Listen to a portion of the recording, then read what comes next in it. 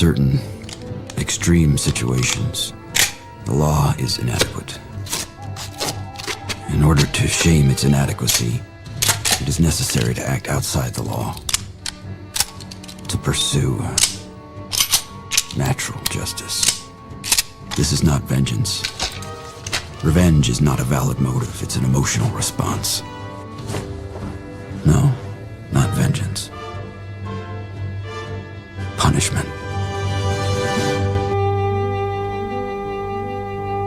Tonight we have a chance to say, yeah, you're right. We're too extreme, we're too wild, we're too out of control, we're too full of our own shit. Or we have a chance to say, hey, fuck you, you're wrong. Fuck you, we're right. Because you have all made it to the dance. Because believe me, this is the dance. Start the show.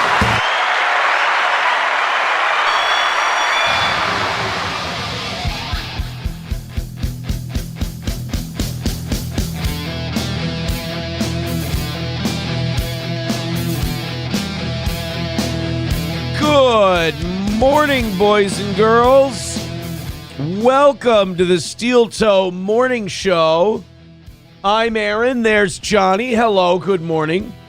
Good morning. Mind throwing that camera? Yeah, actually, we've already started, so it's too late. Fuck. So fucking shut up. No, there it is. There's your camera. Johnny just misses me and he wants to see me. Oh, I want to apologize to you publicly for getting you the prep stuff 35 minutes before the show started. Nah, it's fine. Turn your mic up just a little. It's not because your mic's bad. Yeah. It's because I want my balance a certain way, and now it's there. I get you. Perfect. It was you versus the turned down music. I do want to say I'm very excited heading into today's show. You know, we were kind of getting skunked on clips. Yeah. Since last Tuesday or so, the Sam Hyde one took off and did very well. And I'm looking for like a hit or two a week because it pumps up the subs. And right. I still, for the life of me, cannot get Rumble to pair up. I've synced my accounts so many times, and I can't get the clips to go up on Rumble. So I might just upload them myself, but it's such a pain in the ass. It looks like the Alex Jones Destiny one. I don't know how YouTube works anymore. Like, it used to be if your clip was going to hit, meaning go into the thousands, it meant that it would just do it during the premiere and it would hit right away and then, you know, taper off after that.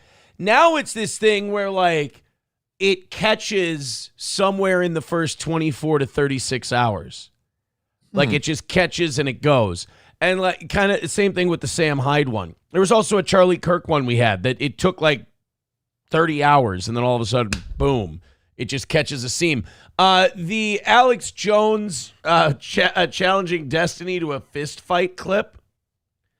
Or no, was it bare knuckle, right? A bare knuckle boxing match? Yeah. That one started off really slow, and I was like, oh, shit, I had some high hopes for that. Because I did that and the Sniper Wolf thing, and I'm like, I don't think our channel is one people are going to go to. For Sniper Wolf news. But it was her talking to Kai Cenat, and I'm like, I'll throw those two names in there if it does something. Hey, you know, then, yeah. Aces. People can watch that and then stay for Nazi talk. But the Alex Jones Destiny one, I was like, it's going to hit. And it didn't right away. And then this morning I check and it's taken off. So there you go. We'll be okay. That'll just be needed a minute. Just needed a minute. Yeah, I'm getting old is what it is. I got a son playing football now. I wake up and I'm at the age now where I'm sore from sleeping. Sleeping is supposed to be a relaxing kind of a thing. I wake up, something hurts. Yep. I woke up this morning, left shoulder's on fire. It'll go away throughout the course. It'll be done by the afternoon. Right? But it hurts. But you got in a comfy position and you thought, this is great. And then you woke up and your body was like, how fucking dare you? What the ass, right? And you just wake up and I'm like, what happened to my wing? And it's just the way I slept. I turned over in the middle of the night because my right hand fell asleep. And I may be a weirdo, whatever. By the way, all good morning shows start with small talk. You don't need to jump into hating things. You can a little small talk up to that. Everybody's waking up. They don't want to be like, and this guy's an asshole. Little small talk, little relatability. You know, my legs still won't move yet, so we got time. There you go. I'm a professor. I'm trying to teach lessons over here. So all these other streamers can stop being so hateful and angry all day. They don't look like they're having fun. I want to show them how to start off nice and light and have some fun, have some joyousness. This way's better for your soul. Yeah, you feel better. You're happier. You don't really care about what these people think. You're taking them on a journey. So I wake up in the middle of the night. My right arm's asleep. My favorite thing to do when my right arm falls asleep is just start feverishly jacking. No. My favorite thing to do, I just like the feeling of sometimes my right arm's really asleep and I have to take my left hand and grab it and shake it to get the blood flowing, right? And when that blood starts flowing and you get that warm and cold feeling and the feeling starts coming back, I love that. The pins and needles thing? I love that goddamn feeling. It's cold and then it's warm and then it's cold and then it's warm. And then, yeah, it's kind of like the feelings coming back. And then you're shaking it with your left hand. And then all of a sudden you can start doing it on its own and you start getting this shit going. I love that. I'm a simple look, dude. I'm not lying to people. I'm the genuine article. One Bill Phil. I'm a simple man. Surprising. I have issues with my limbs falling asleep. I don't think I enjoy the resuscitation part. I love that. I just move my arm. It's like the serial killers that choke girls to death so they can save them and then choke them back to death. It's that concept, but with my own limbs. I'm not hurting anyone. I like to put my own limbs to sleep so I can wake them back up. That's fine, right? I could have used a better metaphor. Part, yeah. They are your limbs. Right. If I were to do that to other people. What you do to them is your business. Yeah. No, I like the best is when you can't lift the damn thing and you got to pick it up with the other and you get skin a marinky dinky dink. You do one of those guys and it comes back. I like that shit. So I get older.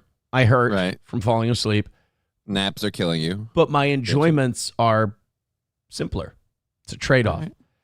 Speaking of naps, I fell asleep yesterday. I was going to mow the lawn at 2. I fell asleep till 3. Lucky bastard. In my recliner watching Manifest like an old person. Fell asleep at 1 o'clock. I was clipping till 12. I turn on Manifest because I got to catch up because I keep falling asleep and SP's ahead of me. So I catch up on Manifest. And I fall asleep in the recliner with the dog on my lap like my grandpa used to do watching his shows. And I woke up at 3 and my son's got football at 6. I'm like, oh shit, I better get that damn lawn mowed. My life is so unchaotic and beautiful. That's nice. I really like it. Very nice for you. I really like it. These are my problems. I fell asleep yesterday afternoon too after the show. It was entirely less fortunate because I was talking with my lady. She's out visiting family, so we don't talk to each other like regularly right now. So she had a moment. She's like, "Hey, I'll get a hold of you since you're done with the Steel Toe show. We'll talk for a little bit." It's like, great. So we talked. We caught up. I asked her how she's doing with her family. Everything's great. And it was one of those like she's on the phone, and I didn't want I had a headset on, so I'm like, I'll get comfy for this phone call. And so I sprawled out on my futon like I'm gonna get comfy. And then we got done with the phone call, and she hung up. She's like, "Well, I'll see you later." And I'm like, "All right, great. Have fun with your family. We'll talk later. Bye." And hung up the phone. I'm like, "All right, I'm going to get up in a couple minutes, and I'm going to prep a show." And then I woke up, and I'm like, "Oh, it's noon, and I have to do a show in an hour."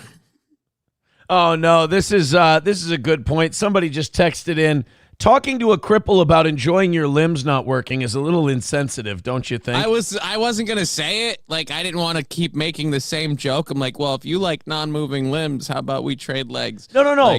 No, it's the only thing that lets me enjoy it is the knowledge of knowing that this feeling is temporary. They'll come back, and right? the sensation of it coming back. Those were the days for me. Well, now they just leave. Well, then I'm going to continue to do it in your honor.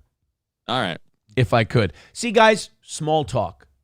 to start a morning show. It helps people invest in the personalities so they care what you say, so you don't have to watch other people's shows in order to have content. They care about the people involved. Dude, my son, football player. There's just no question about it. They don't do, like they used to do tackle football in like 3rd grade when I was a kid. Yeah, they decided all the head trauma and stuff was too much of a thing. They're going to hold off a bit. I guess they got too many retarded kids. They got too many kids with brain damage, too many school shooters. So they're like, let's push football back. Dude, they push football back to 7th grade now around here. 7th grade, really? Yeah, like you got to play flag football and shit until. So my son's got years and years of like flag football or some kind of I don't know how you play football until 6th or 7th grade, but those are the rules now. So he's got the flags on, and I'm like, he'll play flag football this year, and then next year we'll get the helmets and the pads and up. Nope. He's got years he's got a whole collegiate flag football career ahead of him, apparently. But he's looking great. Very coachable, too. So last night during one of the breaks, they were carrying the football properly. And I noticed that my boy had the point of the ball was out. It was outside of his arm, and he was just cradling it like this. And I just told him, I said, hey, bud, make sure you take the point of that ball. You tuck that into the crook of your arm here, the inside of the elbow, and you fold that in. You secure the ball. When it's his time to do the drill, every time he's pushing that point of the ball right in there and then collapsing the arm in. Coachable guy. Tackling. They got to grab the flags. It's not tackling. Right. I told him, I said, son, don't take the ball carrier straight on because that gives him angles. He can go left. He can go right. I said, cut off the angles and use the sideline as an extra defender. That way he can't cut on you. Starts doing it. I mean, the kid is a sponge. And his hands, forget it. His hands are great. His hands are fine. His hands are going to be good. His arm is solid. It's going to be fine. So I think, I didn't know that. It kind of threw me for a loop a little bit that the tackle stuff wasn't until like you're a teenager now. But that just means the kid's going to have a great flag football career. Pretty much, yeah. That's all. Joey Caravello with $2 says, has Johnny's lady ever farted around him? You guys smoke weed, so I assume you guys are farting a lot. Nope. Those two things aren't related. I think that people who smoke weed are probably farters. No. Weed does not cause flatulence. Weed causes munchies, which if handled improperly could cause flatulence. I just think that you guys are less worried about that kind of a thing. Oh, totally less worried about it, but that doesn't mean it's happening. I mean, you can be less worried about a plane crashing, and you could be on one. Doesn't mean it's going to go down. I was on a plane once, and it had really bad turbulence, and we thought the whole plane was going to crash. And the pilot got us through the storm, and then when we landed, we found out it was 5.5 years later. Which movie is that? Is that Lost? That's Manifest. It's the show I'm watching now. Oh, yeah. Yeah, I should have guessed. You know what? I'm having an issue with Manifest, though. I have to be honest. You know what my issue with Manifest has become? What's that? It's kind of like Law & Order SVU, which I love, but if you watch too many in a row, it becomes really formulaic. Mm-hmm. Like, you will start watching Law & Order SVU, you start going, that guy didn't do it, but they're going to bring him in. Oh, there's the guy that was next to him when he got brought in. That's the guy who ended up doing it. Oh, this one got fucked by her dad. Like, it's just... You start, and also, Law & Order SVU kind of normalized really creepy shit that never happens. Like, it is so rare that someone gets fucked by their dad. It does happen, but it's not as often as they want you to think. Law & Order SVU would have you believe that in Manhattan alone, there's just a bunch of incest fucking going on, and it's just so not the case. You look it up statistically. Now, have I looked it up statistically? No, that would be gross. I'm just going with my gut. Now, Dearborn, Michigan, what? Dearborn, Michigan, the cousin fucking is out of control, and we got to do something to stop it. So that and the clitoral circumcisions. Got to stop. Fuck you, dude, with $2 says, did you remember to bring your potato to keep warm? Yeah. So some asshole tweets at me, and says, Aaron, here's some tips for staying warm in the winter. And one of the tips that this woman put out there was put hot potatoes in your pockets, because they retain heat really well, and then you can stick your hands in there with the potatoes. And I'm like, I don't put potatoes in my pocket. Plus, if it's a baked potato, it's gonna start mushing on you. Like, you keep shoving your hands in there, eventually it's going to get messy. And then what happens when it gets cold? Well, you got to, hey, can I borrow your microwave? Why? I got to reheat my pocket potatoes. It just sounds weird. Do you want to, you know why it's good to start the show with small talk? I'm going to give you an example of why it's good to start your show with small talk, get people invested in the characters of your program. Mikey Two Milks, who's been around for what, a decade now? Yeah. Mikey Two Milks writes in all caps, ha ha ha ha ha ha ha ha, look at your fucking hair, dweeb, lol, lol, lol, lol, lol, lol. Whose hair? Yours or mine? I'm guessing yours. Kill it. Kill it. Crush its skull with a hammer. Come on. Come on. No. Come on. Feed it Only poison. if I do it live on your Feed it poison. It's slow. It's more. It's less personal. At this point, I'm considering a wood chipper. I'm just fucking. Really? Is the cat being an asshole lately? He's been an asshole for months since I took him to the vet, and I found out he has hyperthyroidism. Good. He won't leave me alone. He doesn't do this shit. Yeah. You hate him? If I sleep in. You hate him? Like, he only does this shit when I get up in the morning and stream. He knows I'm streaming because I'm sitting here, lights on, everything. Right. And now he's choosing to be a dick. Do you hate him? Just a little, yeah. Yeah. It's a fucking prick, right? Well, I mean, he's my cat, though, too. Would your life be a lot easier if you were gone? A little bit, yeah. Yeah. Right? All right. I'm not gonna. I wouldn't say a lot. Hey, it would upset my daughter and her mom because they both love him very much. I'm not going to push you into anything. I'm just glad you're open-minded. That's all. Dude, push me. I've been considering it before you were talking about it. Nick the Milkman with $5 says, whatever happened to no boners before 8? I apologize. I'm violating my own rules. Wait, I thought it was 7. Now we moved it back an hour? Shit. Well, everybody has their rules. Everybody has their lines, their limits, their, what do you call it? Their boundaries. Hey, I got great news for everybody. The number today, 225. You guys went way over yesterday. Also, we had 0 expirations in memberships on Rumble. Nice. Overnight. So we got to keep all of those. We're at what, like 30 from 14. 500? We are 14 memberships away from our all-time record of 500 on Rumble. And then I'll go till 11 today. Obviously, I have to give bonus time whenever we hit a new 100. Right. And the further away we start the day from 500, the more bonus time you get. Like yesterday, it would have been noon. Today, it'll be 11. I'll do an extra half hour. Thank you to Mac for $20. Says, morning, Toe. Thanks for the show. Why aren't you more upset the Vikings blew up a 14-win team to play a dork quarterback? Because we're 2-1 and we're doing fine. I'm fine with 2 we're right there. We got 2 very winnable games coming up. And also with Christian Darrisaw back, it's going to make a huge difference. So full speed ahead. Thank you for the 20. Sworn on the altar of God, total resistance against every form of tyranny, against the mind of men. What a beautiful clip. Thank you very much for that, Mac, for the 20. Appreciate it, bud. I'm so far behind in the chat. Let's go catch up. Coltrane gifting a membership to Annoyed Wawa Supervisor, and that now means we are at 205 and 13 memberships away from our all-time record of 500.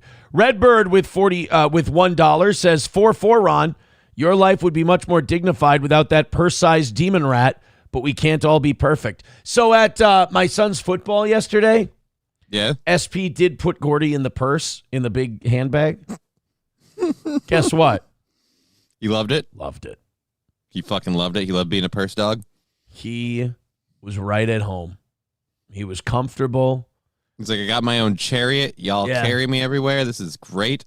He gets Feels so like much royalty. He gets so much attention at that damn football park. It's too much for him. Starts off really well, and then eventually he just comes over and sits by me and doesn't want anyone to fuck with him. Because he's just like, all right. He's tired. He's had enough. I've got a bubble. Yep. I'm good. Too many people want to pet the tiny dog. Numero uno says picks or it didn't happen. No, that's okay. That's okay. You will never get pictures of my dog resting in a purse with me in the picture. I will to my I dying don't need you in day. the picture. I've seen Gordy. Can I see a picture of your dog in the frame? I will, to my dying day, if that picture ever came out and I'm not in the photo, I will tell you that he was kidnapped for ransom and we got him back. I will never. Simply how they were carrying him. That was actually evidence. The authorities took that picture. Exactly. We have a great show today. I'm very excited. I know that Kimmel Talk is gay. I get that Kimmel Talk is gay, and I agree with you. Kimmel Talk is gay. But we did have back, so we got to talk about it. We did have some news yesterday. Those of us who said this is the FCC and this is censorship, I am so glad they are bringing him back because I think what it does is it splits the baby. It basically, the people who were pissed off about what he said, they can be happy now because he got punished. And those of us who were like, this is cancel culture, this is the right wing hurting themselves, doing the cancel culture thing, being hypocrites. Now that's all abated because he didn't get canceled. He just got suspended. Suspensions happen. It's all part of the game. So I think ABC and Disney handled it well. I think all the lefties now can shut the fuck up because the guy wasn't fired for some joke or statement that he made. And the conservatives can all shut the fuck up now because it's not cancel culture. So everybody wins. The only problem was I did see that Sinclair Broadcasting says, fuck you. We're affiliates. We get to choose. We're not bringing him back. So Sinclair, which is a pretty big one, I think, in the Midwest. I think Sinclair's based out of... that's the reason they pulled him in the first place. Nexstar and Sinclair. Nexstar is going to bring him back. Nexstar joined on when they heard Sinclair do it. Yeah. And Nexstar is apparently in some sort of a merger. So they're being really careful about this, too, because they don't want what they carry. So that's why they're not doubling down. They don't want to fuck up their merger. So the whole deal is Sinclair, a lot of Midwestern affiliates are out. They're not going to be a part of it, although they said they are in negotiations with ABC and Disney. You know, I will say smart move by Sinclair because it's got to be really nice to have Disney owing you a favor. You know, Disney does it? Those coffers are running dry. Oh man, I think the Disney, child stuff is still a problem. Dude. Here, let me assuage your problems here. Let me make you feel better. Disney market cap. Where are they at market cap? $202 billion. All right, never mind. The coffers aren't dry yet. Company's still worth $202 billion. However, 5-year stock price, 2021, it peaked at 191. It's now at 112. That's a big ass. So in other drop. words, Kathleen Kennedy has done a lot of work but hasn't finished yet. Gotcha. Who? Kathleen Kennedy, the person responsible for Star Wars shitting the bed. And how do you fuck up Star Wars like that? Right? It's a license to print money. The first movie that they did back, what was that? Force Awakens? That's all you needed to do was shit like that. Just soft reboot or soft remakes, basically. It was basically a soft remake of A New Hope. Mm-hmm. And you just had to stay on that. Pose the new Han. The black guy is so not necessary, but he's black. Hey, dude, keep the black guy, but his lame, fat, chubby girlfriend doesn't save his life when he's about to make... That is the stupidest... we could have brought this whole thing to a close with one valiant, life-giving sacrifice, and instead, nope. I'm going to knock him out of the way because I'm chubby and Asian and I love him. Like, oh, fuck. Dude, it would have been the most badass ending in the world if he would have died that way. It would have been fucking awesome. But also, and we won't talk about Star Wars too long because people will yell dork and leave, but you baited me into this, you son of a bitch. The black guy could have been he could have been doing his own rebel, rogue, guerrilla fighter against the stormtroopers thing. He didn't have to be with, the Super Friends. Right. The Super Friends could have been Harrison Ford. Poe Dameron's the new Harrison Ford. Rey is going to be the new Luke Skywalker, and Luke Skywalker is going to be the new Obi-Wan. And they Ryan Johnson happened. We can all blame Kathleen Kennedy because she's got a cunt. I get it. Well, it's not just that. She had a lot to do with the Marvel stuff too. But I mean, even Mark Hamill despised Ryan Johnson. He said openly, I met with Ryan and I said, I think you and I are miles apart on how we see this character. And I don't want to side with Mark Hamill because publicly we don't agree on much, but he's got a point, and he did play the character initially. And I will say, even if Mark Johnson thought that he was right and Mark Hamill was wrong, time and the film have proved Mark right. Right. I feel like no, that very shitty way to do it. You know what I love about Lucas, and people give Lucas a lot of shit, but I think those other 3 movies were so bad that people look at the prequels now, and they shouldn't, but they look at the prequels and they go, these aren't bad.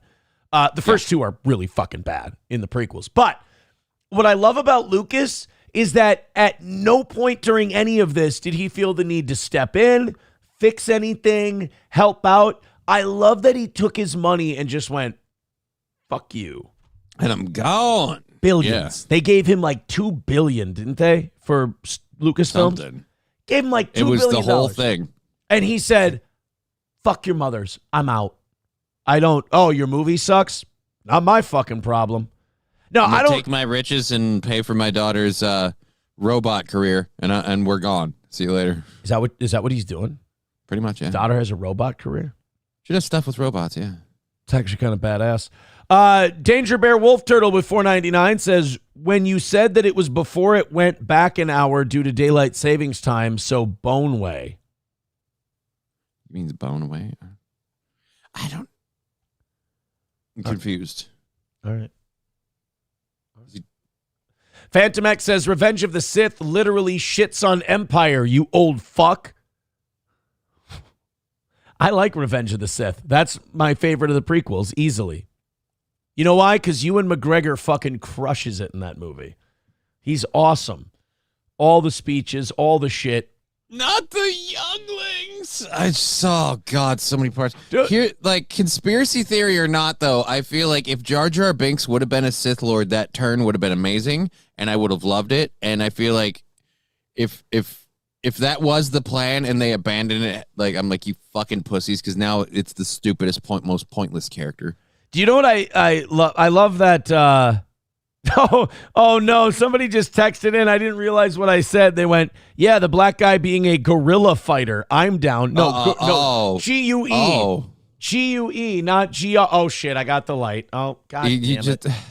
That is racism. You didn't even try. It was so effortless. I didn't even notice. I just took it in stride. Black guys fighting gorillas now. That's not what I meant. Not what I meant. My favorite thing is the Red Letter Media guys, the Mr. Plinkett reviews the Star Wars movies. When he does episode 3 and he goes, and then we find out that Anakin killed younglings, which they're called younglings so that a Star Wars movie didn't have to say that he killed children. I'm like, yeah, that's pretty much it. That's why they called him younglings, because otherwise we have to say Anakin killed the kids. Yeah, like you have to, in a sci-fi movie made for children, you have to say our main character, who used to be our protagonist, murdered children. They're like, you know what? Call them younglings. It's fine.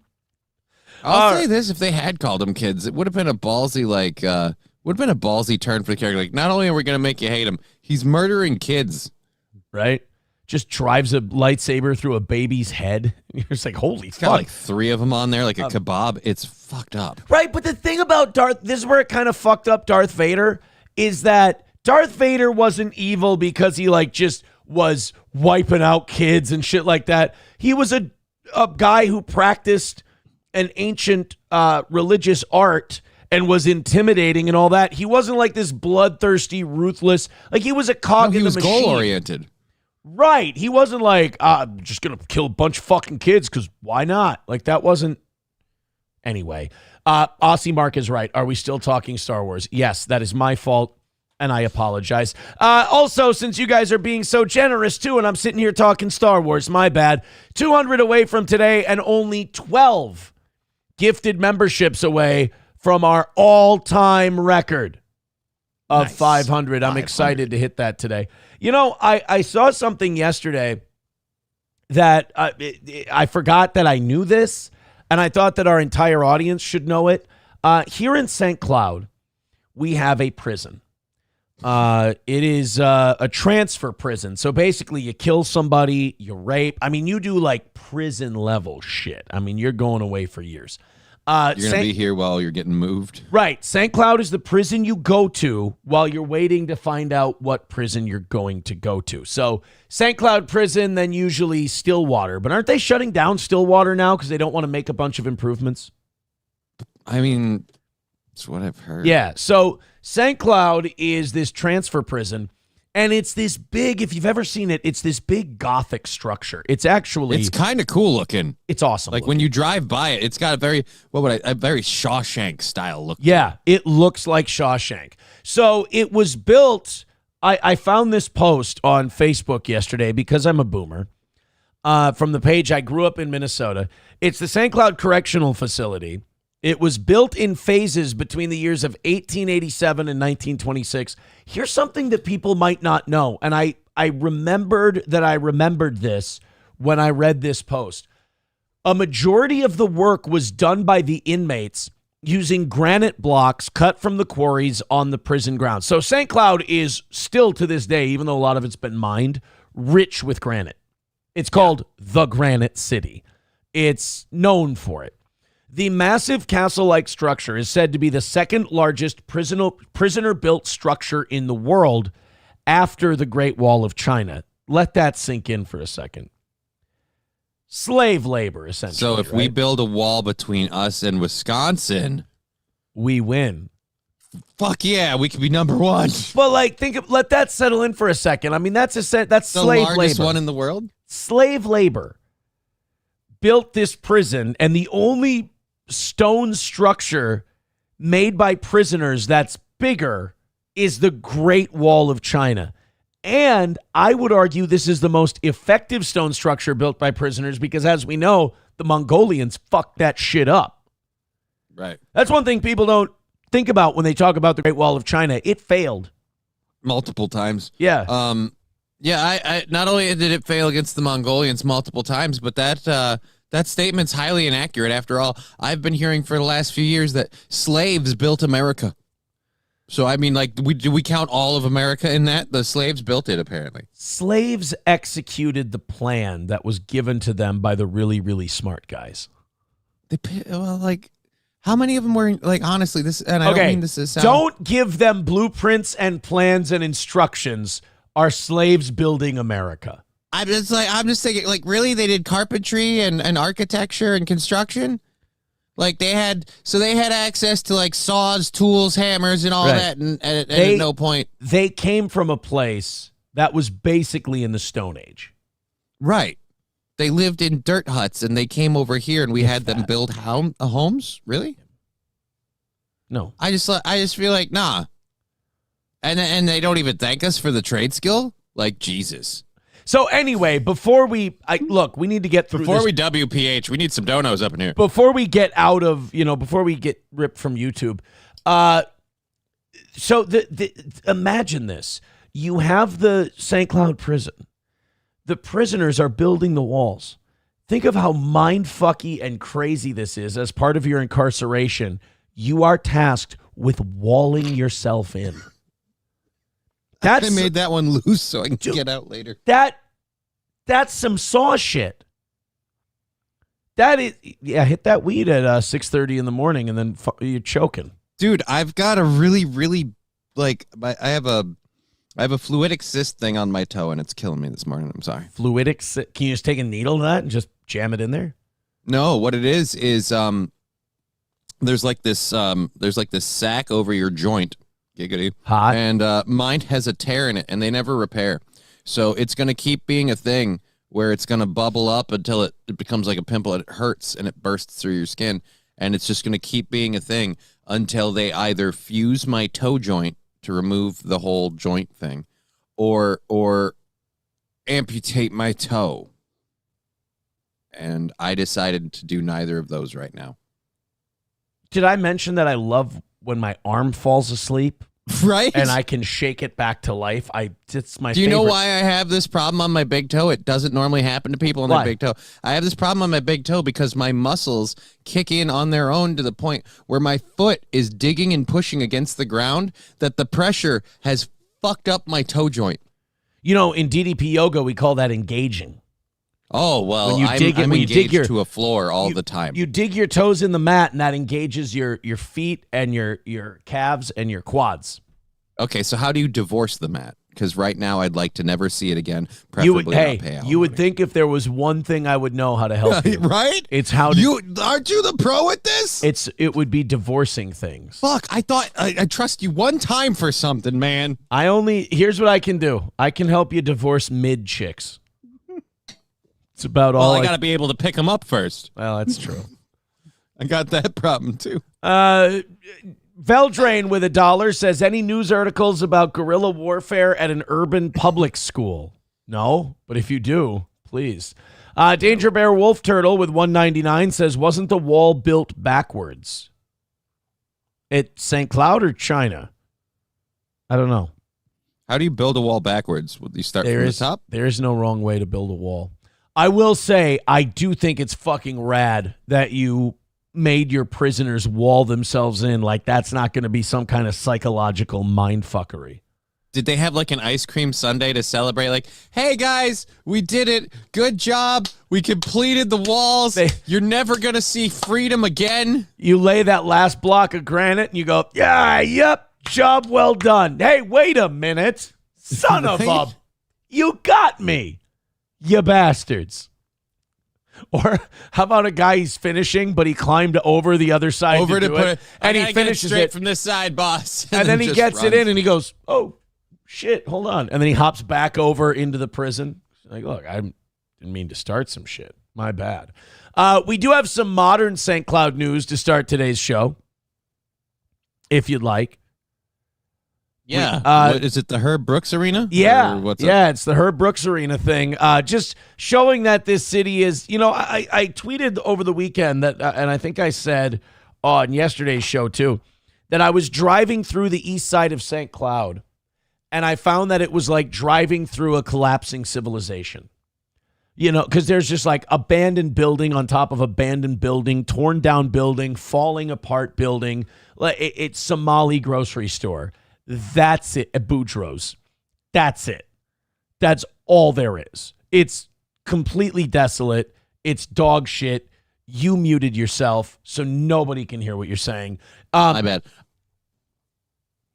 I was saying, I'm amazed Boudreaux survived that part of town. Because, you take alcohol, not very... Hey, the white people in that neighborhood got to drink now more than ever. And there's only one motherfucking place we can do it. That's it. So I said driving through there is just shit. It's depressing, right?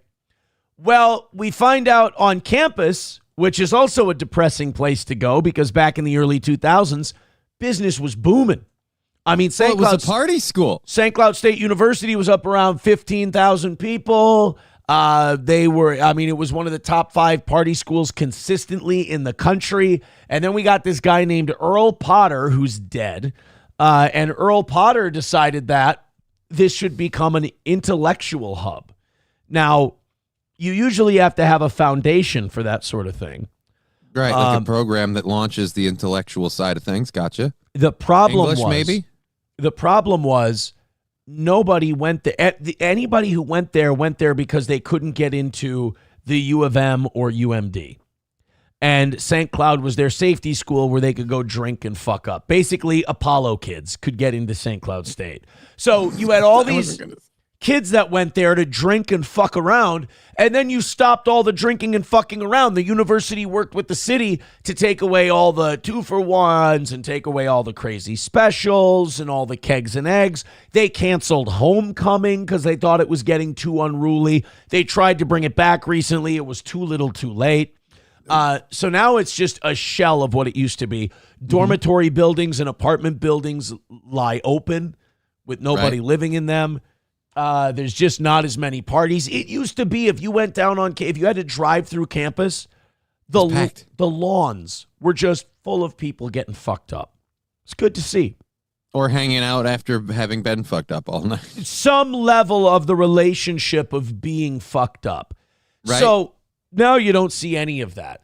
And then yesterday, over the weekend, we find out that the Herb Brooks National Hockey Center, which is where the St. Cloud State Huskies, the only D1 program they have left, play hockey, was struck by a stray bullet Sunday afternoon.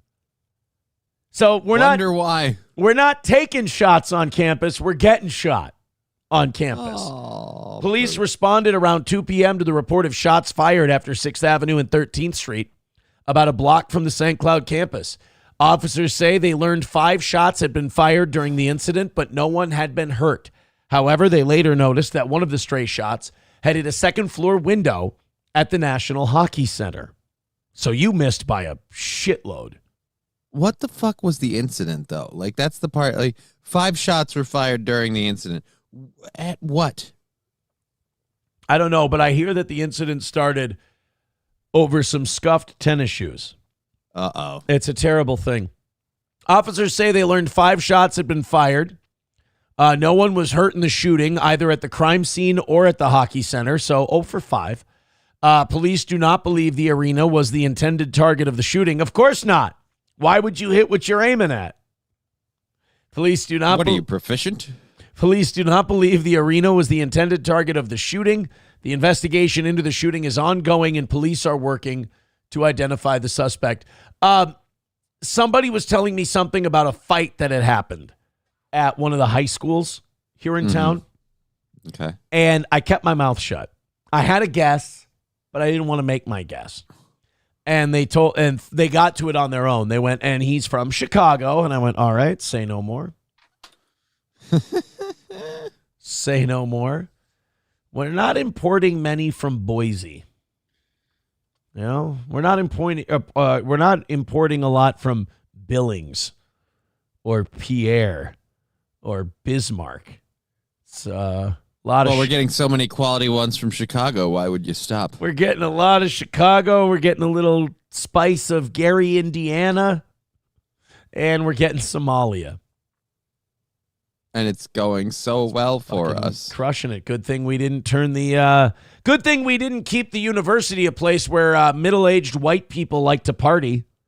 I mean, that was really the big problem that we had in this city, was all these middle-aged white kids coming in to have a few drinks. You know, we got to get more people from Gary, Indiana, Chicago, and Somalia. Stop bringing in these middle-class suburban kids. It's a blight. We're getting these middle-class whiteys from all over the Midwest who just love to drink beer and fucking hang out. It's not working well for us. We gotta call it quits. Cheeto says, I live down closer to Shooter's Saloon, and just about every other night we hear gunshots. I've never been to Shooter's. I've been to Stoney's. That's why I probably. Well, if you're going to Shooters, you hearing gunshots sounds relatively on par. Shooters sounds like a good name for a bar. Sounds like a warning more than anything else. Danger Bear Wolf Turtle with $4.99 says no wall of China, meaning the defensive openings were on the wrong side. Well, then they're retarded. What else can you say? Silver Wolf for $5 says, gentlemen, there's an easy solution to all this. You know, I love a good easy solution, because to me, it seems like the city of St. Cloud is never going to be what it used to be. We're just kind of hoping it can get the shit to shoe level, which doesn't seem that promising either. But hey, it doesn't sound that hard either, though. But if there's a solution, I want to know about it. So let's see what Dr. Silverwolf has got for us. What's the one answer? Solution? Just like a final. Oh no, that's not the answer. No. That's not what we're gonna do to solve the problem. That's not good. Right now I'm going to pretend that that's not you know what? Never mind.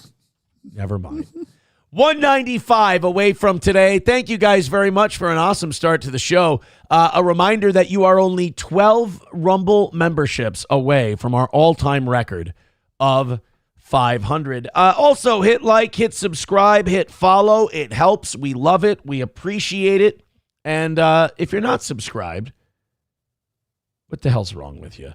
Oh my God, the Alex Jones Destiny thing already jumping up towards 2,000 now. We got ourselves a hit. Just since boys. we started?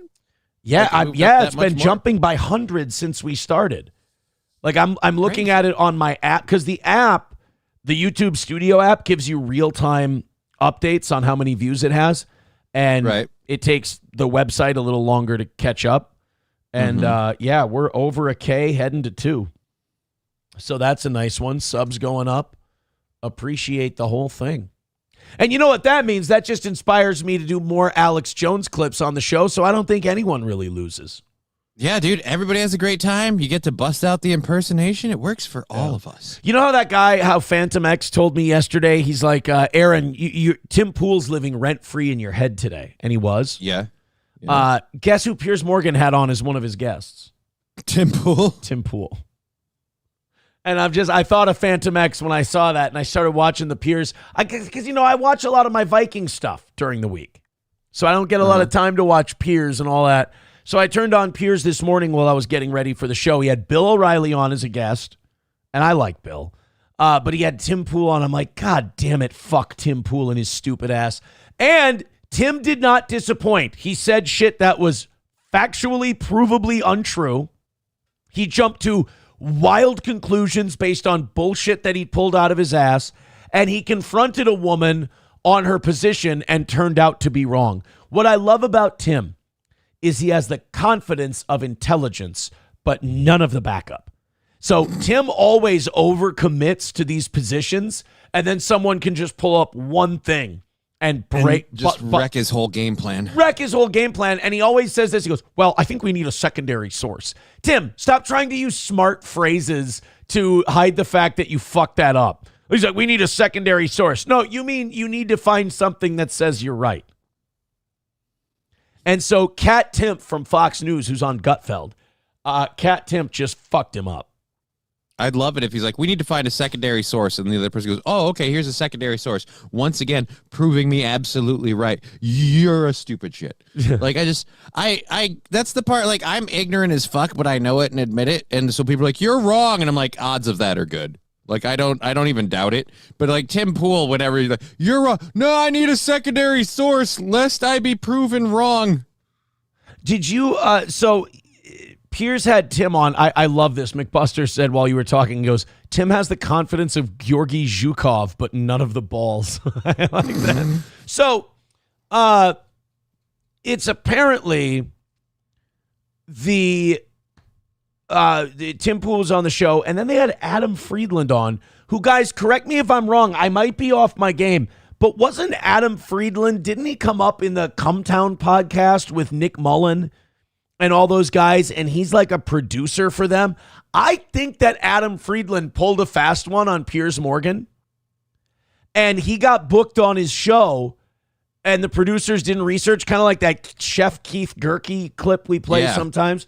Like, he's not qualified to be there, but nobody knew. And he was kind of motherfucking the whole thing. And I don't think Piers noticed it or realized it. Like, he was being over the top, dramatic. He was like, we need to be concerned on whether or not Donald Trump is being bullied and how he feels about all this, because I think it hurts his feelings, and we need to be more... I think Adam Friedland was fucking with the Piers Morgan show, and I think he got other comics booked on the show because guys who are not big enough names to be on Piers Morgan ended up on Piers Morgan, and they all said hi to Adam Friedland when they got on. So you think it was a bit, like they planned it and they worked it. Yeah.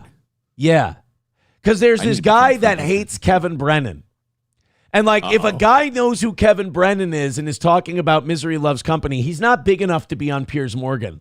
But his name is Jeff Dye. And I think Adam Friedland got this Jeff Dye on Piers Morgan to talk about Jimmy Kimmel. And none of them had anything that added to the show. And they had John Fugelsang, who's this liberal, quote-unquote, comedian commentator. He's an insufferable, arrogant douche. I should love him. But all these Adam Friedland guys come on, and I'm pretty sure, I haven't finished the episode yet, I'm pretty sure they were fucking with Piers Morgan. And I was so happy to watch it. I don't know. That'd be interesting. The Kimmel thing, remarkably, like I said yesterday on my show, wasn't a thing anymore. which makes all of the what is it, protests and shooting weapons at news stations stuff completely like over the top now. Phantom X says Aaron Cat Timpf. Oh God, this is insane. He says Aaron Cat Timpf is still mad at Tim for letting Myron Gaines roast her at a live event a month or two ago, or maybe it was Alex Stein who roasted her. Dude, I watched that. Myron Gaines looked like a dipshit. No offense to Fresh and Fit fans out there, but there are all these podcasts that are trying to tell you guys how to be a man. How to be a man. Don't how listen. to be a man. How to be a man. I'm not saying you got to listen to me. Don't. I don't fucking care. But Myron Gaines is retarded. Like, you understand, Myron Gaines is this guy. He's this black guy who thinks he's like part of the white we built this country club. Like, get this fucking guy out of here. Myron Gaines is a dipshit. He also is very insecure when it comes to women. So he compensates for that by going, women should make me a sandwich. They should be in the kitchen. They should. It is funny how all these libertarian-based guys stop being libertarian when it comes to women. You know, right? You don't have any freedoms. You're a slave. Right. Everybody should do what they want to do. Everybody should be free. No judgment. Do what you want as long as you're not bothering me or hurting me. But when it comes to women, man, Tim Pool and Myron Gaines, I don't know if they got small dick syndrome. I don't know if they've been in bad relationships or what. But those two, that whole podcast, were getting destroyed by this liberal chick and Kat Timpf. And you could tell Alex Stein was kind of on the girl's side because he kind of saw Myron and Tim being douchey cuck boys. Mm-hmm. I mean, that overcompensating manosphere shit is embarrassing. I mean, tell me you're threatened by a confident, intelligent woman without telling me you feel threatened. And it's something we've seen time and time again. It's always an act. So for majority of us that see it, we're like, oh, this isn't put on. Phantom X says, oh, Myron is ridiculous, but he still roasted her. He's a former Fed. He didn't roast her. His comebacks, like she would say something really intelligent, and Kat Timpf would say something that kind of got Myron. Like, she like called him a caricature of a 1950s white guy. And his response would be like, why aren't you making me a sandwich? Durr. It's like, good one, buddy. Yeah. He got fucking smoked by Kat Timpf and then some dumb... wrong on that one. Yeah, he got smoked by some dumb liberal chick on there, too. Like, she was making more sense than he was, which isn't difficult. Not difficult. No, he's embarrassed. Look, he's very successful. He doesn't need... This is why people are like, he does really well. Right, which is why me shitting on him shouldn't matter. Like, he'll be fine. Why we should all be fine with it. Don't worry about it. Honestly, if he bothered himself with taking the time to even find out that he doesn't have an opinion about what we said, it's a waste of his time. Yeah. So, no, Myron Gaines is bigger than we will ever be, which is fine. It doesn't change the fact that he got smoked by a couple of girls. Because, again, Fresh and Fit, Myron Gaines, Tim Pool, all these guys... There's money behind these guys. It's a psyop. I'm not saying it's CIA. I'm not saying it's government, but it's like Republican billionaires trying to find their tokens are pumping money into these dudes because it's like Ben Shapiro and the Daily Wire. I'm saying it's government. It's just not ours. Okay. Russia. But it's like Ben Shapiro and the Daily Wire. They weren't self-made. Some dark money group pumped $4 million into Facebook ads of Ben Shapiro until he built up an audience. All these right-wing guys that you love, they are fake it till you make it. They got millions of dollars pumped into them until it gave them an audience, and then they took off from there. And they totally don't have paymasters who they'll have on their show, and they'll ask their D about everything they do in their part of the world, right? Right, exactly. I get you. Just do that. Aussie Mark with a good point. Maybe Qatar. It might be Qatari money. That's for sure. Young Turks was the same way. I like Cenk. I like Anna Kasparian, but Young Turks was getting funding from, I can't remember if it was the UAE. A left-wing pack of some sort? Yeah. They got a lot of money infused into them. That's just kind of funny when you think about it, because you have that, and then what's Klein? You have Ethan Klein, like, he bought his way on. Yeah. Like, it just, how many like actual successful like podcasters are successful because they did a show and people liked it? Is it just everybody got really good advertising? Yeah, you can't say Candace Owens because she was part of the Daily Wire machine and the Turning Point USA Consider machine. the source. I mean, Turning Point Just as a USA. better publicist. We know Turning Point USA was funded by Jews. Right. It's and they were getting ready to step away from that. To the point where they were trying to double. Yeah, you're right. Turning Point was trying to get away from that, but the Jews were trying to double down and give Charlie more money. And he was like, nah. They were very happy with their investment. That's the problem. These guys got to start learning. Like, I think Shapiro's learned it. Shapiro's fine with being an owned, Israeli guy. He's fine with it. He understands what his role is.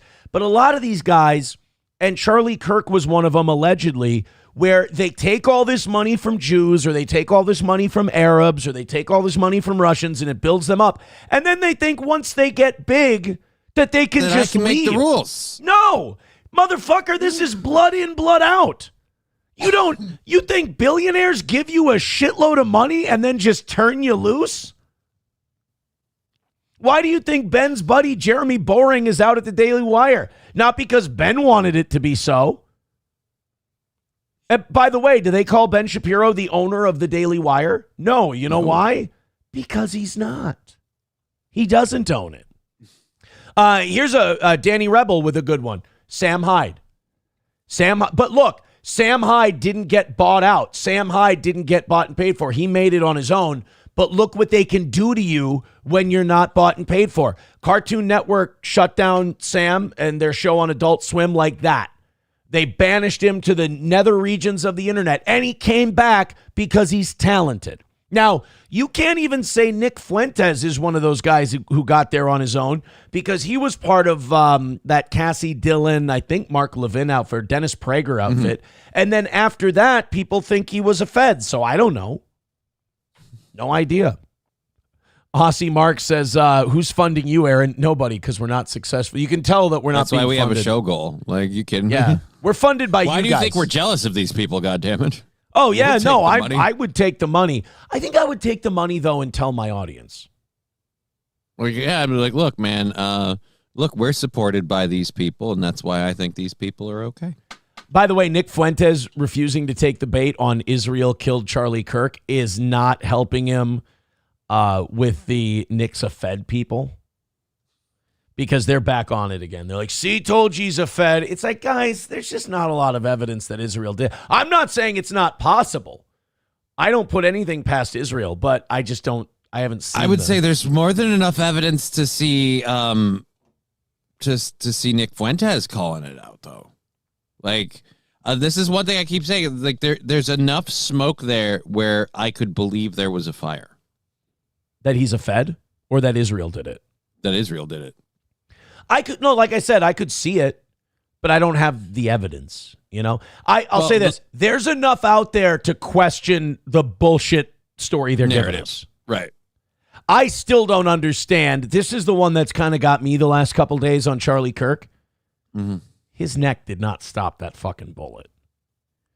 A 30-06 shot from 200 yards is not being stopped by your neck meat. Unless that bullet lodged into his spine, which is a 1 in a million. But they didn't find the gun at the scene, so it had to be the 30-06 that they told us about. That's what I mean. Like, it doesn't check out. Like, that bullet exits his neck and gets lodged somewhere. I mean, we saw I don't know if you saw the video of what a 30-06 does to a human neck and head. Mm-hmm. It's gone. I didn't see the video, but I've shot a 30-06 before, so I could imagine.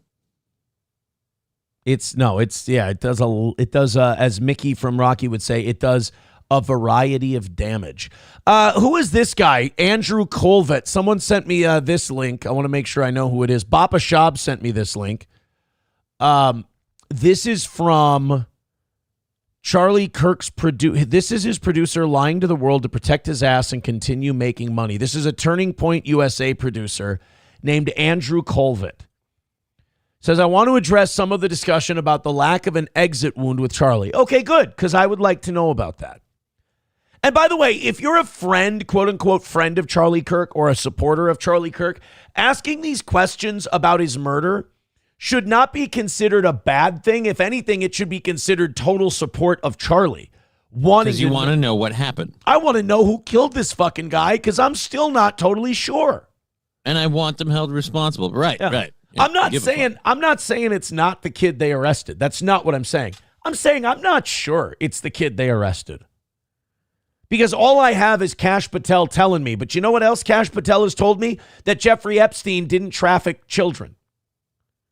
Right. He told me that there's no client list. He told me that there's no great conspiracy. And he told me Jeffrey Epstein K'd himself. I'm sorry, I don't trust that guy. So this is Andrew Colvett, the Turning Point producer. I want to address some of the discussion about the lack of an exit wound with Charlie. I'm usually not interested in delving into most of this kind of online chatter, and I apologize this is somewhat graphic. But in this case, the fact that there wasn't an exit wound is probably another miracle, and I want people to know. Look, man, I believe miracles can happen, but you got to bring me a little backup. To me, miracle is what I say after an amalgamation of the evidence and a thing happened. I never fucking start at miracle. That's bullshit and that's lazy. You know, to me, a miracle is a bullet passed by, and if it passed by 2 seconds earlier, it would have hit a little kid who was walking behind Charlie. That's a miracle that kid survived. That's amazing. But just saying something's a miracle because you didn't bother to investigate what the fuck happened, that doesn't fly. That's a cop-out, not a miracle. Well, miracle, I feel like if we're going miracle level, he would have lived. Good point. That's a good point, too. I just spoke with the surgeon who worked on Charlie in the hospital. He said the bullet absolutely should have gone through. Okay, let's take that as statement number one. What the fuck? That worries me. So even a surgeon is saying there should have been an exit wound here if this was a 30-06, which is very normal for a high-powered, high-velocity round. I've seen wounds from this caliber many times, and they always just go through everything, and this would have taken down a moose or two down, an elk, etc. Okay, therefore, that doesn't lead me to believe that it's a miracle that this high-velocity 30-06 round got stuck in his neck. It makes me believe that it wasn't a 30-06 that took him down, and it wasn't from 200 yards away. It didn't go through. I did fire that bullet, but 2 weeks ago at a can of soup. I did take an oath to protect this country from all enemies, foreign and domestic, you son of a bitch. I don't know, what does he say? He goes, something about bringing things that you can't hide from the truth, you son of a bitch. I mentioned, so the doctor says this, and this, what's his name? Andrew Colvett says, oh, it must be a miracle. No, the story we're getting must be bullshit. Well, he's about to quantify his miracle because he told the doctor. Here we go. He says, but it didn't go through. Charlie's body stopped it. So Charlie's body was made of something different than an elk's body, apparently. Is like 98% more Jesus. Yeah, Charlie's, we didn't know this, but Charlie was 73% elk. I mentioned to his doctor that there were dozens of staff, students, and special guests standing directly behind Charlie on the other side of the tent, and he replied, quote, it's an absolute miracle that someone else didn't get killed. You know, this is so disrespectful to Charlie Kirk's memory, in my opinion, that you just lazily go to miracle. You should be dogged in finding out what the fuck happened to your boss. You should be going, this doesn't make sense. Instead of just going, miracle, and then taking some Israeli cash, you should be going, wait a minute, miracle schmiracle. Miracles exist, but this ain't one of them. You could take this shot 1,000 times, and 1,000 times it would exit through someone's neck. I ain't buying it. Show me the round. Well, that's the thing. I don't even necessarily believe, like, this is fucked up, but this is what it would take for me. I'd have to see them pull the bullet from the body. That's true, because what round are you seeing? Like, how hard is it to provide me with a bullet and, and just like, oh, look, here's a dented bullet that was totally fired from a 30-06. So this came out of Charlie? Yeah, sure, why not? Yeah, fair point. Like, fair point. His bone was so healthy and the density was so impressive. that he's like the Man of Steel. I just don't buy it. It should have just gone through and through. It likely would have killed those standing behind him, too. In the end, the coroner did find the bullet just beneath the skin. A 30-06 high-velocity round. He didn't say he pulled it out of the bone. No, just A beneath the skin. 30-06 slammed into his neck and just stopped. Strange. Miracle my aching ass. Who killed Charlie Kirk? That's what we should be asking. In the end, the coroner did find the bullet just beneath the skin. Even in death, Charlie managed to save the lives of those around him. Remarkable, miraculous. No, that what you're doing right now is disrespectful as all hell to Charlie Kirk's memory. That's called playing cover, my friend. And my question is for who? Because again, there's too much. Like I said, there's too much smoke on this. The guy that jumped out to stop the cops from looking for the shooter by claiming I'm the one who did it and I'd do it again. Right. Oh, yeah. You mean the Jewish guy named Zinn with CP? Yeah, who was also at 9/11. Like, it's just a lot of like weird. He's got a lot of weird coincidences, like that L.A. police chief who went to Hawaii and shit. Oh yeah, that guy. He's my favorite. You know, that Diddy guard. The Diddy guard. Yeah, he's literally the Diddy guard. But he was Diddy's Ray Donovan. He was like the fixer.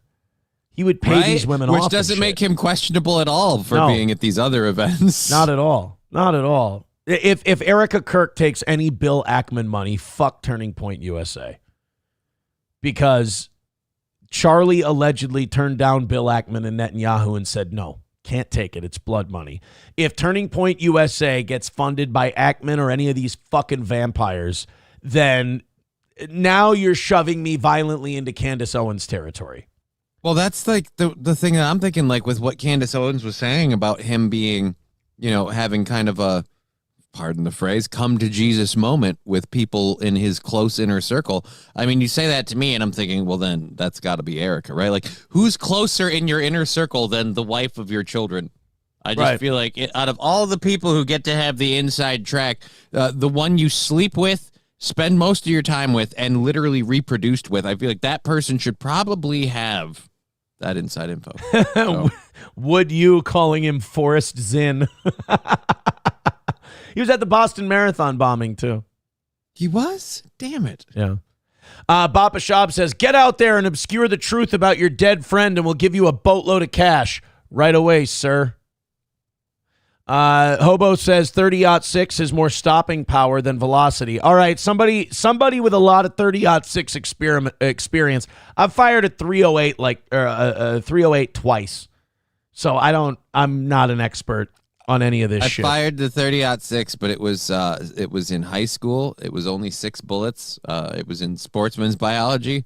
I don't remember a whole lot about it other than I sucked at hitting the target and I was equally bad at clay pigeons. I'm not a shooter. Mikey Two Milk says, doofus, that's me, it hit his vest. It lost nearly all of its energy into the Kevlar, and it's designed to do so. A ricocheting bullet doesn't carry nearly the same force as a direct hit. Okay, that's interesting that you say that, because now I've heard from people that he wasn't wearing Kevlar. It certainly didn't seem like it. It didn't look like it. I would hope he was at least wearing Kevlar, considering they had no... This is the part that weirded me out the most. But why wouldn't... I'm sorry to interrupt you. But why wouldn't the producer point that out too? We haven't heard from anyone in the official investigation that he was wearing Kevlar. That's something we all pulled out of our ass. Right. So I don't know if doofus is appropriate here. Where are the receipts Candace said she had? That is interesting too. But Bill Ackman has not denied that meeting took place. In fact, he confirmed that it was. All right. Well, you guys let me know what's up with that whole thing. That was an interesting post. Thank you very much. Was that Bapa that sent that to us? Bapa Shab, yeah. Bapa Shab sent that in. Thanks, buddy. Appreciate it. All right. I got to throw a few thank yous out here. Hunter with $5 says, ask anyone that hunts. Bullets do weird shit when they hit meat and bone. Fair enough. But give me the science on it. Don't just go miracle and then wipe it all away. Give me the, hey, this, when I have a doctor say this always goes through. Yeah. See, once it gets in there, it tumbles around, starts to sprawl. You see, back in the slave days, they would. Jimmy the Greek, what are you doing here? You don't belong. Los Federales with $1 says that further supports the theory that Charlie was wearing a vest. Therefore, the 30-06 ricocheted off his thin vest and into his neck. Is there a bullet trajectory mentioned in the autopsy? Nothing that I've heard. I just feel like if the bullet ricocheted off his vest and into his neck, one, like in the actual event, you would have seen the hit and then him grabbing up here or whatever. And two, like, if it ricocheted off his vest, why wouldn't the doctor and other people be like, hey, that initial impact of the vest absorbed the brunt of the damage? Yeah. Like, and for fucking Ackerman and all the miracle, it's a miracle that it ricocheted off his vest and went into his neck and nobody else got hurt. Right. But a hobo, this is funny. He writes, if he was wearing some type of plating, why could you see his nips? Aaron, you're a breast guy. Pour through the data. Mikey Two Milks responds with, hobo, Batman had nipples on his armor. That's true. That is true. I want to do something real quick. They need to make anatomically correct. I just need to do something with Andrew Colvett, the producer for Turning Point. I just want to look something up. Uh-oh.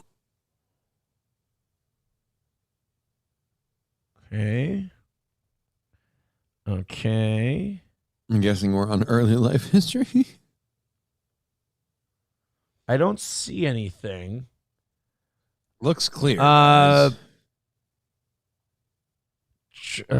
don't see much. Josh Hammer. Andrew Colvett and I. So Andrew Hammer's a Jewish fella. Mm-hmm. Andrew Colvett and I also discussed Jewish demographics and voting patterns. Many American Jews vote left because they're not all religious. That's changing within a generation. Jews could be a majority GOP voting bloc. See my appearance on the Charlie Kirk show. But it doesn't here. Let me see. Yes, Colvett is a surname with historical roots in Eastern European Jewish.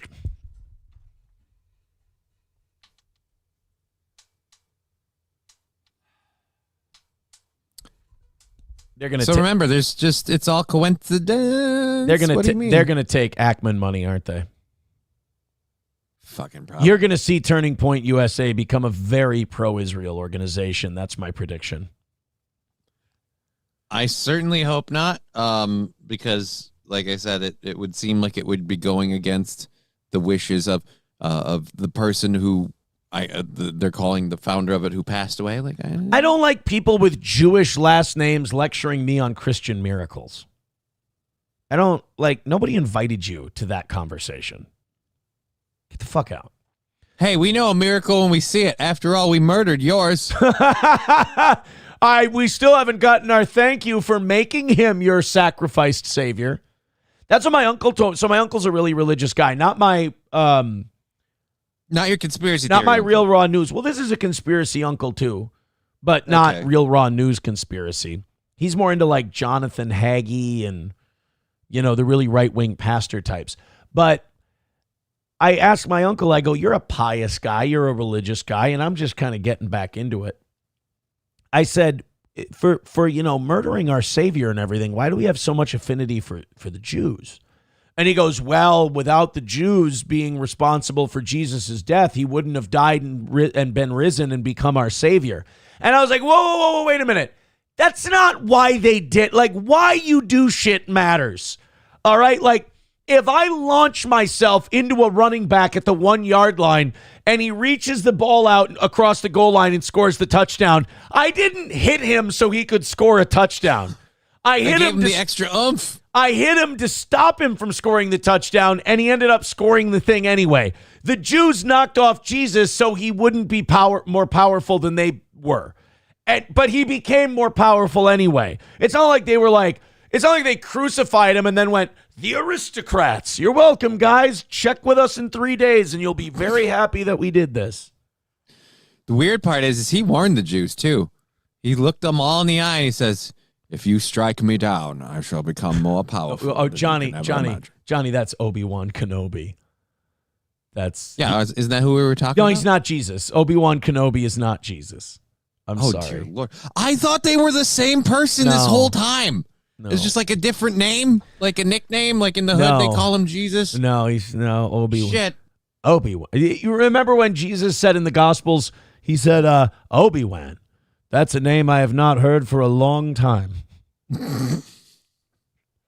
They asked him about Lazarus, and he told Lazarus' kid he was the best starfighter in the galaxy. I could have sworn like one of the early passages of the Bible, it's like Jesus, a.k.a. Old Ben. No, they didn't call him Old Ben. They called him Uncle Ben, and he made rice. But that was... Wait, Jesus was black? Yeah. Oh, yeah. Malcolm X taught me that. Redbird, and he was not biased. Redbird with $1 says, I've personally pulled 12 gauge and 30 caliber rifle rounds from deer that stopped just under the skin, including a neck shot inside 200 feet. I buy it. All right, cool. Then don't call it a miracle. Just say, fucking, 30-06s. They do weird shit. Some people are meatier than others. Hobo said, I shot a boar with my DPMS DR10 with a very accurate 110 twist, and it literally bounced off the skull of the pig. Damn. Fauci's Pangolin says, Jesus said it first. Oh, good. People are giving us Jesus quotes in the chat. This is good. This is really helpful. Fauci's Pangolin says, Jesus said it first, but he actually said, they drew first blood, sir, not me. Oh, see, I didn't know that was, I thought that was John J. Rambo. I get confused. Eagle of You're America. crucify my Savior. You better remember one thing: a good supply of body bags. Are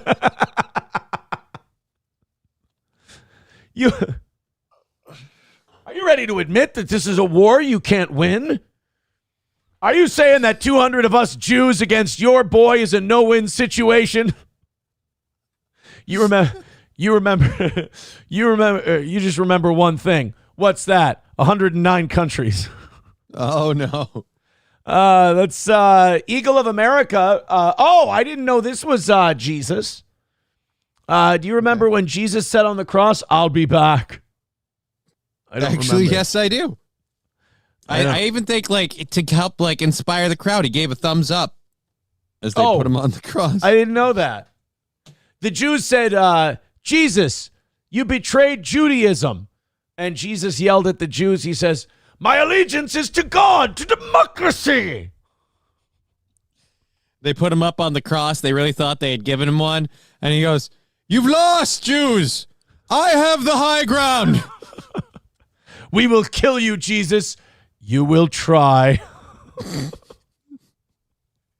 All right. Dear Lord, what's wrong with us? Oh, man. I think that's actually, you know what Jesus once yelled to a crowd? What? Nobody's saying you can't crucify anybody. Nobody's even saying you can't crucify criminals. We're just saying you can't crucify criminals in town. We got a hill on Golgotha that's got nothing going on.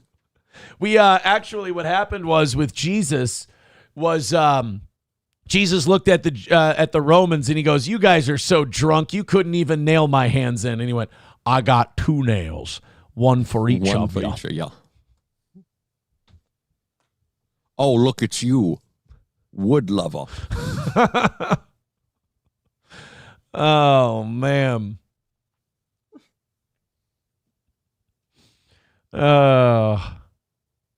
Veldrain says, and Jesus said unto others, dude, give me some tots. That's not, I don't think he. Dr. Silverwolf with $2 says, check your texts. All right. Okay. We got one that says, Friedland is a great interview show and went viral a couple of weeks ago for lighting up this Israel-sucking politician from New York City. Awesome. Another one coming in says, I guess they are still selling JFK magic bullets. Yes, perhaps. Someone writes in, Obi-Wan wasn't Jesus? Then explain this. Oh, my. I didn't. Dear Lord. I mean, he kind of looks like Jesus. Again, I thought they were the same person. I don't know. Phantom X, after Jesus was resurrected, he looked at the Jews and he said, there, now we can be friends again. I Fauci's Pangolin says, Jesus once said, you mean to tell me there's no contingency plan? Some Jews sitting around thinking shit up and other Jews backing them up. You're telling me, room, you got another group of Jews backing them up. You're telling me these centurions, these are the world's best hope? Jesus. This is all we got? And then he goes, Jesus. I've been crucifying people for 20 years. It's an art form. Still ain't got it all figured out. 5-0 in the 320 with $5 says, Jesus once said, life is a garden. Dig it. See, I didn't know that was Jesus who once said that. Coltrane, somebody says, like Jesus once said, oh my God, holy shit. Coltrane with $1 says, Kevlar is not stopping a rifle round, not ever, and he was shooting at a downward trajectory. The bullet wouldn't bounce up. It would go downward. I've seen bullets do weird shit when hitting meat. There we go. Go get your magic bullets at Midland Armory in downtown Foley, Minnesota. MidlandArmory.com. Oh, boy. For hitting meat. I think we're good. I think we've got all our Jesus. I think we've got all our Jesus quotes for today. You know, I wasn't even going to think of any that we've missed, and I've got nothing. I wasn't even going to do any Charlie Kirk stuff today. I thought we were talking about Jesus. Baba Shab sent that thing in. Well, that got us onto Jesus, as Charlie Kirk often does. All right, we got a couple of contributions that we got to get to here over on the PayPal side of things. Before you pull those up, though, you should clip this out and put it up as a clip called Toe Talks About Jesus. Just let people see that. Well, I did write down Charlie Kirk bullet. All right. I'll write /Jesus. Right? There you go. There we go.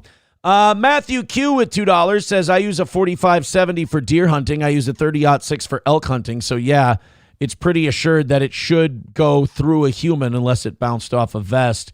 Matthew Q with another $2 says, a suppressor and a subsonic could maybe do that, but that would be the only excuse.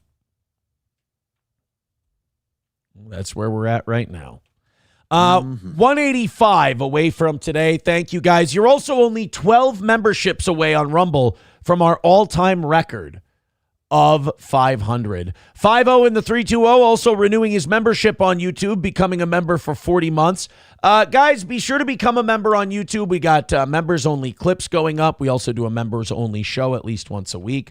Veldrain with $1 says, the Jews told Jesus, quote, I like the way you die, boy. That was a slave owner in Django Unchained. How? Actually, I do remember one quote we forgot. What's that? The Jews told Jesus they were going to crucify him, and he said, how could you do this to me? And they'd be like, oh, well, it'd be Jew 326 if they knew the truth. Actually, Pontius Pilate grabbed one of the rabbis by the head and slammed him into a wall and went, don't treat Jesus like that. Actually, St. Peter gave Jesus some advice the night before at the Last Supper. You know what he said to him? What did he say to him? He said to Jesus, it's time to fight, fuck to hit the fence. And I suggest you hit the fence. All right. Can we move on now?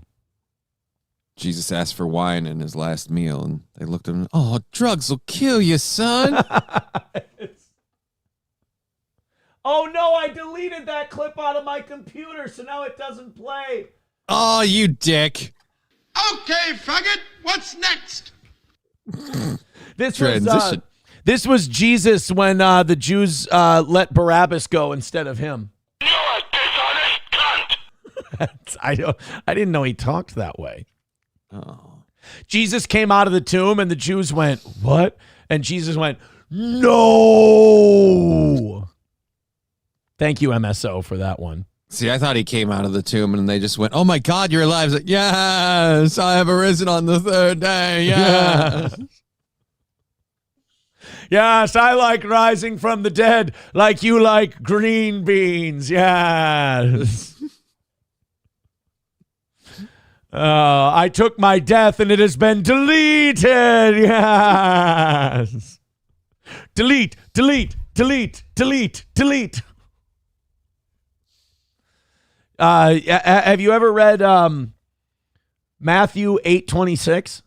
No, what's that one? He was talking about he was talking about a speech that Jesus gave after his resurrection. He said, here, I'll just read it. And Jesus said unto the crowd, when it comes crashing down and it hurts inside, you got to take a stand. It don't help to hide. You hurt my friends and you hurt my pride. I've got to be a man. I can't let it slide. I am a real American. Fight for the rights of every man. I am a real American. Fight for what's right. Fight for your life. It's a Jesus quote. Veldrain with $1 says, and Jesus was on the cross and said, I'm not even supposed to be here today.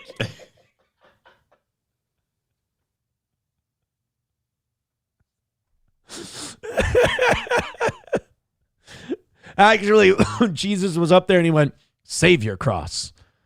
Cross goes up in the air. Savior's on the cross. Our Savior. Oh. Dr. Silverwolf with $2 says, none of us are rapturing today, are we? No, we're going to be stuck here for the tribulations. That's for sure. I was told when they were nailing him in, he got really spiteful, and he's like, and I hate you with a perfect hatred. Actually, Jesus was on the cross, and they asked him, who will be punished for this? And he said, New Orleans, #1, Sin City. You've defiled your body.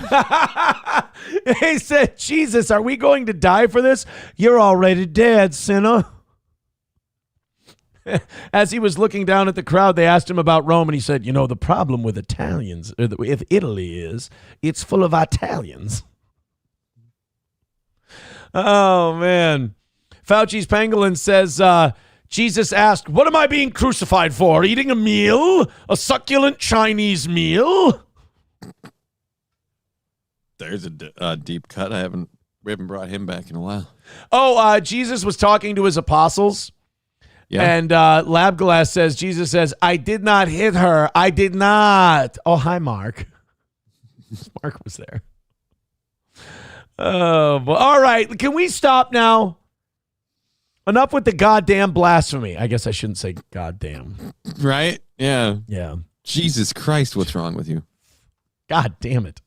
All right, 185 away from today. Thanks again. Streamlabs, PayPal, Venmo, Super Chats, Rumble Rants. You guys are doing great. Thank you very much. Let's move on to some newsy shit. Hit like, hit subscribe, hit follow. We're just being silly today. Let's do this CNN clip. You know our boy? What's his name? Harry Enton? Kind of. The guy, the numbers? Yeah. Numbers. Now I got the full face. That guy. So Harry Enton on CNN, what I love about this guy is that he's too autistic to know that he's on CNN and he's supposed to have a particular slant with this kind of stuff. Mm-hmm. And he's just like, he's not a Trump guy, but he's definitely not a Democrat, or at least not an establishment Democrat, because he does nothing.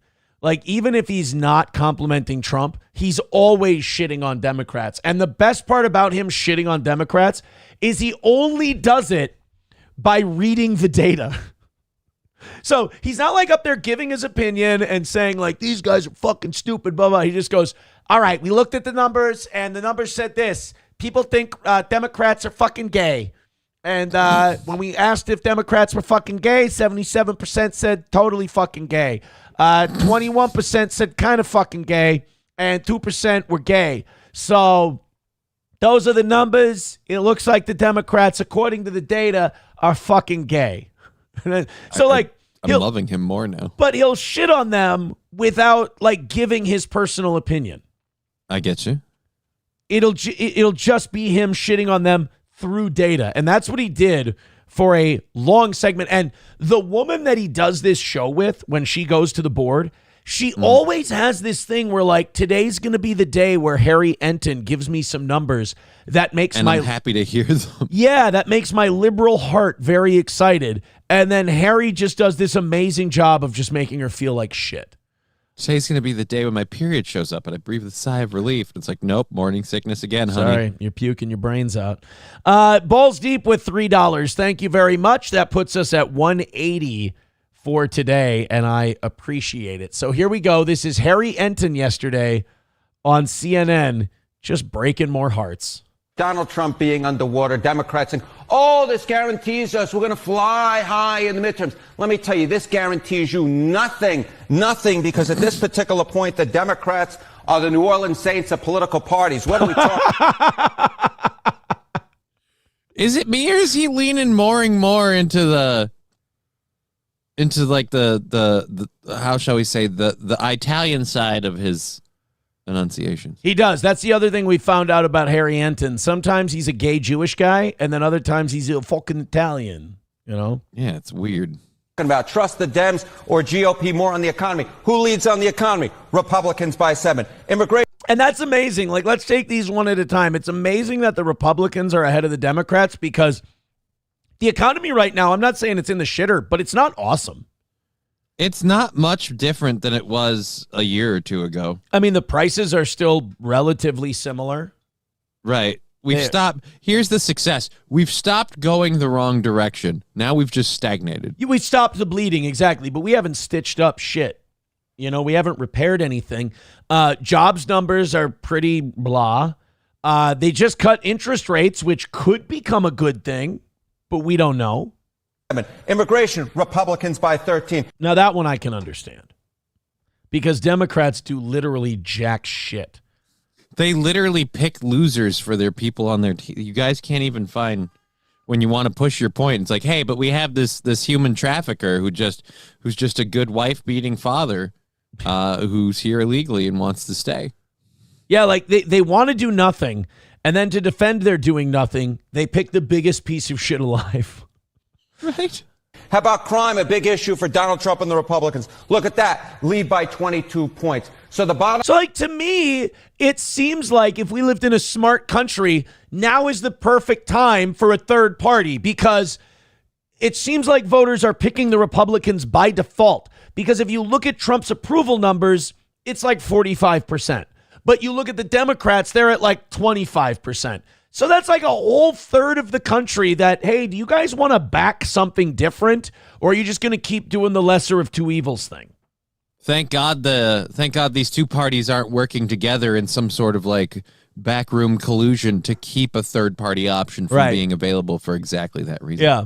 Bottom line is this. At this particular point, the ball may be on the ground, but the Democrats have not picked up the ball and running with it. If anything, at this particular point, it's the Republicans who are running with the ball on the top issues, the economy, immigration, and crime. He is getting a little more Italian in this one. You're right. Yeah. Getting a little more eye-tie. But that's as he was dropping that last part there, she's looking off like, God, I want someone to stop. Like, she looking like she's someone who's just like effing a boyfriend that it's over and she knows it and she's not having a good time, but she's like, I just wish this would be done.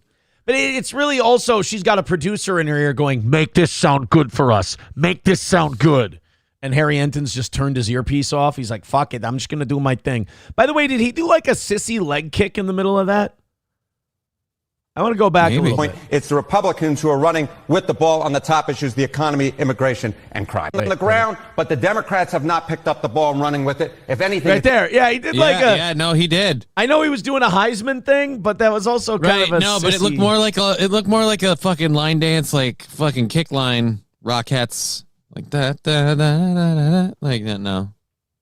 This particular point, it's the Republicans who are running with the ball on the top issues, the economy, immigration, and crime. Give some context on this. Compare this when Republicans last took the House. Yeah, let's compare it back to 2022. I think this kind of gives away the game right here. Okay, the GOP is more trusted than the Dems on the economy. It was 12 points in 2022. Slight decline in that lead, but still 7 points. How about immigration? It was Republicans by 3 back in 2022. Look at this. The Republican lead's actually gone up by 10 points. What are you doing, Democrats? My good.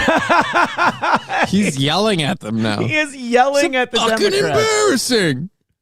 You are humiliating me, you stupid. Goodness gracious. Wait, whoever trusted the Democrats on crime. Is that legit or is that, or no, this was the Okay, the Republicans were ahead by this much in 20. Okay, good. Yeah, in 2022. This is their leads in 2022, the last time the Republicans controlled the House. It has gone down in the economy. That's telling.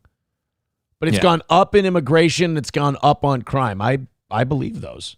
And well, crime, because it's been 4 years. We've seen 3. We've seen what's happened. Yeah.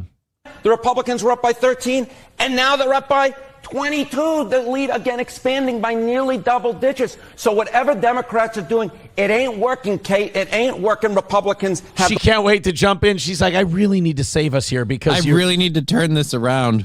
Harry Enton brought the business end of his shovel today for the Democrats. They're getting buried.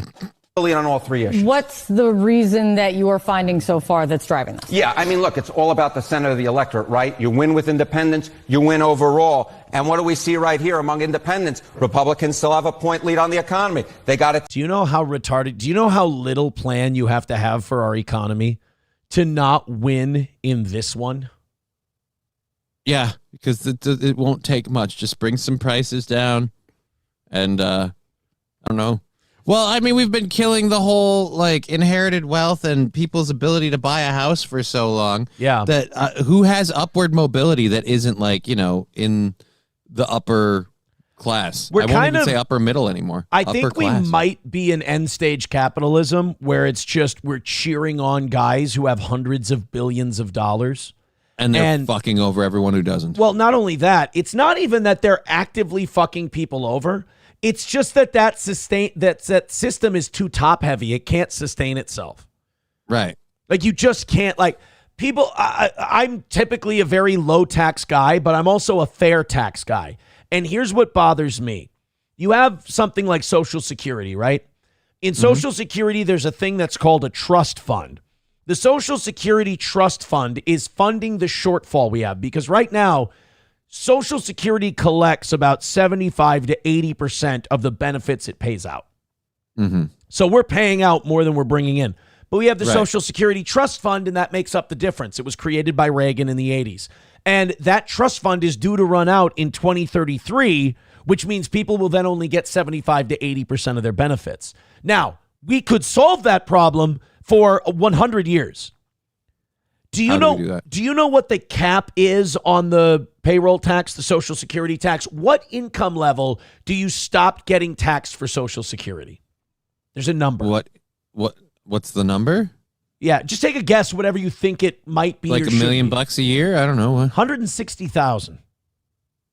Are you fucking kidding me? Elon Musk pays the same into Social Security that you do and everyone else does. You make up to 160 grand a year. You pay the same amount into Social Security that Elon does. You pay the same into Social Security that drug company CEOs do. Same amount. Well, no wonder the thing's going out the way it is. Yeah. A lot of people are over that earning level and not paying a dime. Not paying a dime. There have been studies done that if you just raise that cap to 350, which isn't going to hurt anybody. It's not going to like hurt a people soul. are like again, it's just it's based on your income up to that point. It's just you raise the point where it's based on your income up to this point, and we fix it for 100 years. Doing that, if you raise that tax, if you raise the cap to 360, you would fund the Social Security Trust Fund for 100 years, and Social Security would be fine. It would be solvent. And if in 100 years you could learn to, the government could learn to stop taking money out against it and buddy, things like that. One miracle at a time. All right, right, I'm getting ahead of myself. Let's not get into that secondary I'm miracle. so impatient. But I think we are in end stage capitalism. I do. I think the income disparity is getting so big and so out of whack that the people with all the money have all the power and all the control. Right. And there's no it's way. Another way of being an oligarchy. We are. End stage capitalism is an oligarchy. I wish we could get back to real capitalism. I wish we could go back to all that. But we're not going to. Oh God, there were people that put like rules and things in place that led us down these roads. If I could remember who they were. What was one of the first ones? What was it like what was it? We dropped the gold standard and stuff like that. What was it? Like the Fed? Things like who came up with those things? Who are the people? I swore there was like a. I don't know what you're talking about. I have a machine in my head that tells me when I've blamed those people too much in one day, and it is just blaring. So you're gonna now? have to do this yourself because I've hit my fishing limit at this point. Atomic Ray says stupid is thinking rich people pay taxes and get nothing back from taxes. That's just it. When you figure in how much these guys get in kickbacks, how much these guys get in government subsidies, they don't pay taxes. Wealthy people do not pay taxes because they get so much more than they actually pay in. 1,000%. Working class people got this they got infected. Working class Republicans got infected with this retarded idea that somehow being a capitalist means siding with rich people. It doesn't. No. There's a lot of rich people who have rigged the game so that it's not a capitalist game. It's a socialist game for them. Their investments are socialized through government grants and government contracts, but their profits are privatized. I think if you get my money as seed money to build anything like SpaceX or anything like that, the people should get a percentage of your company. We should get to own part of that company, and we should get a check from the Treasury every quarter based on how your company does. I've been saying the same shit about fucking sports stadiums and stuff too. I'm like I'm sick and tired of these sports team owners that get these, arenas and shit built and the state has to put it together. The state has to fund things, but then you guys get to make all the profits off of the fucking thing. Like, no. Yeah. That should be the state's event center, and we take all of the concession funds and all of that. You can make your sports memorabilia money. I mean, I wish working class people would learn the difference between being a capitalist and being a Republican. Because being a capitalist, in capitalism, there aren't all these big, giant fucking tax giveaways to wealthy people. That is unfair. That skews capitalism. That's crony capitalism. That's corporatism. That's not capitalism. You know what's not capitalism? Allowing Walmart and Target to operate for 2 years while other small businesses are shut down. That's not capitalism. All these people have been led to believe that's what's just because it's good for billionaires means we should support it. No. What's good for billionaires is good for billionaires. What's good for people is good for people. And those are on an individual basis. It's not a one size fits all. They can align, but yeah, they're not the same. Exactly. How many employees does SpaceX have, Aaron? They all pay taxes. Yes, you're right. The working class people pay taxes. Thank you for making my point. The working class people that work for SpaceX bear a larger percentage of their worth in taxes. The wealthy guy who people owns SpaceX, he pays his taxes and he gets subsidies and kickbacks that in a way kind of earn back what he's paying in taxes. If you take a look at what Elon pays in taxes versus what he gets in government subsidies, it's pretty close. It's pretty close. I mean, I wish we would call out all forms of welfare in this country. We don't. We call out poor people welfare. I'm totally for that. I know about that one. I was such a piece of shit. But we don't call out corporate welfare. We root for corporate welfare in this country. Here, billionaire cool car guy, take my fucking money. No, take my money and I get a piece of the company. That's how this shit works, especially when I got a government with its fucking gun to my head making me give you that money. I want a cut. That's capitalism. That's fair. I have no problem with the government giving contracts to people so that they can do certain things, but we get a piece. And you know what? A lot of those companies would say, well, if you get a piece, we're not doing it. Fucking good. Deal. We just saved a shitload of money. Don't give these fuckers a choice. If they want to suckle at the government teat, you get a little control. Just like with welfare, I think there should be more controls on what you can buy with EBT. I thought we did that. I thought here's one of the things that's funny. I'm not on EBT, so I didn't know these things. Like the things I was finding out you could buy with EBT, I'm like, are you fucking kidding me? Right. Like I remember the days back when that shit was like, the paper checks. and you like had to hand over the paper note check things. Yeah. And even back then, like I thought, like, no, this stuff only works for very limited.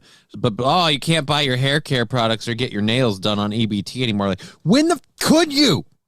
Like, I'm sorry, I don't want to pay for your nail job, your hair job. Like, if you need assistance to eat and your kids need assistance to have food in the house, okay, fine. But to get your nails did or whatever the fuck you call it, no, thank you. Switchblade Proper says, yes, corporate taxes should be lower to incentivize building. Corporate taxes shouldn't fucking exist. This is where I'm saying I'm a fucking capitalist. All these other people are just rooting for wealthy welfare. I don't want an income tax. I don't want a corporate tax. I don't want Social Security. I don't want Medicare. I don't want Medicaid. I don't want the payroll tax. I don't want any of this shit.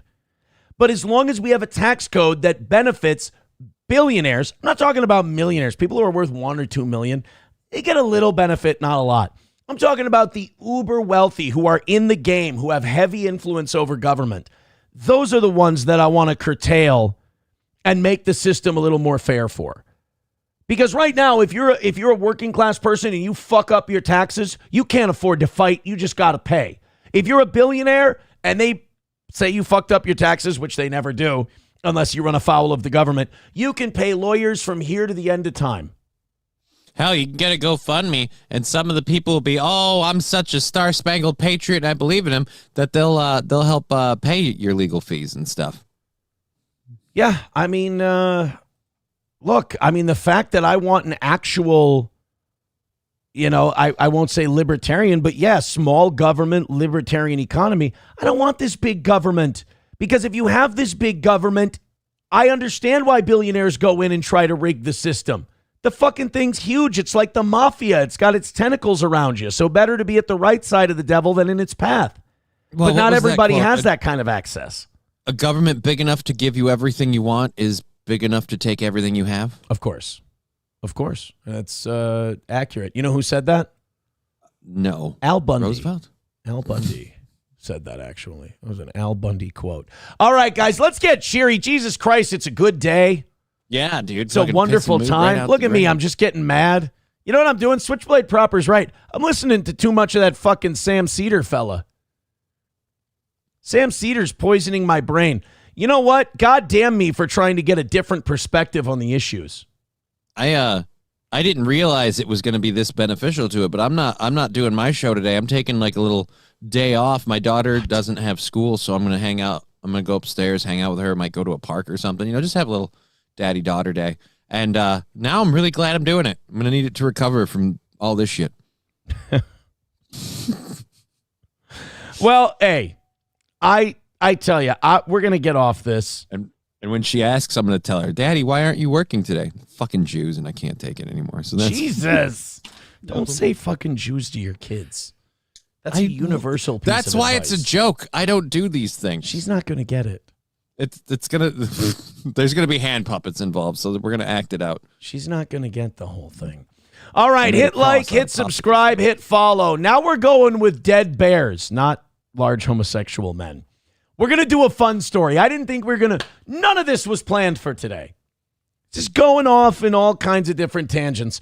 180 away from today's goal. Thank you guys very much. Hold us accountable. Streamlabs, PayPal, Venmo, Super Chats, Rumble Rants. What are we? 12 memberships on Rumble away from our all-time record of 500. Thank you so much for that. So now we're going to Florida, where hillbilly people do hillbilly shit. I don't think, like, SP and I are going on a vacation in the wintertime sometime. We haven't decided when, but when it's really fucking cold and depressing out here. And we're thinking back to Florida somewhere. You liked it last time? Do it again. I get you. Loved Clearwater Beach. Loved Clearwater Beach. And, you make fun of that state when you're not there or when you don't go there.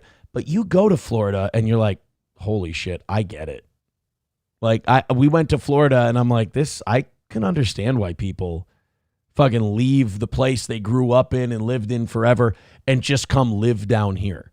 Like the landlocked parts, I don't get it. But like the beach areas where you're like a half hour, 40 minute, like Tampa, the St. Pete, places like that. I totally get it. Fort Myers, I get why people move there. See, I thought you were going to say, like, I got down there, I experienced the heat and humidity. And I'm like, I get why people just go fucking nuts down here. That is a bitch, but I think I'll take the heat and the humidity over shoveling a fucking driveway.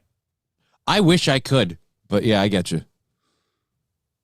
I mean, Canada, you're going the wrong way there. Well, the area I'm going to, it's going to be like this on a lighter side. And here's the thing, like that's more based on medical and I guess personal reasons. You know they're just sending you a maid pamphlet the minute you. Oh, dude, like I wanna troll these people and see if I can get like door prizes. Be like, look, I'm thinking about maid, but is it right for me? I don't know. Maybe if I got like like I'm gonna see if I can get them to wine and dine me. You hear that, taxpayers of Canada? This American with MS is going to come up there and just start wasting your fucking money. It's really nice of you. Well, I looked into it. It turns out, like, I thought, oh, wow, I'm a real piece of shit. Just some immigrant is going to come over and just, like, correct, abuse their systems. Yes. And then I looked over at it. Apparently, they've been inviting immigrants from all these other countries to the point where all of the Canadian people I've spoke to are like, fuck, we'd love to take an American. We've been grabbing them from overseas for so long. It'd be nice to get one that feels a little more local. No wonder they fucking hate us. Right? No wonder they fucking hate us. All right, so let's go to this Florida story. This is a guy who found a bear in his house, and unlike these pansy-ass lefty Midwesterners, he decided to get after it all on his own. Says he was forced to shoot and kill a bear that managed to make its way inside his home. Scary stuff, really. This happened on Ponderosa Avenue on the Lake County. Okay, that looks like a guy who would shoot a fucking bear. That looks like a guy who walks around his house with a shotgun. Johnny Tyler. Mad Cat. Where you going with that shotgun? I got a bear in my garage. County side of the land, just west of State Road 44. West News' Pamela Coleman spoke with the homeowner about how the bear managed to break in. I love how they say that, like a bear broke into his. No, he didn't. Like he showed up he started picking the locks with his claws. Bears fucking like, don't make a noise. I'm going to check for sensors and alarms. Bears don't comprehend the idea of private property and all. The bear wandered into his house. He didn't break in. Like the bear was casing the joint the night before. He had his exit strategies. He had another bear in a getaway vehicle. He's breaking into his house.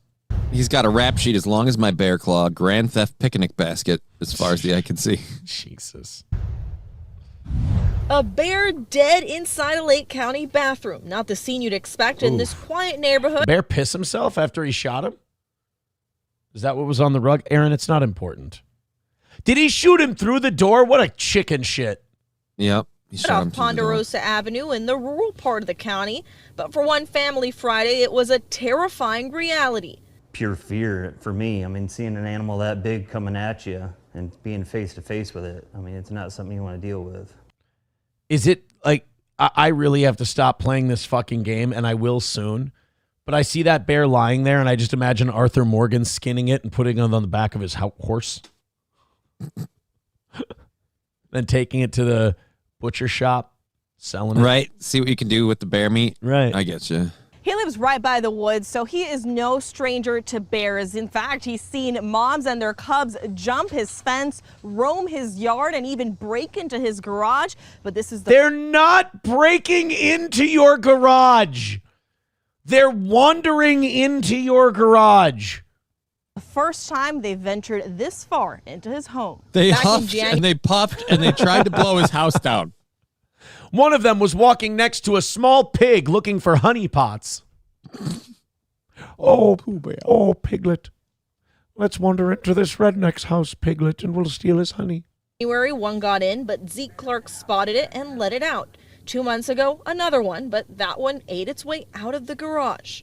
But Friday's bear, not so lucky. It snuck in through the garage door, but the automatic hinges closed behind it, trapping the bear inside. Wow. So the bear wanders into your garage. It gets trapped inside in a kill box, and you just cap it to death. Okay, so I have a question. You have not one, but two incidences of bears getting on your property and into your garage. And at no point do you think, let's just not make the outside door easily accessible and like unlocked all the time. Right. To this door, bent this door all the heck. Got this door open. And from there, I love how he's bitching like the bear did this and the bear did that. It's like, well, I think you paid him back because he's dead. Yeah. He bent my door frame. Yeah, well, he fucking shot his lungs out, so I think you guys are even. Now all I got is a taxidermy bill, but one hell of a sweet mount coming my way. it barged straight into the house. Clark's mother-in-law was sitting in the living room. She screamed. The dog started barking. The bear bolted. Bear was right. That's always really helpful. Like a bear wanders into your house and then people just start screaming. That really helps you focus. Right here. Went running down the hallway. The only open door? The bathroom. The bear ran in. Clark shut the door behind it, and before it got to his family... And then executed the bear. He locked the bear in his bathroom and then executed him. George Floyd was treated better than this bear. Fired. I was able to get the door back open again. We did find out the bear was on fentanyl. So there is that. Shot one time inside the bathroom. Shut the door again because the bear was trying to get back out. And then finished by shooting 2 more times. Jesus. He pulled the bear onto a tarp and dragged it out. FWC handled the rest.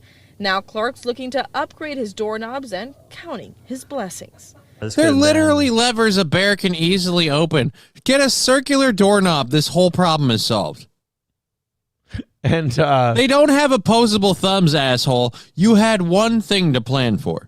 Fuck, and then and then they keep saying it broke in.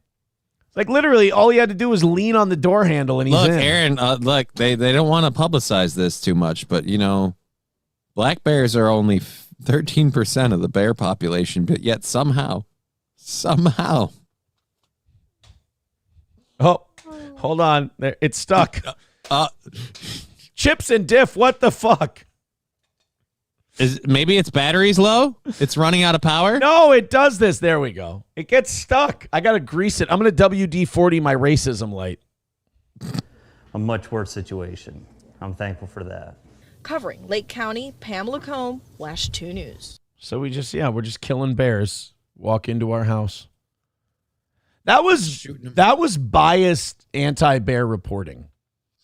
Yeah, I feel like, again, at what point is it the bear's fault? You made it a very welcoming environment. The doors are easily accessible. They know there's food there. You might as well served him a steak while you shot him.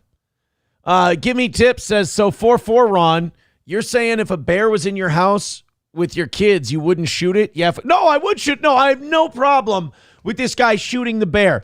It's the biased way the media is reporting this story. All right? The bear is some kind of evil bad guy who broke into the house. In reality, a dipshit hillbilly had bear-friendly handles on his door, and the bear kept walking into his house. I want to feel bad for the guy or whatever. I don't or what, but 2 other incidences. Like I feel like we bear-proof the house when we have one incident of a bear accessing the home.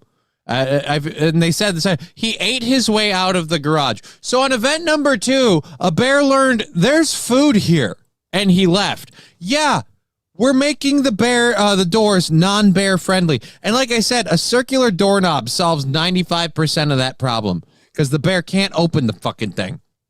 Chevy fan said Aaron would die struggling with which movie line to say. That's a great point. What movie line do you say to a bear before you kill him? We're not have to watch Winnie Pooh, Blood and Honey first. Oh, yeah, that would be a good one. Papa Shab says, bad enough that he's dead. Now he's being framed for robbery. This is what it's like to be a black bear in America. Sad. Satan's Mechanic says, you just can't kill bears in town. McBuster, bear killed by violent floor idiot meth addicts. Not the weirdest story today from Florida, actually. Well, we're accusing this man of an awful lot. I'm just accusing him of making that home enticing to the bear. L Omega Red Boy says, this is why Aaron in Minnesota can go fuck itself. What, because we're standing up for the dignity and the reputation of this bear? He already got his. All right? We're just trying to say don't besmirch his memory after the fact. I'm not saying what the bear did was okay, but I'm saying look at what those doors were wearing for handles. Dexter Morgan said, Christopher Robin says, fuck you. Yeah, he shot him and he went, Christopher Robin sends his regards. There's a lot of, look, man, sometimes I misjudge my audience. There's a lot of anti-bear sentiment in this audience. He was trying to talk to the bear through the door. Like, what are you even doing here? And the bear's like, I had a goddamn plan. Chevy fan says, I drink your toilet water. Sean Linane wants to know, why did this white man hate black bears so much? It's a fair question. It's a fair question. I don't know that he hated it. He seemed to have made his home very inviting and welcoming to the black bear community. Oh, hey, I have an interesting note here that I made in show prep that I didn't mention to you, and I haven't mentioned to the audience yet, but I heard this from my boy Misery Loves Clips. Yeah? So you know how the pretty Antisocial Girls broke up? Yeah. And all that fake crying that the Ginger Minge was doing? Yeah. And she goes, here's a letter that my co-host wrote to say goodbye. Now, the co-host was being bullied by the Ginger Minge, and so she left the Ginger Minge. She didn't want to be part of the I Love Aaron Imholt show anymore. So she left. She couldn't get out of there quick enough. And now the other one's been kind of taking subtle shots at her. Well, now we find out that the fucking note that was written by the co-host wasn't. This sociopathic Ginger Minge had ChatGPT write a goodbye letter from her co-host and then passed it off as the co-host's letter. Dude, that's psychopathic behavior. It's a show that nobody listens to. Nobody gives a fuck that your co-host is gone. I have umpteen thousands and thousands more fans than you do, and nobody gives a fuck when my people leave. All right? Right. You had ChatGPT. So your tears were fake. Your amicable breakup was fake. And even your co-host goodbye was fake. With authenticity like that, I can't believe she doesn't have a bigger program. Oh my God. That's psychotic. And honestly, it just goes to show once again, without Aaron Imholt, you're all nothing. You're all nothing. Left to your own devices and given the option between doing mid shit or retarded shit, you'll choose to do retarded shit every time. Well, we're friends and all, but I think you're filleting yourself a bit. I think even with Aaron Imholt, we're still all nothing. Okay, yes, you're right. Even with me, you're still shit. It's just you're even less if you're not doing that, apparently. Kyler says, oof, that is Psycho X mentality. Oh, it's so humiliating. It's so embarrassing. That's creepy Stalker X, like, ugh. That's some warning flags of like avoid that person as a like if they're going to that level, especially since nobody asked for this. No. Like this is the classic meme of ma'am, this is a Wendy's? Yeah, you didn't need to make a fake statement written by ChatGPT. You could have just said nothing and nobody would have given a shit. Kyler says that gets a big red flag. Oh, amongst many others. A lot of baby daddies have seen the same red flags and fucking ski-daddled out of there. Drop a load and bail. No, those are some smart guys right there. All right, I just look. I didn't have anything on that. I just wanted to point out. I just wanted to point that one thing I just out. wanted to see what the reaction of others would be, and it did not disappoint. They think it's insane. It is insane.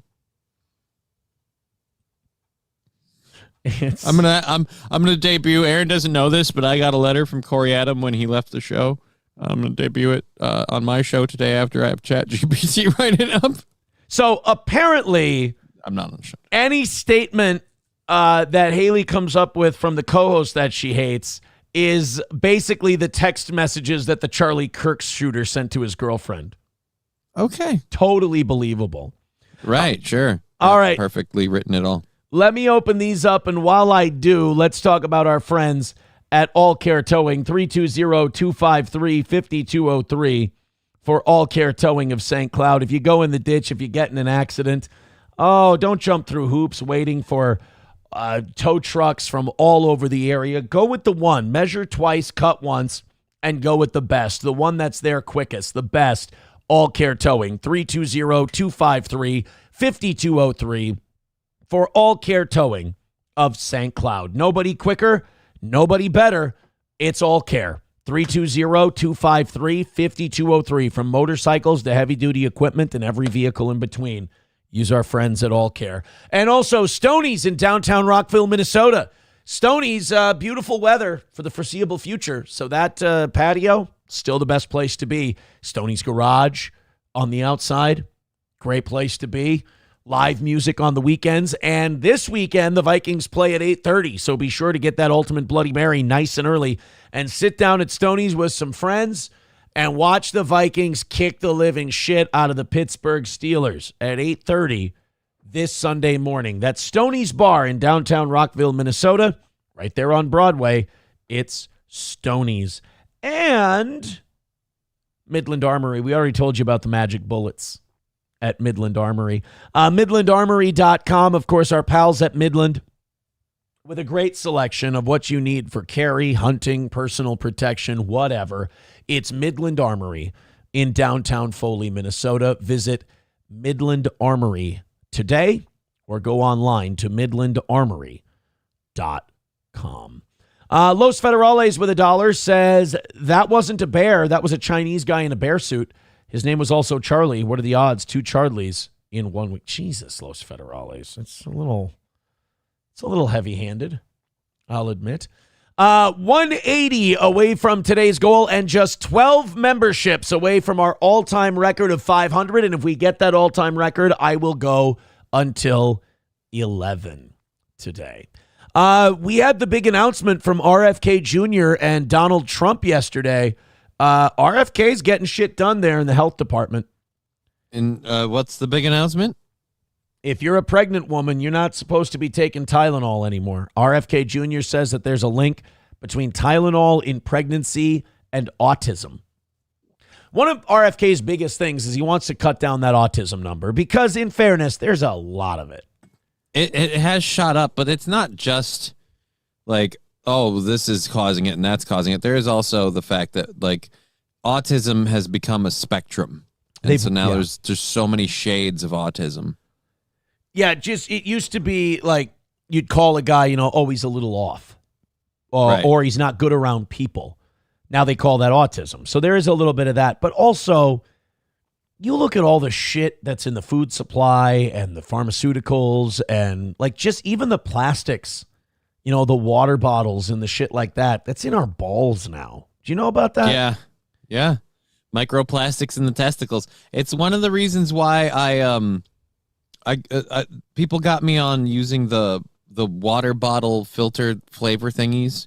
Forget what they're called. But anyways, you get the water bottles and you can put these different cartridges on. They have flavor. You drink through them until they're gone. And you get a new one. Those are where you're getting the microplastics and stuff, like those things being made and stuff like that. You're buying bottled water and stuff like that. That's where we're getting the microplastics in our bodies and in our stream. We use plastic so much in all of our packaging for foodstuffs that it's getting microplastics into our bodies. May I give a recommendation or request real quick? Yeah. Try to use the word foodstuffs on the program more. Foodstuffs? Yeah. Okay. I don't hear the term foodstuffs quite enough. But I also like there's drugs in the water. Yep. Drugs, legal and illegal ones. Yeah. Drugs in the water, plastic in our balls. I was reading about the plastic in the balls thing because I was drinking a bottled water. Yeah. And like even the water I drink at home, it's a Culligan thing. So I'm getting plastic in my nutsack from that too.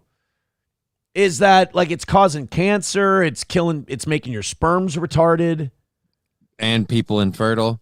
Yeah. Last time I bust a nut, it came out like an airsoft BB. And bounced. Didn't. I mean, on the list of things that were not necessary to know in relation to what we're about to talk about, that might be the highest anything's ever gotten on that list. The description more than anything else. You're fine. I'm sorry. I thought I painted a very vivid picture. Just nobody said you didn't. It's just was it a picture came that back at me? Was it a picture that needed to be painted? Thank God it didn't hit a glass surface. It's like if Michelangelo followed up the Sistine Chapel with an Etch-a-Sketch. I don't think it was necessary. Yeah, but I wanted to do it. No, aware. Noted. Noted. All right. We got to have this beautiful moment. You're welcome. Yeah, now I'm just going to play the RFK Jr. clip if you don't mind. Sounds good. It's, RFK Jr. wants the women to stop taking Tylenol during their pregnancy. I'm sure acacia root will be a fine substitute. I don't know what you're supposed to be taking. But I love that we have a Health and Human Services Secretary who's really interested in health and human services. And he's not interested in, helping out the drug companies and just finding out a way we can get more prescriptions into people's bodies. It's like he wants to find out what's causing this shit and he wants to stop it. I really do appreciate it. So this is RFK Jr. and Trump yesterday at the White House with a guy that looks like every guy. Like he just looks like all the guys doing things. Is that Dr. Oz? Kind of looks like. Holy shit, that's fucking Dr. Oz. 100% that's Dr. Oz. This is weird. This government's weird. You got the guy who's been suing the government his entire life over here. You got the guy who did the show where he fired people here. You got the guy who told people to put fucking tea tree oil in their ball sack over here. Like this is. And it's like they're arranged by shade because it's dark, lighter, lightest. Right. Weird. You got that 77-year-old HGH junkie. Guy who can't stop wolfing down McChickens. And then a fucking snake oil salesman. And they're running the show. Let's take a look. First, effective immediately, the FDA will be notifying physicians that the use of well, let's see how we say. He didn't want to talk. Donald, just say Tylenol, motherfucker. He couldn't say acetaminophen. Fuck it. Let's see how Tylenol we say 3, that. also known as bear. Let's see how we use of. Let's see how we say that. Acetaminophen. RFK Jr.'s behind him. He's just like, I could tell you how to say all of these things. In fact, I could just make the speech. Your voice scares people, Bob. Your voice scares small children. They want to hear it from me, not you. All right, well, I'm sorry. I see already. Robot voice. It sounds like the game Pinbot for NES. Acetaminophen. Nice. Nailed it, Don. Okay? Which is basically. Dude, that's a fucking George W. Bush moment. It is. That is a trademark W moment. Like, all right, where you got a cinnamon. Sounds like cinnamon. Commonly known. By the way, does anybody do a George W. Bush impression, or do they just do Jon Stewart doing George W. Bush with the at the end? I think probably more the Stewart line. Yeah. Known as Tylenol. Nailed that one, bitch. During pregnancy can be associated with a very increased risk of autism. So taking Tylenol is not good. I don't want, dude. Like when you go on vacation for 3 nights and already by the beginning of the second day, you're feeling the pinch.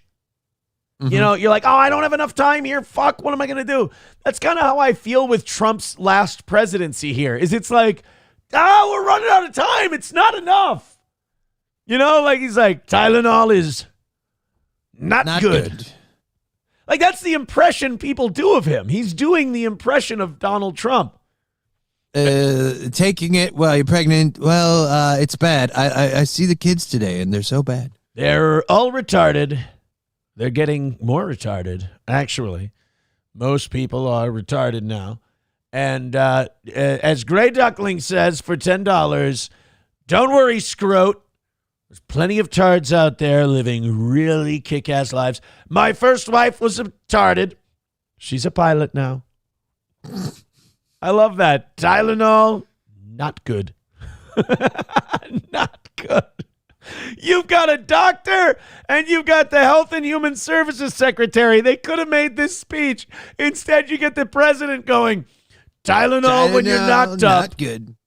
not good. So taking Tylenol is not good. One more time, I got to hear that. Jesus. Thank you, Gray Duckling, for the 10. 170 away from today. Autism. So taking Tylenol is not good. All right, I'll say it. It's not good. That's right. I'll go out on a limb. These two were here. They told me to give this speech, and I'll step out. I'll take the tangent. Not good. We also want to let you know that alligators are angry because they have all of those teeth. They don't have a toothbrush. It's not good. So wait a minute. Was he under the impression that RFK and Dr. Oz were out here to say that taking Tylenol could give your child a touch of autism, and that is good? Because it's weird to kind of be like, look, I'm gonna stand on the ledge here and kind of really say what they won't. It's not good. It's not good. These guys are going to come up here and bullshit you. I'm going to tell it to you straight. Tylenol when you're pregnant, not good. By the way, somebody sent this in, and they said whenever you talk about anything that, not my lost interest, Misery Loves Clips posted about the Dabbleverse, you need to put this up on the screen. I think that's true. Autism enough. I think we should put that up on the screen if we ever have to make fun of those guys, Yeah, which I hope we is gotta very grab that photo. Which I hope is very rare because it does make people dumber. For this reason, Not they good. are strongly recommending that women limit Tylenol use during pregnancy unless medically necessary. That's, for instance, in cases of extremely high fever, that you feel you can't tough it out, you can't do it. I guess there's that. I guess if you're a giant pussy, you can take Tylenol, but you're giving your kid autism. So you've got a fever, and that's not good. But I guess you have to choose between giving your kid autism and breaking your fever. Maybe tough out the headache or make your child retarded. Your choice. Now, wait a minute. I don't know shit. I've only impregnated a woman 3 times. Okay. Is ibuprofen bad during pregnancies? And doesn't ibuprofen bring down fevers? Yes to that last part. Ibuprofen can help you break a fever, but I don't. So why can't you just switch to Advil? Is that bad for pregnancies? I don't know. It's might be not good. You've impregnated more women than me, so I would have to defer to your intelligence. All right, fine. I'll impregnate one more, and then I'll let you guys know. We'll do a survey. Yeah. Small Hey, yo. number of cases, I think. But if you can't tough it out, if you can't do it, that's what you're going to have to do. Some people are fags, and they can't tough out their fever. I don't think it's good to be pregnant and suffering like raw dogging a fever when you're pregnant. I don't know if that's necessarily good for the baby. But I think a lot of people I think the general assumption is a lot of people take it when they have just a headache or something, and right. they're pregnant because there's morning sickness and it's not fun. It's like not good. Sorry, go ahead. No, I'm literally. You're gonna kill your cat. He has a stuffed dog that he You're gonna kill your cat. Does things to, and my daughter, in an effort to be nice to the cat, thought she'd move it down here for him because he's always down here with me. Yeah. And she's like, "Here's your dog," and I'm like, "This is not down here for a reason." You're gonna kill your cat. I'm so fucking close right now. Yeah. All right. All right. I like that the cat doesn't know. That's the best part. He knows. $2 from the Grand Poobah says Aaron doesn't hear the phrase foodstuffs often. Aaron is more familiar with stuffs food, as in that fat ass Aaron stuffs food into his face constantly. Look at that fat fuck go, NBG. The NBG really doesn't matter after Doesn't you've been help at that point. That hurtful. I mean, yeah, your new boot goofing, but it's still pain that you're dispersing. Still really makes me feel like shit. Not going to lie to you. 170 away from today, 12 memberships away from 500. Thank you very much. Keep going. I appreciate your contributions to this program. Keep them moving, and we'll call this another win for the toe. So the autism thing, I don't know. I'll be honest, I trust RFK Jr. on health matters. I don't know if he's right necessarily on the Tylenol autism thing, but I'll say this: there is more cases of autism. Oh my God, I swear. Oh man, I'm looking up right now autism and Tylenol links, and it does say that it's been theorized, but it hasn't been backed by many mainstream physicians. I'm starting Well, yeah, but I suppose is Big Pharma going to lose a lot of money on the Tylenol from the pregnancy crowd? Well, it should be. I mean, it's going to take a hit if it sticks, for sure. But I don't know. Are we at the point now where, if the mainstream medical voices say anything, we have to take the opposite as true? Is it that corrupt at this point? I don't know if it's that corrupt, but it's certainly, after recent history, it certainly seems like it's headed that way. Well, that's what I mean. After COVID, it's kind of like, who were we talking about earlier, where when you lie to me so badly, how am I supposed to buy it the next time? You know? Was it the guy with the Charlie Kirk thing? No. It was something earlier today where we were like, yeah, but you fucked this up. Oh, Kash Patel. Kash Patel's lied to me so much. How am I supposed to believe you on this shooter investigation? Fauci's Pangolin gifting a membership. Thank you very much. He gifted it to Link to the Jake. So now we're 11 memberships away from 500 and 165 away from today's goal. Thank you guys so much. All right, let's talk about it. The big comeback. I think this is like the ultimate splitting the baby type thing. ABC and Disney have decided that Jimmy Kimmel is going to return to late night tonight. The Jimmy Kimmel show is going to continue. And I think this is about the best ABC and Disney can do on this whole thing, because it was really starting to look 50-50. I mean, I know people like to stay in their bubbles, but as you know, I venture outside. I'm watching Tucker Carlson. Mm-hmm. I'm watching Sam Cedar. I'm watching Tim Pool when I need a laugh. You know, I watch those two guys and that one retard. And I will say that it was really starting to be 50-50. There were some righties who were saying, look, I'm a free speech absolutist. The fact that the FCC, I think it was Dave Smith, made a great point. He's like, the FCC handed the left a win on this deal when they didn't need to. Jimmy Kimmel could have made that statement. People could have complained. Sinclair could have yanked it. ABC would have suspended him. And nobody could have claimed cancel culture. Right. Nobody could have claimed censorship. But making a statement of a public threat of we might have to pull ABC's license. Right. The FCC doing gangster shit kind of made this a trickier situation. And I'll say this from at least my perspective. If the FCC guy would have kept his fucking mouth shut, I would have had no problem with this whatsoever. Jimmy Kimmel did it's about time these fucking late night hosts learn that you're here for a distraction, monkey dance.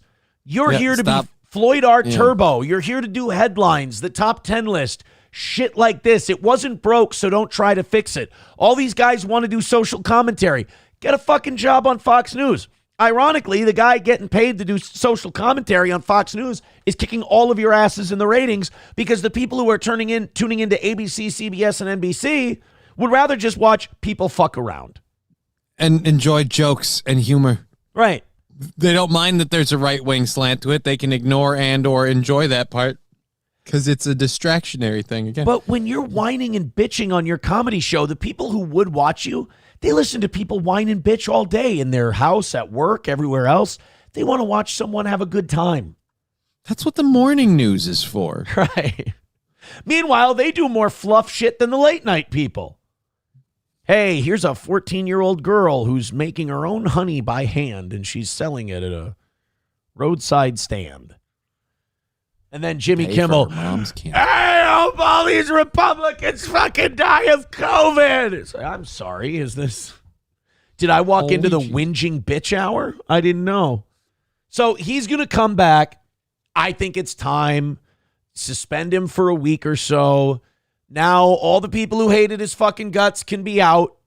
All the people who want to watch the Jimmy Kimmel show, whoever they are, they can come back. Now there is a wrinkle in this. Sinclair is still out. Yep. Sinclair Broadcasting, which owns a lot of the Midwest affiliates, says they're going to be airing news programming instead of Jimmy Kimmel.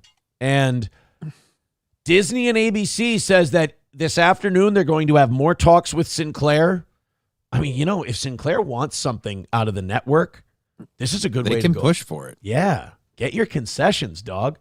Because ABC wants Kimmel to do well so they can get more ad revenue and justify paying him as much as they do. If he's not on Sinclair stations, that cuts in big time. So Sinclair, hold out. Get a payday. Put Jimmy Kimmel back on air after you get everything you want.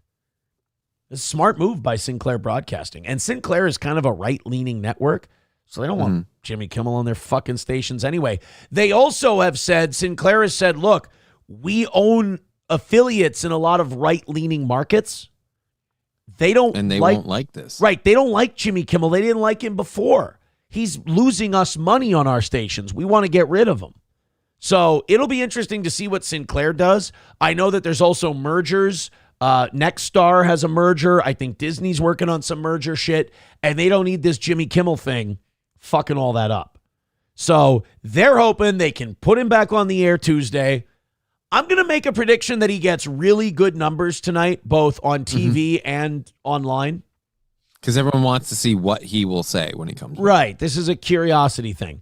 And I believe he's going to have a curated, like whatever he says is going to get the green light from his higher ups. So it's not like he's going to speak his mind or speak his truth.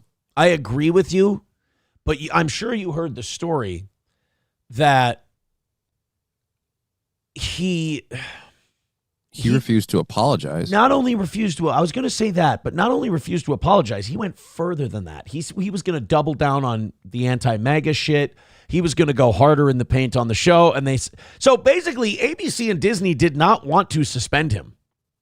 They were like, why don't you go out there and apologize? He's like, I'm going to fucking bury these guys harder. And they're like, all right, Jimmy, we got to suspend you. And they did. So I think he'll come back. I kind of agree with you that they'll approve what he's going to say. But I also think he's too much of an egotist. I think he's going to take some shots. I think he's going to pepper in some shots. But it's a pre-recorded show. They won't let that fly. Again, it'd be one thing if like, F it, we'll do it live. But no, this is the same reason why I got pissed when they're like, oh, I'm so upset about this. That. They're like, oh, your fucking boo-hoo moment. This is stupid in a pre-recorded show to have, oh, look, I'm having a real moment. You had a real moment 7 hours ago. And then any moment that was a real moment that you don't like gets cut in post. Let's redo that quick. So, no, again, I hate this whole, like, I'm going to be real and expose myself. Like, no. I feel like this is an act and a put on. Because if you got just a little too emotional or not emotional enough, all right, can we go back to one and start over again? I didn't get all my tear in there. Like, so fuck that noise. Do you think he's going to do a tearful apology? You think he'll cry? Good God, no. No, but I'm saying that's when I lost respect for him and his opinions on his show, like wholeheartedly when he did that breaking down crying stuff a while ago. Like I said when he got fired for this, like he said information that was patently false because he was commenting on a thing at the time that the facts weren't all out yet. And it'd be okay to comment on that, make those comments, and then apologize for it later. But not apologizing for it was kind of the problem. I also viewed it as losing the job as, like, again, your employer punishing you because the Sinclair thing. And I also agree with Stephen A. Smith. Where was the joke? Where was the joke? Didn't he say that to Bill Maher? No, he said that on his own show. Oh, on his own show. Now, here's what I don't understand. if you're Jimmy Kimmel, where is the joke? I love Stephen A. Smith starting low, ratcheting up. But, you know, I do agree with Jimmy Kimmel's statement. He was saying that, you know, we don't know if the shooter was MAGA or not. And I agree with him in this sense. We don't know if the FBI that shot Charlie Kirk was MAGA or not. We're not sure if the FBI agent who had Charlie Kirk killed was a Trump supporter or not, do we? No. We just know that they were probably under behest of somebody to do that. And the timing is extremely coincidental. Veldrain with $1 says if a pregnant woman takes Tylenol, her child might not move out until their mid-30s, and that's not good. Not good. Nomo says, I hear Kimmel's going to read a Charlie Kirk letter written by ChatGPT. Oh, that would be. So is everybody happy now, or is everybody mad? Because usually in situations like this, it either becomes one of those things where everybody's like, all right, you know what? We move on. Fine. Whatever. Cultural outrage done. Or it's usually, how could they fucking do this? Or it's, they never should have canceled him in the first place. Like, I think everybody's going to be satisfied and they're going to move on from this. I think most of us are going to move on. Because this is the funny irony of this.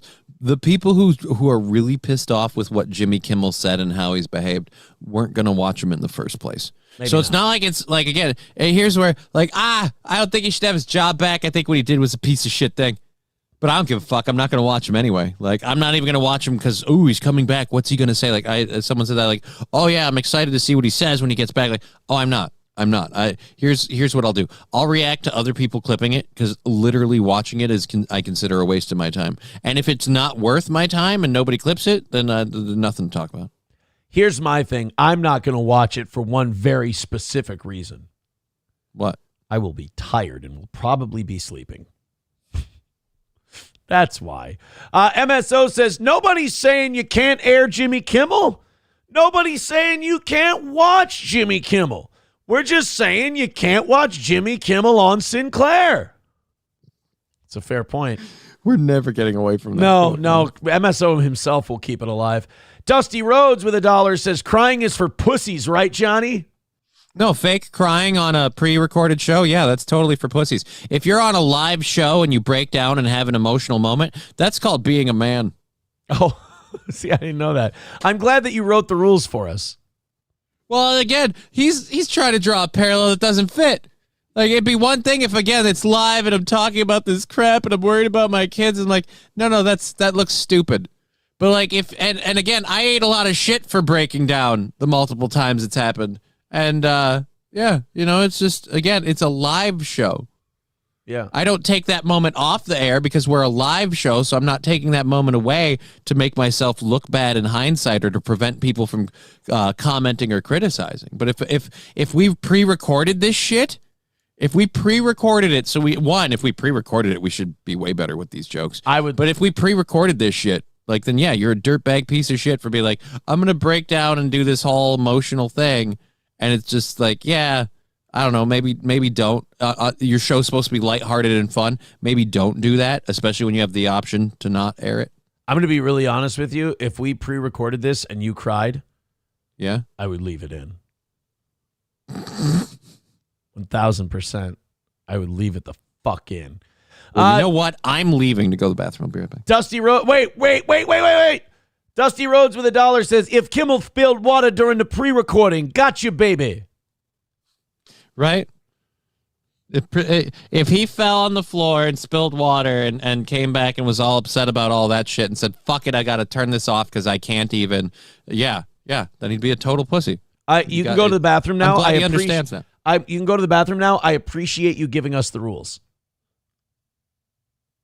All right, to the text messages. I'll watch Kimmel tonight if he has girls on trampolines. I think he should have trans people on trampolines, and he should just call it the Transpoline segment. You talk like a fag, and your shit's all retarded. Thank you. 165 away from today. And only 11 memberships until we get to 500, and I go until 11 today. Thank you very much. I don't know, $100 by 9:30? You guys can do it. Great job. Keep it up.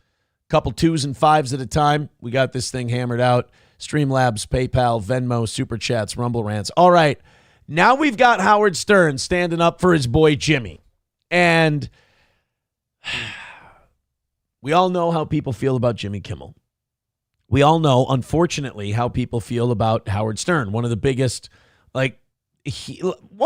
heel turns in entertainment history. I mean, a guy who was unanimously beloved by his audience of 20 million people. You're never going to see that audience again, by the way. I mean, again, outside of the Super Bowl and shit like that, you're never going to see an audience of 20 million people. Everything's too scattered. Nobody in streaming comes even close to, I don't even know if anyone comes close to 1 million, let alone 20 million. You're not going to have anyone get 20 million on radio, again, outside of a sporting event. And you're not going to have 20 million people watching a TV show at a time. It will never happen. So here's a guy who was beloved by all those people. And now they can't stand him. And there are rumors that Howard's audience is in the hundreds of thousands now on Sirius XM. He's apparently staying with the company now that his contract's up. He's I believe, renewed. But to just watch a guy, due to his reputation, what Howard did, and it's over one thing, very simple. Censorship and cancel culture. Like Howard Stern and George Carlin were kind of our 1-2 punch against censorship in this country. George Carlin went to the Supreme Court over it. Howard Stern battled the FCC over it and ultimately ran from that fight, by the way. He bitched out and ran to satellite instead of staying in. But Howard always says he doesn't care about the First Amendment. He cares about his First Amendment, which is a very shallow, short-term view to look at things. But he said, I care about my freedom of speech, not anybody else's. And now he made all these Hollywood friends, and he has to impress his Hollywood friends, and he has to stick up for his Hollywood friends, which I get. But he's standing up for his Hollywood friends at the sacrifice of his old reputation. I don't think it's a big secret that Howard and Jimmy Kimmel are good buddies. And so when Howard commented on the Jimmy Kimmel situation yesterday, it's not surprising anymore. It's just a reminder of who Howard is in 2025. Here's the clip. As you know, ABC threw Jimmy off the air. I don't know what their plan is, but it looks like they might be firing her. And then I read sometimes that they're not going to fire him. I don't know. I have spoken to Jimmy. I didn't ask him these questions. I just asked him how he was doing personally. I just know when the government begins to interfere, when the government says, I'm not pleased with you, so we're going to orchestrate a way to silence you. It's the wrong direction for our country. Hey, fucking welcome back, Howard. It's too late. I'm sorry, it's too late. And it's also very see-through. It's only because it's your buddy. I don't remember Howard talking about this when Fox News cut Tucker loose because Tucker was talking about the election. And remember, the government was definitely coming down on Fox News. The judges, the courts were coming down on Fox News. They were coming down on Fox for the election talk. Fox News had to settle a lawsuit. So, I mean, I'm sorry, last I checked, the courts are the government. The government was absolutely monetarily pressuring Fox News to shut the fuck up about the 2020 election. Tucker Carlson wanted to keep talking about it. So as part of that Dominion settlement, they cut him loose. In my opinion, I believe that had something to do with it. I don't remember Howard protecting Tucker Carlson from the government. I don't remember Howard Stern stepping up. I would love if Howard Stern decided at the end of his career to go back to this, to be this guy again. But I only believe he's doing it because it's anti-Trump and it's his buddy Jimmy Kimmel. And it's the same with the entire 430 people that signed the petition that he did. It's it's because it's Jimmy Kimmel. It's one of theirs. Like these people weren't standing up saying, look, this discourse and silencing freedom of speech is wrong. It was wrong for what happened to Charlie. It was wrong, and it's wrong for Kimmel now. It's wrong. It's wrong. Like, that would be one thing. They're all up in arms of, it's so wrong that Jimmy Kimmel's losing his freedom of speech. And it's weird because it's so many of them doing it where I get to the point of, yeah, but what about the guy that was shot for his? Like, I don't hear a single amount of concern from you guys for that one. So, and this is the same thing. Like, we didn't hear from you when Tucker Carlson had to become his own independent journalist. Right. But now Jimmy Kimmel's a great travesty that the government's coming out here and doing this. And again, it goes against how he's been the last 10, 15 years. This all of a sudden standing up against government censorship. It's too late because at a time when it could have mattered, Howard cut and ran. He went to Sirius. He stopped fighting the FCC and the government. So as far as I'm concerned, Howard, you're part of the reason we're at the spot we're at today because you saved your ass, you got out. And now the FCC and the government and all this stuff, it became more powerful. Carlin died. You fled to Sirius. There was nobody left to fight for free speech. No heavy voice. And so now you're surprised. You fell asleep for 20 years, Rip Van Winkle. And when you woke up, shit was out of control. Well, thanks. Well, thanks for nothing. And I should know. I've been involved in something like this. No, not for 20 years you haven't. They came down on you. You took $100 million a year and you fucked off. And now ABC is put in the same position. And it's unfortunate that ABC even has to be in this position. They shouldn't have to be in this position. I feel for them too in this. But yeah, you know who I feel for in all this, Johnny? Disney. Yeah, it's a real shame. You know who's the real bullied little guy in all this? The Walt Disney Corporation. I feel really bad for those little guys trying to make it. Howard is kind of right, though. Disney and them, they didn't need to be put in this position. Jimmy Kimmel could have just done an entertaining show that does jokes and not criticize on political events. Someone's got to step up and be fucking saying, hey, enough. Oh, yeah. Wouldn't that be great? I would love it if we had somebody step up and say, hey, enough. Like, I don't know, a firebrand broadcaster who had 20 million people listening to him on terrestrial radio. Boy, that would be great. You know, if Howard never went to Sirius, satellite radio fails. Right. And it collapses and it goes under, and Howard's the king of terrestrial radio, and terrestrial radio's in better shape than it is now. I mean, you still end up with podcasts. You still end up with all this stuff. But it would have delayed it a lot. It would have diminished it a lot. And Howard could have fought the good fight. But instead, now you got old man Howard going, hey, what's going on with this, censorship and all this stuff? It's like, oh, welcome to the party, old man. We're not going to bow. Got Talent has ruined now, you. It might sound stupid. It will. But the thing I did, this morning I'm canceling my Disney Plus. I'm trying to say with the pocketbook that I do not support what they're doing with. Oh, for fuck's sake. Oh no, I got to cancel my Disney Plus. Howard won't do it. I'm trying to say it with the pocketbook. Like, right, they're really going to feel that subscription. Do you pay more for yours than anybody else does? I mean, we make fun of it now. But there was a time where this would have scared the shit out of people. Howard Stern announcing to his audience, hey, I'm getting rid of my Disney Plus.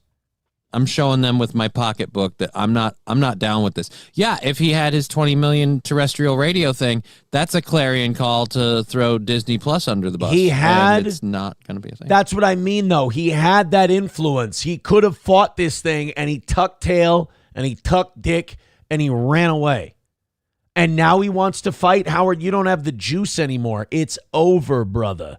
You got inside and you got the access you wanted. You traded, and now you don't have it. Shuli Madoff with $5. Thank you very much. Says autism was discovered in 1911. Tylenol was invented in the 1950s. Shuli New released the Epstein files. I mean, I don't think I could find a more factually accurate statement. You know? I did not know that. I mean, who knew what and when? That should be the question. Rabbi Smoothie says, what about Bob and Tom? Exactly. What about that is the correct question. Your question is the answer. It's right. What about Bob and Tom? Reformed Rapscallion says the Tucker thing was 100% different. Careful. Fox fired him because of $750 million lawsuit. ABC suspended Kimmel because of Trump's mafia-style government. Facts matter. Fats don't. I think it's similar in that the courts are the government. So I do believe that it is analogous. It may not be direct. It may not be one for one. But I'm saying Howard could have stood up for Tucker, and he never did. Howard could have stood up for a lot of people, and he never did. He's defending Jimmy because he's his buddy. That's it. And I'm like, I don't deny that, like, the FCC making that public statement about, like, we might have to look into your license and stuff like that. That certainly would have, like, had an effect. But it was the action of Nexus and Sinclair pulling their support and their airing of Kimmel to the fact where Sinclair is still saying we're not going to air that. So you can bring him back. And I feel like if they don't fix that problem, how long does Kimmel last? If we're not on at least 23 stations, and if anyone else joins that fight, does he come back and then leave again? Right. I don't know this. Don't really care. That's what, what's funny is it always ends that way with Kimmel. Don't really care. Like, it always ends with, I don't really give a shit. Like, to be honest is he going to be back? You know what? I don't care. Mad Max Mardigan says, no, fuck Howard for crying about Kimmel's freedom of speech. That gay F word called for the public execution of actual scientists over their accurate reporting on COVID because it didn't jive with his side. Right. I mean, that's why he's not getting any sympathy. These guys, when you only defend shit that's seen as your side, right, then you're not gonna get yourself a lot of sympathy. That's all. Johnny, I'm gonna hit the bathroom real quick. You take over for a second. That sounds fair. And then we got more on this fucking David thing, man. It is. Yeah, it is getting saucy. It's weirder and weirder. We'll do that in just a second. Okay. 160 away from today's goal and 11 memberships away from 500, which is our all-time record. Thank you. All right. I was going to say I might go with them to 11 if we hit 500. I don't know if I can. My fucking foot is killing me. I am not doing a show today. I found out my daughter's afternoon and everything is clear. When it normally isn't, and so I'm gonna go upstairs and hang out with her, and then maybe go out. I don't know, might take her to the park or something. Just do something fun, daddy-daughter stuff. So I'm gonna kind of take a me day. I can't even, especially with this foot. So that is a thing. I won't be going live today at 1 p.m. Central Standard Time. I am live on Kick now too, though. Johnny_JK on Kick. If you are on Kick and you want to watch me when I go live in the afternoons. We'll be doing those things. Digger is still out for this week and next. I've spoken with her. She's having a good time visiting her family and friends. But yeah, she's still out on my program. We'll be back in I guess a week after next with her. But I'll be back on Wednesday for sure. And then going throughout the rest of the week. With the David stuff, I'm very excited for this because I was talking about this when I first found out about it. When they first found the body in the car, a lady was dismembered. And they found it in a car that belonged to a guy. And now I'm like, well, you don't just, especially as a Billboard, known recording artist, like you don't just leave the in your car and just abandon it. Like that'll be fine. But every time it just seems more and more like they're closing in on him more and more. And I'm excited to hear what the developments of this are. Because I can't stand how he spells his name with an A as a number. And I like his name better as D. Forvid. It's stupid, like this whole crime is. And so apparently he's going to probably be a suspect in this from the way it looks like it's shaping up. So I'm excited to hear what this new news is and how it's gotten even weirder. Because it seems like you can't go too far after we found a body just left in a Tesla. Like we just abandoned the Tesla somewhere. We left her in there like, everything will be fine. We'll find it. It's not like it's a Tesla. So, all right. I'm wondering where he is. He's gone longer than normal. Does he come back with food? Nope, no food. I lost. That got away from me a little. I was wondering for a minute there. You were gone for a pace, and I'm like, all right, either things got serious or somebody started feeling snacky. No, I'm good. I'm good. I just is my shirt on? Okay, my shirt's not on backwards or inside out. That's good. No, I didn't see that coming. Well, you can't from that angle. I mean, who can turn around that far? I didn't know. What 160 away from today. Go ahead and help us out. So the David thing continues. It's hard to keep updating people. Like the stack of shit against him keeps getting higher and higher. Right. With this David guy, so first the Tesla gets impounded. Right. One of the workers walks by the Tesla. It smells like rotting death. And they open the trunk and there's a body in there. And so far it's the car is licensed to David, this R&B singer, and we found a body in it. That's all we knew. It's found abandoned. The story that we heard was that this David guy wasn't driving the car, wasn't using the car, whatever. Then we find out that the body belongs to a 13 to 14-year-old missing girl, a girl who's been missing for a year. And David has canceled his show in Seattle and then announced that his tour has been canceled. And you're starting to go, this is getting fucky. This is a little weird. It's starting to look weird here. My theory at that point is that this David guy got involved with this 13 or 14-year-old girl. She threatened to go public with it, and either he had something to do with it or somebody else had something to do with it. Then we have the fact that the mother said that her daughter, the deceased, was dating someone named David. Then we have the police get a warrant to search David's house for blood. Now we have a TikTok comment. They went back in his TikToks and his Instagrams and all that. They found a comment where somebody during a live stream said, you're going to get what you deserve for messing around with a 13-year-old girl. And this was like a year ago. This was before the death and the body and everything else. Oh. Yeah. So this is getting weirder and weirder. Now they're doing what people do, and they're going out and they're finding clips to see if they can piece something together here on old David. And a couple of the clips they found. Now, one is a song of his called Romantic Homicide, which is self-explanatory. Hey, if R. Kelly taught me anything, pay attention to the lyrics. Well, then we have a couple of podcast clips here. Okay. Where he claims he has an alter ego.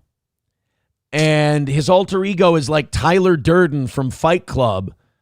Oh no! And here we'll give you the clip here. We'll give you. This is from I don't know what the podcast is called. I think it's called The Breakdown. And this is David talking about his alter ego. And I had the idea to kind of make this first music video introduce a character that I had been kind of ideating for a really long time. That's why you see him with the blindfold and the bloody shirt aesthetic and the bow tie. I'm really big into anime and I'm really big into manga. And I wanted to make my own manga series at one point, and I was writing a lot of poems and writing a lot of things for it. And a big part of that manga was an evil version of me named Itami, which means pain in Japanese. And he wears this blindfold, and he's basically an agent of chaos and kind of my alter ego. And the story of the manga went like I was a detective, and there was an evil version of myself that would kind of come out at random moments, kind of like Fight Club with Tyler Durden. Okay, I end the podcast at this point, and I'm going, dude, hey, creepy. Sir, it's not a windy day. Can you stop flying your red flags? They aren't waving hard enough. Jesus Christ. I mean, already this is fucked up. So, as a fan of anime, I really don't like him coming out like, I love anime. I'm like, fuck. God damn it. Like, I immediately went, oh, fuck. God damn it. Well, people who like manga and anime are fucked up. No offense. I mean, you're all fucking fuck you. Problems. You are, though. I mean, Jesus Christ. Stop watching cartoons, especially ones with, like, adult themes and shit, and, like, are serious and superhero-y Japanese porno fucked up cartoons. Again, you're putting a lot of stuff into one basket. Not everybody I get you that you can get that from the store, but we don't all shop in that aisle. But it's really weird to call out people watching adult cartoons. After all, this isn't a mud pit. It's an operating table, and I'm the surgeon. That's American. See what I mean? Oh! It's weird how you make those little rules. Oh, that's American. And he would commit the crimes that I would have to solve as the detective. So like when I was as the detective, I'd be like solving murders that I'm committing myself. And okay. Guilty. So he's a detective, but he's investigating murders that were committed by his alter ego that he committed himself. Working through something, are we? Oh, dear Lord. It was like a cool little story. I didn't think anything would come of it. Like it was in the vault for like months. If this was it, okay, plausible deniability. It's just, art, whatever. But it's this. It's the TikTok comment. It's the girl in the trunk. It's the mom saying the boyfriend's name was David. It's the police searching your house. It's the romantic homicide music video. It's all of these things together. Like, I'm an asshole idiot face if I don't think you killed that girl. Again, this is another one of those, like, I'm not saying I see a fire, but there is a shit ton of smoke here. Yeah, I don't physically see the flames quite yet. But it's nearby. Right. I don't see any flames, but I'm damn sure there's a fire. So now we have more things. Wait, we have more than that? I hadn't seen that clip before. We have more than that? Yeah. Oh, boy. This is... Welcome back to TMZ Live. It has been, this is unbelievable, but it's 2 weeks now since the body of Celeste Rivas was found in the Tesla belonging to David, the singer. And the investigation continues into this. But there have been a couple of things that have happened very interestingly over the weekend. First of all, there was a memorial for her. A memorial for Celeste, who, remember, was the 15-year-old victim. Her body was chopped up, and that's what was found in a bag inside. She got Bay Harbor butchered, essentially. The Tesla. A Tesla owned by singer David. Right. And we also told you, by the way, that the house David was staying at was searched last week, and that's near where the Tesla was parked. And cops were in that house spraying luminol all over the place looking for blood evidence, which is not hard to connect the dots. I think they were trying to figure out whether or not she was killed there in that house. And then put in the... Since she was found in David's car, was she killed in David's house? That's right. No arrests, no naming of a suspect yet, but at that vigil... Well, you don't want to... I mean, here's the thing. You don't want to make anybody jumpy. You don't want David to, catch himself a flight to Moldova or a non-extradition country. Plus, you got to hold on to your evidence, Otherwise, what would you possibly have connecting this lady to this guy and him have where could we draw any line of motive with if we give all the trinkets away now? Yeah, I'm struggling to find a way that he's not guilty of this. I think you got to bend yourself into a pretzel at this point. So your car was never reported stolen, huh? Never never reported stolen. Obviously nobody's going to come forward and say they were using it at this point. Well, it sat in front of that house. It just sat there that whole time. And that's when it got picked up. It got picked up as an abandoned vehicle. Right. And when it was impounded, they found the body because it reeked to high heaven. And then there's let's look at this. Car's impounded. there's a body and registration goes to David. And that's where the whole like breadcrumbs thing. I figured immediately we hear a statement of the car was stolen. It was reported stolen. But nope. Yeah. It's like he thought he could just park it outside a house with a dead body and just wait a while and nobody would know. In fairness, he does sound like a really stupid guy. He said he was an anime fan. Yeah. Oh, by the way, Mac with $4.99 says, thanks, guys. Johnny, what is the difference between anime and manga? Anime is literally the live video version. Manga is the book form. It would be it's like a comic book versus a cartoon. So none of it allows the excuse of heterosexuality. Good to know. I mean, not any more than comic books and cartoons. Yeah, no. Link to the Jake calling him the Gay Harbor Butcher. That fits. It's actually a better name. I like that. Link to the Jake says, dude on the left is looking old. I mean, Harvey is in his 70s. I'll say this, though. For a guy in his 70s, he looks good. What is it, HGH? What's he on? He got cut. Shitloads of HGH. Yeah. Harvey's in there on that HGH, my friend. 100%.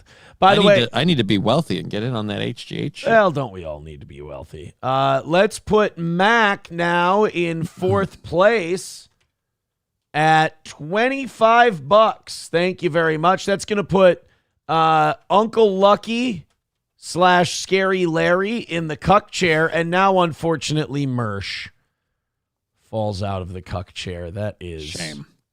Definitely a shame. And it also puts us 155 away from today's goal and 11 memberships away from our all-time record of 500. So contribute a couple of bucks. We're on track. Let's keep it that way. Streamlabs, PayPal, Venmo, Super Chats, and Rumble Rants. Like I said yesterday, if we stay perfect through next Monday, so if the next 1 week worth of shows stays perfect, Tuesday is a goal-free day, both morning and evening. Nice. As it's a 22 broadcast week. Oh yeah, people asking me about Adrian being on Kill Tony. We played that on the show. This was a while ago. He did a very nice job on his little spot on Kill Tony. He did an awesome job on that, man. I'm so proud of him. I mean, the guy did an amazing job with the whole Kill Tony thing. Also, people are like, are you going to get him on? I didn't reach out to get him on the show. I don't know particular reason why or why not. I didn't know. I didn't know that people wanted it, essentially. All right, so throw in a little bit. Let's keep it perfect. Oh, I do have to announce another... I do have to announce another programming note, and this is part of being a father and having kids that are in sports and stuff like that. Starting the third week of October, the schedule will be going back to Monday, Tuesday, Wednesday evening shows. Because you need the end of the week stuff for... What happened was my son will be done with football, and my daughter will be starting volleyball on Thursday nights. So I got to shift. So you got to be there for that. Yeah, I got to swap Mondays and Thursdays. Now, it doesn't matter viewership-wise. Viewership on Monday and Thursday is going to be in the shitter because football. Yeah, so I mean, it doesn't matter Monday or Thursday. But, yeah, my daughter starts volleyball in a few weeks, so we'll be moving it back to Monday, Tuesday, Wednesday. So... grant me some grace. I apologize. You know, there was a radio guy in Minnesota named Jason Lewis. He was a big news talk guy for a while here, and he ended up getting nationally syndicated. He then became a congressman. Like, he went to Washington. He got a 2-year term as a congressman. Very, very conservative guy. I think he calls himself a libertarian. I listened to him for a long time. I think he's more just conservative Republican. But not a big fan of liberals. Wasn't a big fan of Minnesota when he lived here. He thought it was bad and getting worse. He moved to Florida, And he wrote a big article for Alpha News, which is kind of the right-leaning news publication here in Minnesota. And they sat down with Jason Lewis, and he wrote an article for him. He wrote an opinion piece. And it was about, it was from the perspective of a guy who moved out of this state to go live in Florida and kind of comparing the two. And if you ask me, I don't think there's much of a comparison. Moving out of the state to live in Florida? Yeah, I think Minnesota has... I mean, look, we talked about it on yesterday's show where you got all this welfare fraud, you have all this other shit going on. Mm-hmm. It's getting worse. We're not learning any lessons from the shit we've been doing wrong. We just keep putting our head down and plowing forward. We've got a deficit of $5 or $6 billion for the next budget biennium. Walz squandered all the surpluses he had. And I'm not sure that he's not going to win a third term. So I think he is. When a state refuses to learn the lessons that they're being taught by their results and the voters and everything else, there's nothing to stop that state from going into complete and total free fall. So Jason Lewis wrote this article, and it goes like this. A lot of Minnesotans are still wiping away tears from the loss of young children at the hands of a Minneapolis monster, but not as many as those whose first response in the wake of the tragedy was to rally around the trans community and more gun laws. I didn't see a lot. I don't remember a lot of rallying on that one. No, I'm not denying that that's been an issue before, but in this particular case, I worry that guys like Jason watch the things they need to watch to get mad. Because I didn't see a lot of that. I didn't see... There was some gun law stuff, but again, I don't remember any trans rallying. And there were some trans people showing up at the site, like when J.D. Vance was there, and LGBTQ people, and like, what about us? Protect our rights. And it was a small group of people. And you look at them and you go, guys, time and place. All right, time and place. Not now, not here. Don't make this one about you. So Jason writes, it seems official now, Minnesota is flatlining. My mother was born in the North Star State. It was where we raised our family and spent most of my broadcasting career. I represented Minnesota's 2nd District in Congress. But there's a reason I live in Florida now, and it's the same reason many folks from New York, Massachusetts, Illinois, and California do as well. Their home states are growing increasingly uninhabitable. Minnesota is a product of its culture, whether epic riots, gang shootings, violence at the once tranquil state fair, or the taking of young Catholic life perpetuated by an evildoer seen as marginalized by Minnesota politicians, media, and business institutions. This is my 3rd summer in the Sunshine State, but the rainy season is always a good time to trek back north to Lake Country, a place that still holds so many wonderful memories for me and my family. If you're lucky, you can enjoy the hospitality of good friends, reminisce a bit, as most transplants to the South do, and gauge the pace of decline in places that used to be considered quite livable. Well, you and I talked about St. Cloud and what's happened to it. Yep. And you can talk. It has devolved. Look, I don't know if I agree it's flatlining, but we're certainly on life support. But if you go to Florida and you come back here, I'm sure it can seem that way. There is just literally one little anchor, and if that weren't here, I'd float away like an island. I just it used to be just taxes. It used to be the taxes in Minnesota were bad, but they weren't prohibitive. Now it's just everything cultural, everything. It's the fact that shit happens and we don't seem to care or do anything about it. Right. And if we call it out, we're somehow a bigot, a racist, a misogynist, pick your ist.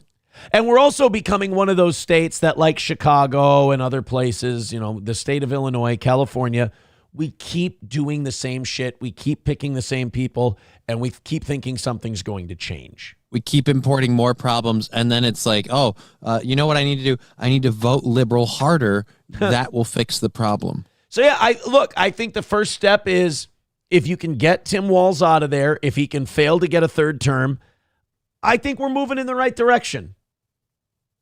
If not, I don't know. You know, people always say we can't afford another 4 years of this. We can't afford another 4 years of that. Stop letting that guy be in charge then. I think we can afford another 4 years of Tim Walz. I don't think where he's going to leave this state after that 4 years is going to be a very fun place to rebuild from. Put it that way. So I like Jason Lewis may be a bit of a pessimist, but I don't think he's on the wrong track. Nope. Somebody too says if work was good, I would move up in northern Minnesota. Yeah, I mean, up in that area is still pretty good because there's no people there.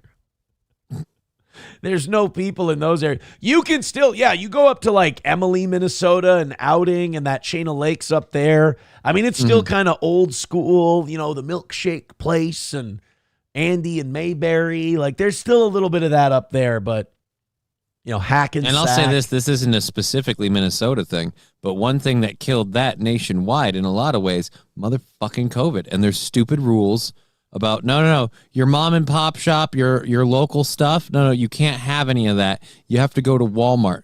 You all have to herd into one big box store. Yeah, I mean, there's part of that. Yeah, the small town, the small shop kind of died. They didn't weather those storms as well. You've lost a lot of those places. Rabbi Smoothie with $1 says, add the Rabbi Smoothie dollars to Mersh. Oh, shit. Okay, hold on, math. I can do this. So I love that Rabbi Smoothie is donating in Mersh's name, and now you have to keep up with it. And now we're so it's 70. All right, 76 from Mersh. He's now in second ahead of Lab Glass. Yeah, I do. Right. I have to keep track for Rabbi Smoothie. And that's going to put Lab Glass in third at 64. Mac is in fourth at 25. And Uncle Lucky / Scary Larry is in the cuck chair with 25. Wally World with $5 says, when do we hear that David has gone to Israel? I don't think he's that kind of David. He did have a star on his head, though. That's true. You know what? He did have a star. That is the star of David. It's David's star. The 5-point star of David. Yes. Dr. Silverwolf with $2 says, okay, what the fuck? I'm near Emily right now, LOL. Nice country.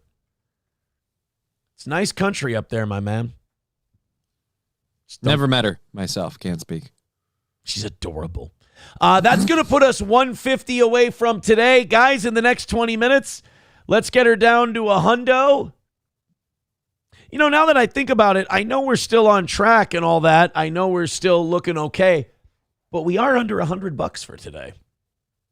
So that part not great. No, that part not great. We less than 100 in. You know, we started at 230. You know, but we're at 150 now.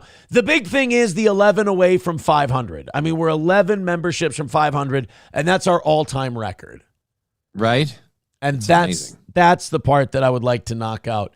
Hey, do you need a good laugh? Yeah, at this point. You want to listen to a Mark Levin clip? Okay, what's Mark Levin saying? Or at least, well, read a Mark Levin clip, not watch. He didn't say this on his radio show.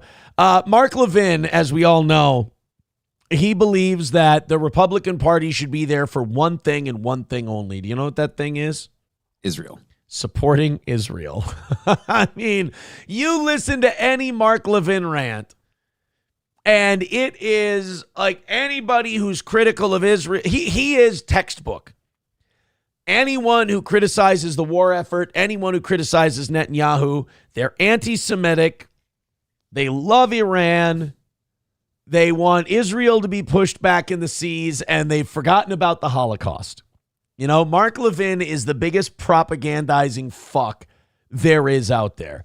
And I wish this was an audio clip because he has the most mockable voice in all of broadcasting. And I don't know how he became a famous broadcaster with that voice. It's that voice like this. And, you know, Tucker Carlson and all these other people, they're coming out here and they're saying things about Israel, talking about they're blowing up babies. Well, if you think that Israel shouldn't be allowed to defend itself by mutilating starving children, then you're clearly an anti-Semite. It's like, all right, I guess. You wanna pull at that thread of how he got so successful despite those hurdles? Well, I can tell you one thing. That if you want to tell me that Israel shouldn't have the right to drop barrel bombs on innocent people, then you must hate Jews. And another thing, if you don't think that we should be allowed to commit terrorist acts and slaughter Muslims and take over all of their land, then clearly you don't think the Holocaust ever happened. Now shop at Westside Liquor. Right now. Yeah, right. There is a Holocaust happening, Mark. It's just in Gaza. That's all. But don't worry, we've got, members of the Israeli government literally chuckling, smiling, practically licking their lips as they describe the real estate boom that's coming in Gaza. They are, too. That literally happened, yeah. It's fucking gross the way they talk about it. I mean, they really do talk about the Arabs over there like they're not people. And like the whole thing of like, hey guys, we just found this completely uninhabited area and we're totally going to develop it and make it super great. No, there were people living there and you've been for years systematically starving them, denying them supplies, killing all of their infrastructure, and then just flat out killing them. Right. So you made it uninhabitable. That's the difference.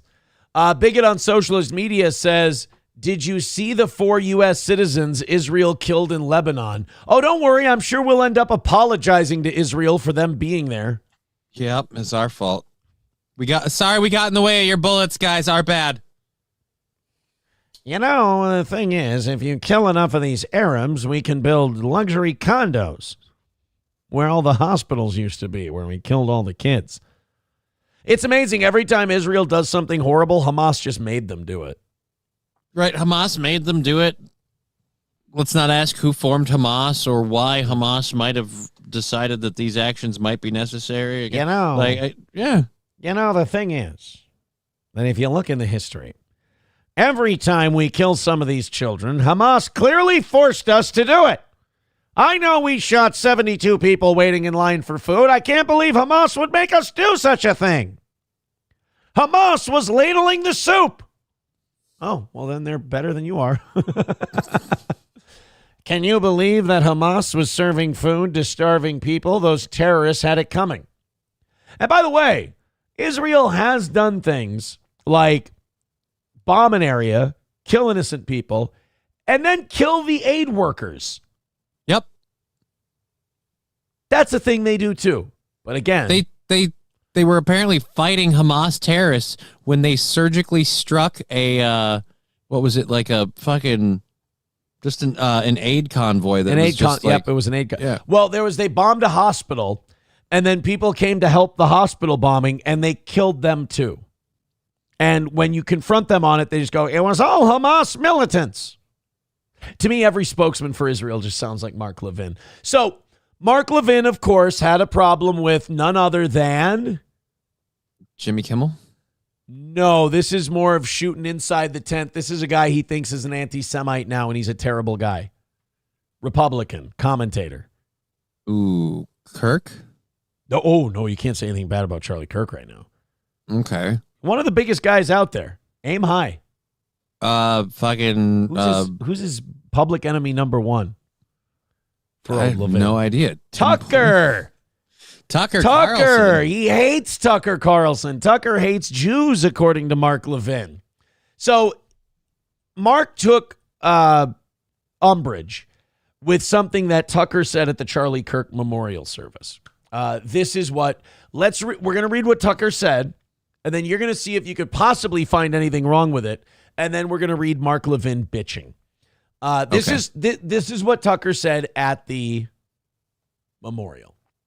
Ultimately, Charlie was a Christian evangelist, and it actually reminds me of one of my favorite stories ever, said Carlson.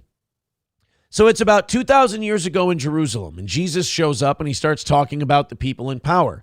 And he starts doing the worst thing that you can do, which is telling the truth about people. And they hate it, and they just go bonkers.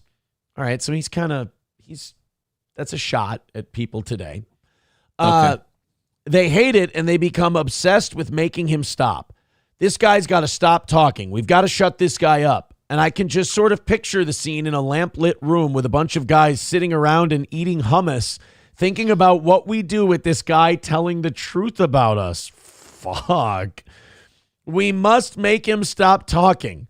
And there's always one guy with the bright idea, and I can hear him say, "I've got an idea. Why don't we just kill him? That'll shut him up. That'll fix the problem." It doesn't work that way. It doesn't work that way. Everything is inverted. Now, people took that as, I wonder what Tucker's trying to say. Yeah, strange. There's no correlations to draw there at all. I wonder what Tucker was getting He's talking after. about a memory he has or something. So, two people tweeted. One of them was Mark Levin, but before that, it was a guy named Richard Goldberg. Uh-oh. Richard Goldberg tweeted, Tucker's unhealthy obsession with Jews and Israel is a disease that is poisoning the Republican Party. While I am not surprised by his decision to use Charlie Kirk's assassination as a platform to spread this disease, indeed, he is a disciplined, strategic communicator. So, if Tucker was dropping breadcrumbs, he picked him up awful quick. So that was, he writes a bunch more paragraphs. But Mark Levin retweeted that and wrote, I've been publicly and openly confronting this Jew and Israel hatred for a long time, including Tucker and his ilk. I understand the consequences for doing this, including the vile personal attacks on social media. Wait a minute. What Mark Levin would have you believe is that standing up against people being critical of Israel, and standing up for Israel is the risky, brave, unsafe thing to do. You have got to be shitting in my own pants. I think that's called, didn't we talk about, someone talked about that on my show the other day. That's like I think a Louisiana trench coat. This is unbelievable. I'm the real victim here. When it comes to Charlie Kirk's memorial and Tucker telling a story about Jesus, I'm victimized. Forget the guy that was actually shot. I'm the victim because the people that I support, everyone seems to think for some strange reason that they had something to do with this. This is like the David thing, where it's like if it were one thing, I'd be like, okay, yeah, sure, they did it. But it's like we've got this, we've got the old guy that confessed, we've got the immediate and almost kind of weird cryptic response from Israel, like when it happened. Just all these things adding up, where I'm like, I don't see a fire, but goddamn, it's smoky in here. How about the fact that Netanyahu went on TV like 3 times to say he didn't kill Charlie Kirk, and it's like, dude, stop, dude, say it louder because it's not getting through yet. So Levin continues. Now is the time for good and moral patriots to take a stand. Because when I think of good and moral patriots taking a stand, I think of supporting a genocide. I strongly encourage you to speak out, as Richard has here. It's crucial right now because before irreversible damage is done to our country, our movement, and our party, so make everyone else with you. It's about the party. It's not about... and the poison further feeds the increasingly aggressive hate swirling around our society. This is a real cancer that is metastasizing and leads to horrendous consequences. I'm greatly disappointed in the lack of public figures in the media, politics, Republican and Democrat, with few notable exceptions, condemning this. Wow. Hey, Mark. Oh, hi, Mark. If literally everybody who fights with each other on everything will not stand up for Israel and how they're behaving in Gaza, maybe, Mark, just maybe, stick with me for a second here, baby. Maybe, baby, Israel might be doing some fucked up shit. Why isn't anyone defending us in politics, media, print? You guys don't have your own political action committee. Yeah, who's defending you in politics? We don't have every single one of our fucking major political leaders in this country having to go on a required fucking sabbatical to Israel to kiss the ring and the wall and then come back and go, oh, we're here to support our ally and not secret leader Israel. I want to invite the entire country to Israel. I want to thank President Trump for leading an entire government-wide war against anti-Semitism. He has been steadfast and unrelenting. Others should follow his lead. Good old Mark Levin, just able to make absolutely anything in this world about him. It's, you know what? It's actually impressive. It is. No, I'm impressed by Mark Levin. Like, I'm impressed by his ability to, again, put his head down, plow through, and just spew bullshit. I am annoyed with the narrative that Jews and Israel are the same thing. I feel like that's one thing we really need to start doing. We need to start divesting being critical of Israel as being critical of Jews. Because, like, I don't think of, say, Jon Stewart as an Israelite. No. I think of him as a Jewish person. He's critical of Israel.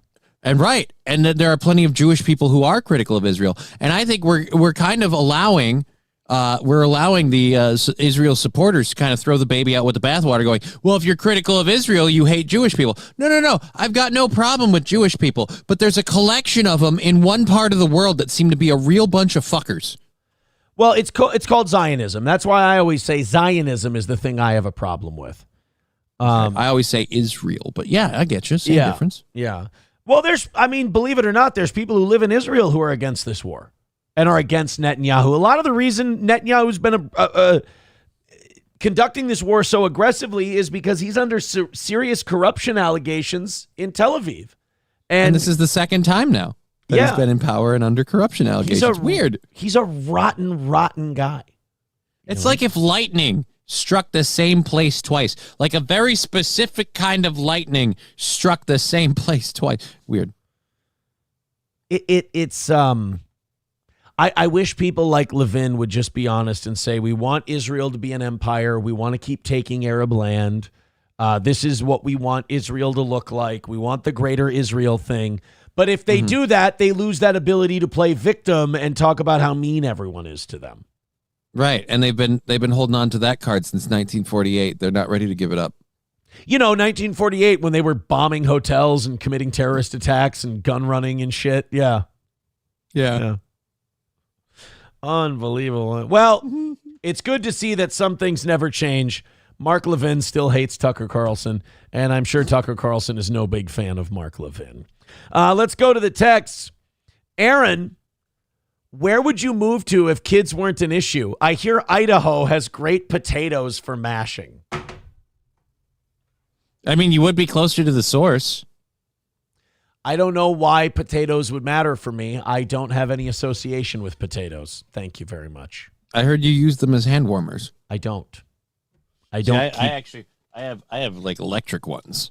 It gets cold down here. Yeah, see, these are way better but you should get some of these instead of the potatoes. This is about the size of a potato, so you can use it for one hand, and if you need to, you can split it, and then you can recharge them. Because I imagine, like, to recharge your potato heat, what do you got to do? Microwave it on high, 3 minutes?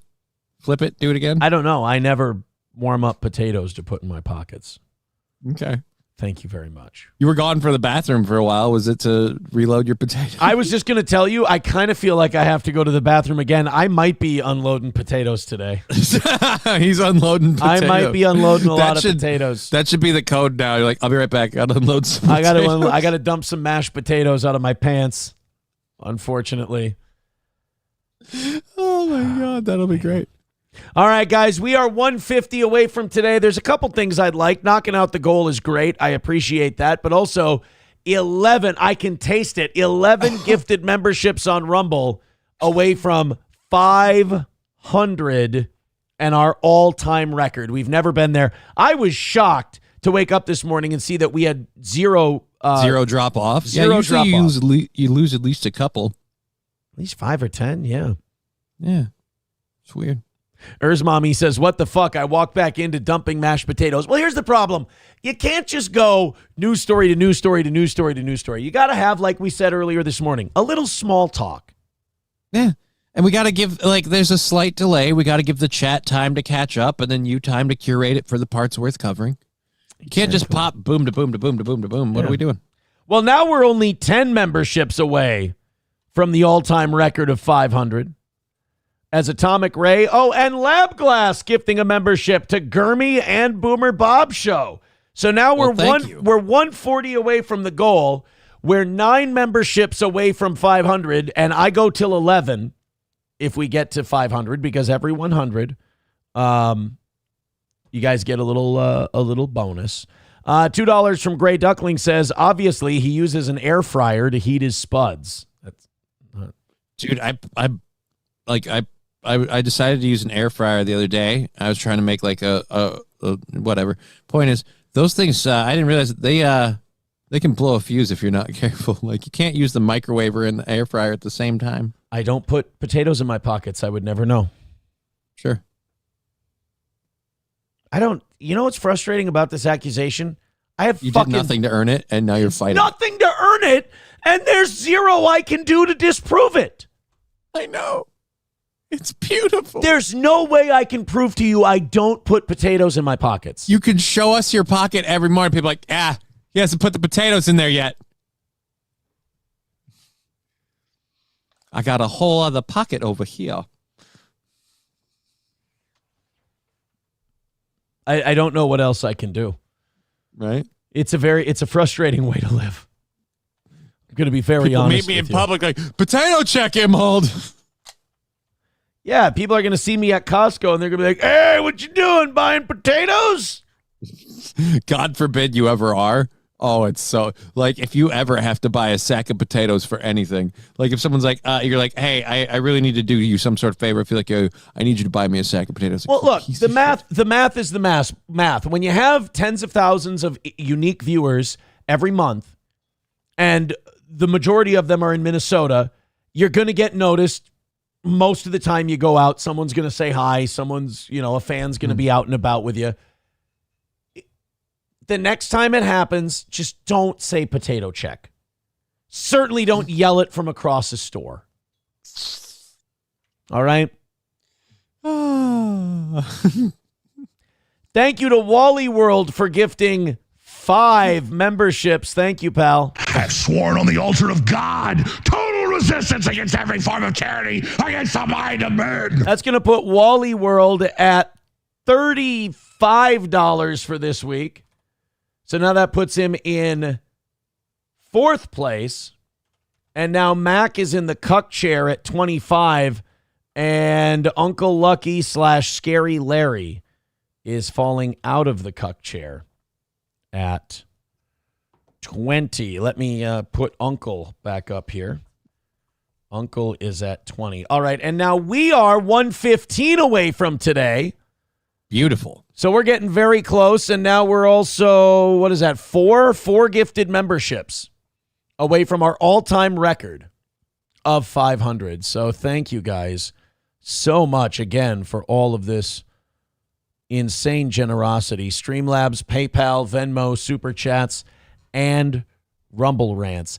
Somebody, too, says, Aaron, this may work for you. Should I click on this or no? Yes, but I bet it's potato related. Do you? It's Amazon. I think so. Or it's a pocket warp. Yep, potato related. Ready Harvest dehydrated potato flakes. So I can just add hot water.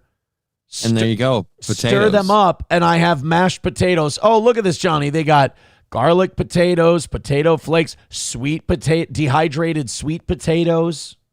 Ugh. I've sworn on the altar of God, total resistance against every form of tyranny, against the mind of men. I do like the 30-year shelf life, though. If you're a doomsday prepper, having a few of those on hand, not a bad call. Thanks for I'd go garlic myself. Rabbi Smoothie with $1 says you owed the last 10 memberships. Correct me if I'm wrong. That was yesterday's offer. Yeah. That was yesterday's offer because we started at like 60. When we start a long ways away, I offer the last few. When we start 14 away, that's just knock it out. That was a yesterday offer. Just like going until noon was a yesterday offer because we started so far away. We start inside at 20. I'll give you an extra half hour for gifting that many memberships. That's fucking sweet of you. Thank you, guys. And again, thank you for sending me the mashed potato stuff, but I do not need them because I don't put potatoes in my pocket. And stop yelling Idaho inspection at me every time you see me. Somebody, too, says Aaron doesn't need to worry about 30-year shelf life. Oh. Some of us don't eat a lot. I just get fat. You need me more, says you seem to change the rules a lot, Aaron. I have changed 0 rules. There was an offer yesterday. I said at the beginning of today's show, I laid it out right out in the open. We knock it out. I go to 11. I said that when we started. You guys are busting my balls, and I fall for it every goddamn time. Every fucking time. Every fucking time. Also, I'm going to officially declare the Alex Jones Destiny clip as a hit, as it's pushing 2K now. So, nice. Destiny Alex Jones clip is a hit. All right, 115 away from today's goal. Help us knock it out. And again, 4 gifted memberships away from our all-time record of 500. 500. I solved a crime. Oh, really? I did. We have a story out of Honolulu, Hawaii here, where they couldn't figure out what happened. I figured out who did it. I found the culprit, and I helped the Honolulu police pick him up and lead to his arrest. Would you like to hear this one? Okay. I'm really proud of it, so I'm really hope you're excited for me to hit play. Yeah, I am excited for you to hit play. How did the the special victim unit help? They didn't. This was all me. I just used my knowledge. I was a real detective. Oh. No, take your time. You're not making me look like an asshole at all. No word on what? I don't. Honolulu police I'm not hearing anything. Officer hit with fist and guitar. Here we go. It's just starting. Man, after he allegedly hit an officer, not just with his fist, but also with a guitar. This assault happened in Waikiki early this morning. The officer was injured in the attack, and the man quickly arrested. He remains in police custody as they continue their investigation. The officer's condition has not been released, while the case is being handled as an assault against a law enforcement officer.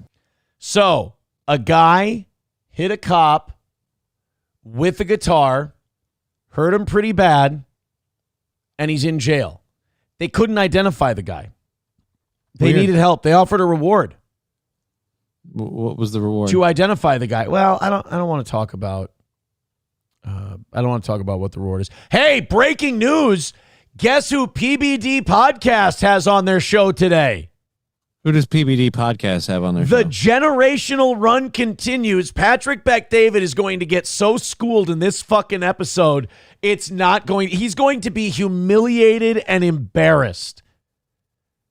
Go ahead and start taking guesses. Tucker Carlson? No.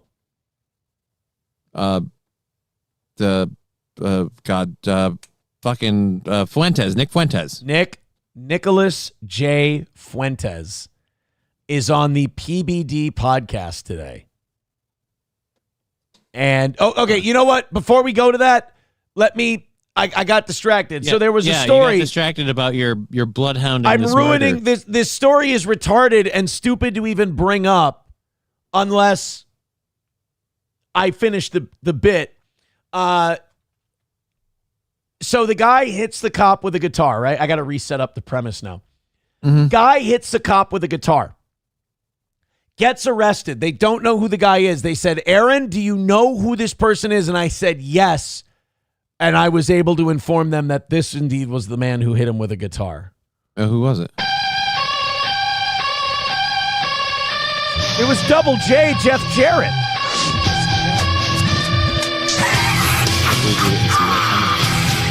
We should have known. It was the Last Cowboy.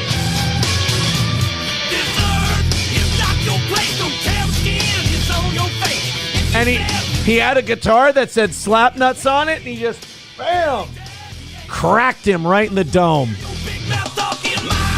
can't believe I didn't do that this whole time. Jesus, I was going over so many other possibilities. That one never even crossed my mind. And then he sang him a song after he hit him with the guitar. Oh, well, that was nice of him. Yeah. What was the song? Oh, thanks for asking.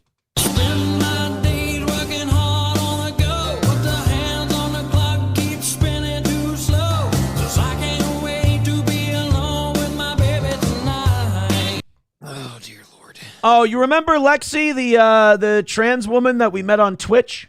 That's a weird fucking sentence. I didn't mean it like that. Holy transition, Batman. Yeah, what about her? $2 from Just a Girl Lexi says, good to see you, Aaron. Been a minute. Hello, Lexi. Thank you very much for the couple of bucks. I appreciate that. So, yes, it was Jeff Jarrett who hit that police officer. Jeff Jarrett. With a guitar. Now, some would say that I just reached a long way to go get that one. I don't see it. Yeah, that way. I would say there was a little bit of a reach. I don't. It's all right. I just don't. Would have done better without the PBD interruption. Well, we're going to get to the PBD thing. I do have to play you my favorite Jeff Jarrett moment ever. Okay. Here's Jeff Jarrett. Beetlejuice, what's up? Snap nut. What'd you call me? Snap nut. You know who you're talking to? Yeah, you. Snap nut.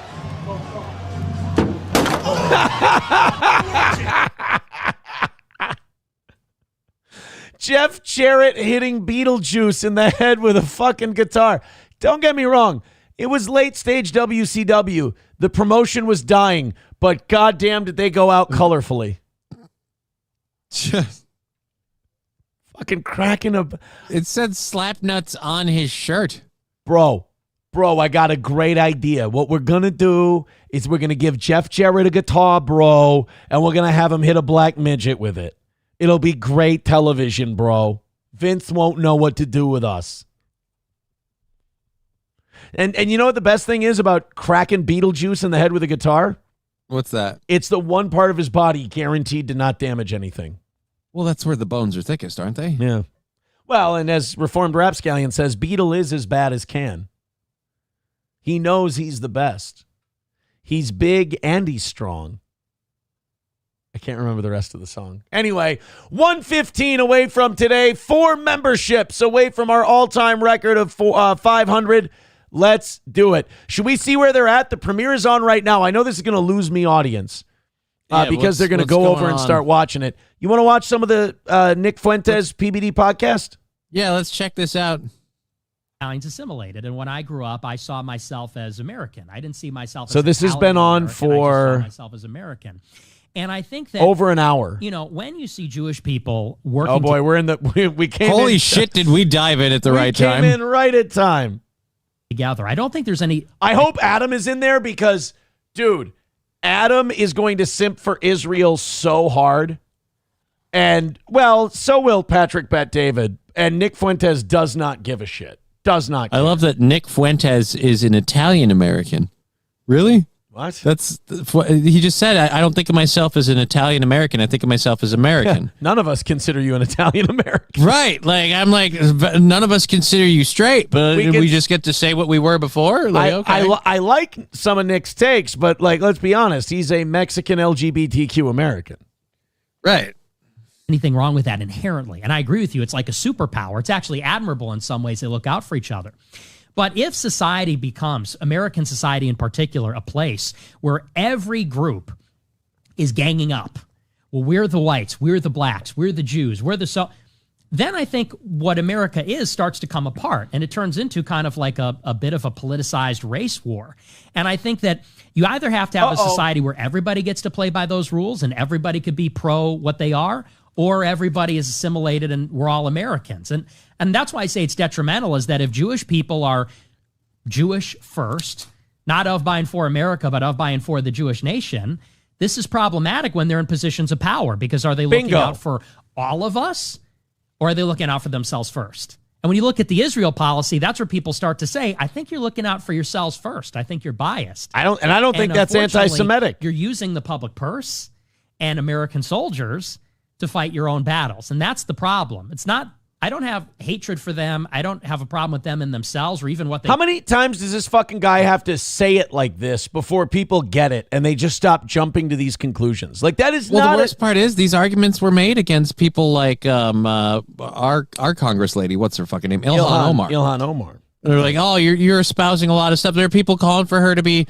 kicked out of government because she was saying stuff about being Somalia first. And again, I agree, you shouldn't be in a position of power if you're publicly Somalia first. But what's the difference between that and, hey, I support Israel and I'm Israel first? Like, that's the same thing. I agree. It's just that with our system, that doesn't work. You know what I would say to that as well? By the way, I just want to point out, Patrick Bet-David is so out of his depth with Nick Fuentes, because Patrick Bet-David's not a smart guy. He's kind of a dummy. I'm sure he's smart in business and stuff like that, but his political takes, the motherfucker doesn't own a shovel. They're so, skin deep. They're so like on the surface, his political takes. They're fucking terrible. When, he's a guy with a shitload of money who can pay to have his own show. If they use the American soldiers in their advantage and all that other stuff. Okay. Who negotiated that deal? Some president negotiated that deal. Someone said yes to it, right? When they say, well, let me tell you, that person is afraid to platform this guy because he's afraid his donors are going to go and do this. And it's Israel's fault. No, it's not. It's the guy who runs the... It's not Israel's fault. What are you talking about? This guy sends me a message. AIPAC. I got a text. Not a text. What do you call it in the X? A DM tweet, I get from AIPAC. Whatever. Okay? By the way, Hey, if you're confused, this is a normal PBD podcast. This guy talks for like 15 minutes and doesn't say a fucking thing. And he skipped over something like, oh, well, it's like somebody agreed to that. Yeah, somebody arranged that deal. Yeah, his name was Jeffrey Epstein. He's like, look, you're going to do what we say or this video goes public. You to come to Israel. We'd like to invite you. I'm sure many people get that message, right? They send it. I said, I'm going to come with my pastor. I don't want you to pay for it. I'm going to pay for it. I want to bring my crew. Because I want to go see. What does this have to do You're not with going to see me putting the what do they call it? The I'm not going to put that on. But guess what? I respect the culture, and I want to go to Gaza, and I would ask for some idea of protection that if we can go to Gaza, show it to her. I want to see this stuff. I want to go. You won't be able to see the real Gaza if you have IDF protection. If you take their tour guide, you are going to see what is known as a guided tour, sir. Yeah. And you'll go to the places where Israel says it's the best. With my pastor, first time around, I'm not going to take my kids. Maybe the second, third time, I'll take my kids. But to me, I don't put the onus on, like when a guy's like, that guy has slept with so many people, this, and what is the this? girl said yes. No, but you don't understand. He's a man whore. But the girl said yes. What the fuck does this have to do with a pinch of monkey shit in this conversation? This is what I mean. Dude, I smoke weed and I can't even understand where he's going. But get used to this. This is the PBD show. Everybody on this show makes shitty analogies and shitty metaphors, and it's frustrating to watch. So is it Israel or is it the girl? Do you understand what point I'm making? So to me, I mean, how short was America's skirt? I mean, why was America walking down that street at that time of day? It's kind of like, I mean, look, if you said Israel over Muslims, right? Mm-hmm. Which of the two do you think has been a bigger net positive to America? Oh boy, don't. Well, honestly, like, okay, so what do we count as negatives? Do we get to count 9/11 as a negative? Do we get to count? Right. Well, they took out a boat and a president that we know of. And those are just the proven ones. Well, it has to be Israel, absolutely. Okay, so a part about that part. But in terms of, I wouldn't say net positive. I would say in terms of raw, maybe like gross positive, because they've had a lot of contributions culturally and even in terms of art, literature, music. Also scientifically. Movies, shit like that. But it's difficult to say on that because I also think that there's quite a bit of a detriment. I think that the melting pot comes from the Jewish community. What do you mean by that? The idea of the melting pot, that comes from a Jewish playwright. Because... PBD's law. You know what? Oh, hey, God damn. Nick. This should be his face at every question that he's given. Nick, could you just go ahead and face the camera and just talk directly to the viewer? Because this guy, I mean, this is the face puppies make when you make a high-pitched noise. He's going to have his team play this back later, and they're going to draw it out with crayon. He'll figure it out eventually. Jewish people come to America, and like all immigrants, they say, well, we want America to be more welcoming. So they start to spin up these ideas that, well, America was never this country of white Christians. It's always been... Ew, is that a fucking QR code to his business? To PBD's business? And he's using Nick Fuentes' wait a minute. What the fuck is MinX? Our picture's in the way. I see Nick Fuentes on there, and then something about connect, get expert. Connect what? What is this? Get expert advice on what? It's MinX. It's here. Refers to a digital platform that functions as a marketplace to connect users with experts for personalized paid advice and consultations. Users can pay to send text messages, receive video. Okay, so Nick Is Fuentes this is Fuentes' part of this. sponsor or his? Let me just check. Okay, it is his. Okay. It is his. All right. I was worried that PBD was using some tomfoolery. All right, sorry. Melting pot for all immigrants. They want the country to be more open because that makes it more comfortable for them. It makes it more tolerant for them. But this has also made us more open and tolerant for Muslims, for example. We're bringing, I mean, who's been the biggest driver of like the heart sellers? Well, we're watching this live, so we'll maybe get clips for tomorrow. Yeah, we're going to start getting into the weeds if we cover the whole thing. Yeah, but just from that little minute or two that we watched, there's going to be some more gems in that field. It's going to be a long day for Patrick Bet-David.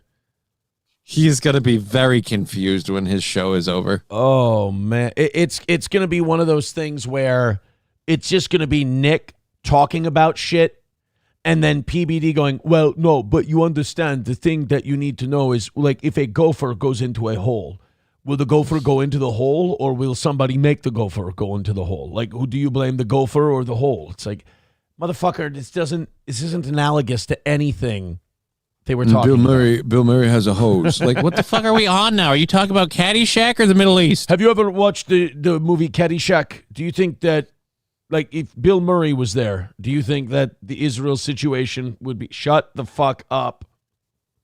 You Need Me More with $5 says, I'll send you this way instead of doing a Rumble membership since you changed the offer.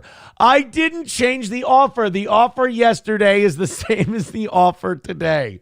Thank you for busting my balls. 110 away from this morning and just 4 memberships away from 500. And if we get that 500, we go till 11 today. Throw in a couple of bucks. We're only 110 away. You guys rally up and we got this thing knocked out. We appreciate your contributions. Streamlabs, PayPal, Venmo, Super Chats, and Rumble Rants. One person texting in asking, did Israel kill Crunchy? We haven't seen Crunchy since the anniversary show. It's been a minute. I wonder what happened to old countries. Hope Crunchy's doing Crunchy. Satan's Mechanic says they get more donations and viewers from ties and suits for Ron. Pay attention. Yeah, I don't want to have to bend to the people. I did the whole like shirt and tie thing for a little bit on my show because it was my DJ stuff and I was packing it up and I felt nostalgic. Yeah, it gets boring and maybe exhausting. I should start wearing suits and ties on the show. Yeah, give it a go. Might be better. MSO says, did we make the goal? No, you are 40 minutes away from a win, MSO, or 40 minutes away from, us getting a W. I don't know why you thought you would lose viewers to that, one person writes. I think I fell asleep. Well, yeah, I can't lose viewers if they fall asleep. Yeah. Bapa Shab says, imagine paying to talk to a swarthy Iranian insurance sales scammer. Yeah, do you know how he won or how he made his money? No, how did he make his money? So he had an insurance company where it wasn't a pyramid scheme, but he basically got people to pay to represent his insurance company and sell like life insurance and other kinds of insurance, an insurance brokerage, essentially. So you'd be an agent, you'd pay him money, and he would take a piece from that. He would make money off your membership. And I think they said he made more money on the memberships than he made on actual insurance sales. So those people would get other people to sell insurance. So it's a pyramid scheme. Well, here's the thing. A pyramid scheme is a legal definition, and that is there's no product. There was a product here, and it was insurance. Yeah, but there's plenty of these businesses that we've seen before. Like, why'd you say it like that? Well, because again, they. I don't know. I don't know. Trying really hard to just say he's a ripoff. it's always a ripoff because it's, again, you buy the products, you go out and you sell them. Oh, but if you get some other people under you, you get a kickback of theirs. Right. I get a kickback of theirs. You get a kickback of mine. So the money always trickles uphill. And what it comes down to is you really didn't do shit to earn your money. Yeah. I mean, if you're an Iranian, it's either insurance scams or a cigar shop. Those are your options, and hookah. Tobacco shops or insurance scams. Those are your options in this country. Yeah, people in the chat are saying multi-level marketing. Nomo says he called it the triangle plan. I mean, that's a red flag. God, this guy is dumb. He didn't even think to cover, I wonder, it's not a pyramid scheme, it's the triangle plan. Hey, asshole, what's a pyramid? It's a four-sided triangle, you piece of shit. You literally just went, no, but on paper, it's just a triangle. You see, it's the thing of when you see a triangle, do you always see a pyramid? No, you see the thing that you bang into and it makes things. When you see a pyramid, you think of Egypt, and my business is not based in Egypt. So is it the Egypt or is it what is it? I'm surprised he doesn't talk himself retarded, like some of the analogies he makes. I didn't think, I don't pay a lot of attention to Patrick Bet David Live, but I didn't think I'd ever seen anyone be more Kamala Harris than Kamala Harris. He does Kamala it up, doesn't he? I'd like to put the two of those two together and just have him interview her and just watch that devolve into just word salad garbage where neither one understands what the other person is saying because neither one's saying shit, but they keep going along with it because they're both just yes-anding the thing. MSO says, I thought the triangle plan was what's happening on top of Aaron's head. Oh, no. That hurts my feelings. It's the triangle retreat. Hurts my feelings a lot, actually. Nobody ever cares. Ryan the Garbage Man says, maybe you should wear a shoulder holster like Crowder does, but it can hold snacks and Celsius. If I wore a double shoulder holster and I had a Celsius in one and a potato in the other, do you think we'd do better monetarily? Follow-up question, I think short term, yes. Yeah. You think it's But how long does that last? Well, I tell you what, we are 110 away from today's goal. We are 4 memberships away from 500. Here's what I'm going to do. I'm going to pee one last time. Uh-oh. And then we've got to get into a Tiger King death. Yeah, I heard about this. And then we've got this Cardi B Offset divorce. Dude, I did not know that she was still legally married and she's out there getting knocked up by Stephon Diggs. And, dude, when you hear why the Offset Cardi B divorce is still going on, you will do what I did when I read the story and yell, why don't famous black musicians get business managers? We'll get to that in just a little bit. Johnny's going to take over Lord. For a minute or two. Always to save a buck. All right, you go do you. I'm gonna you go reload your mashed potatoes. potatoes. Until either 10:30 or if we do 4 more memberships, 11 o'clock. Yep. All right, so we've got like 30 minutes left. We get those 4 memberships and push them to 11. That'd be great. I guarantee you he's reloading his mashed potatoes right now. Like that. I don't know where that rumor started, but I'm going to love that. I'm going to love that for the rest of my life. The idea that he's keeping himself warm with mashed potatoes. So yes, Cardi B doesn't have a business.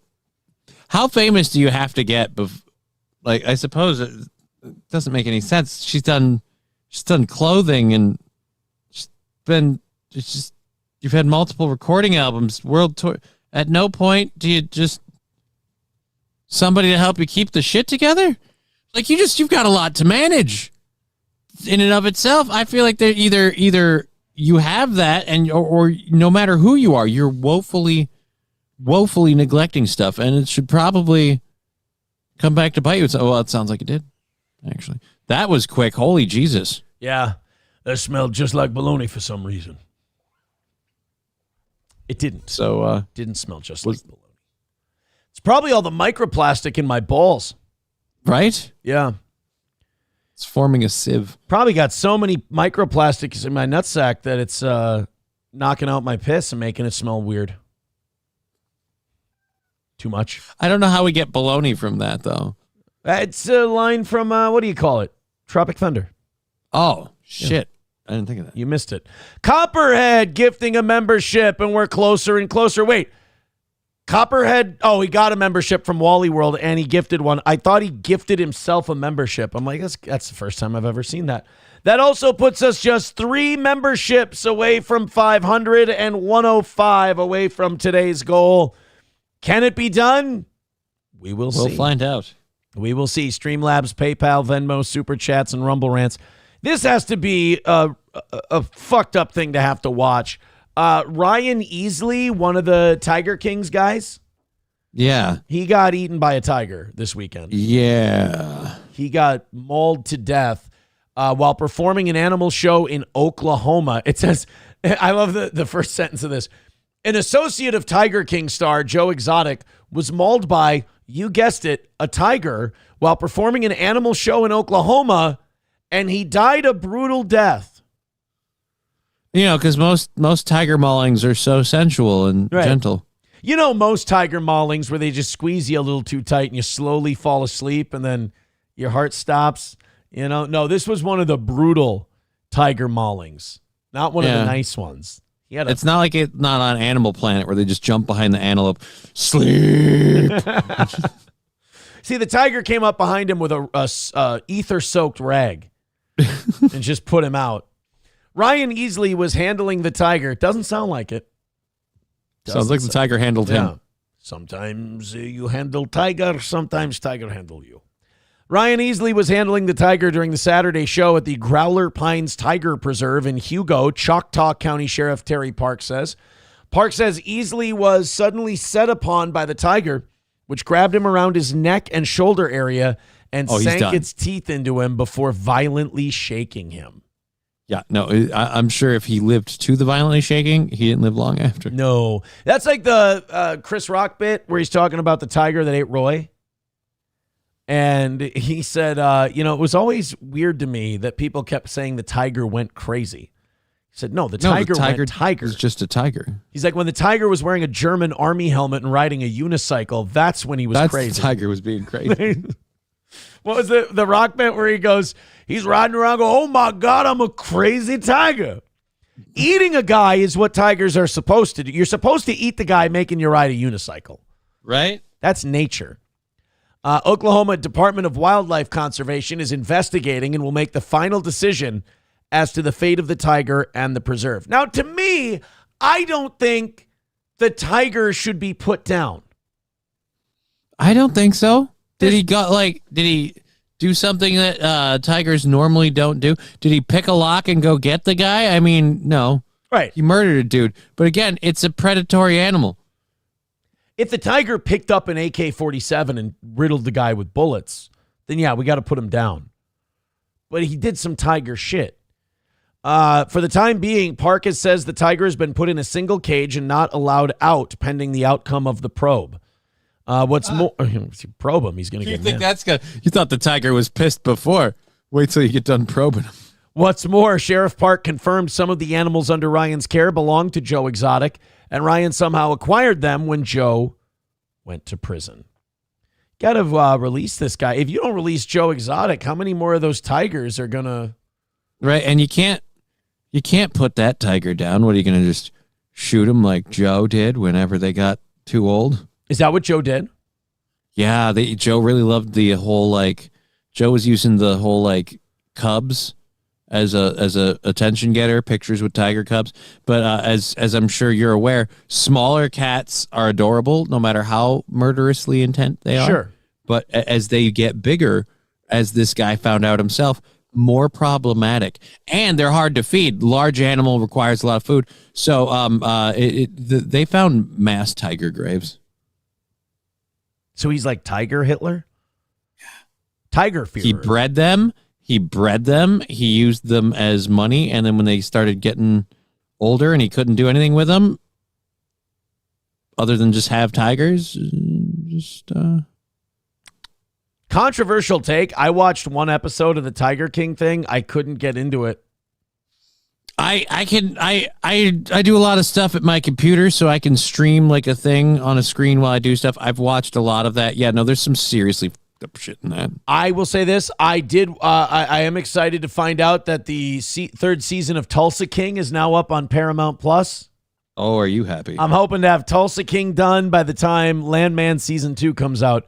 I will say to anyone who wants to binge watch Tulsa King, if you like brain dead, fucking easy to follow, Stallone mafia schlock based in Tulsa, Oklahoma, you're going to love Tulsa King. If you like depth and twists and turns and intricate storytelling, forget it. Go watch something else. Go watch Landman. Go watch Landman, maybe.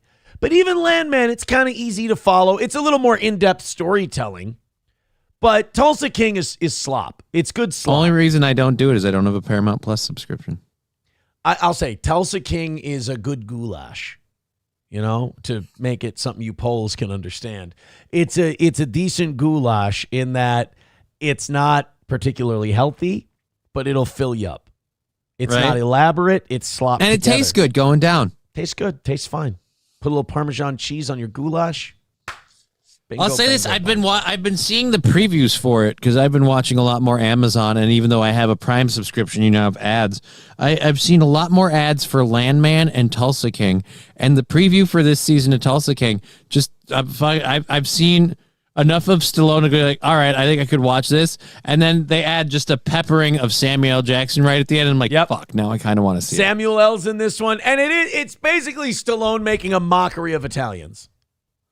It's basically Stallone going, hey, you shouldn't be doing that. What are you doing? You crazy. Hey.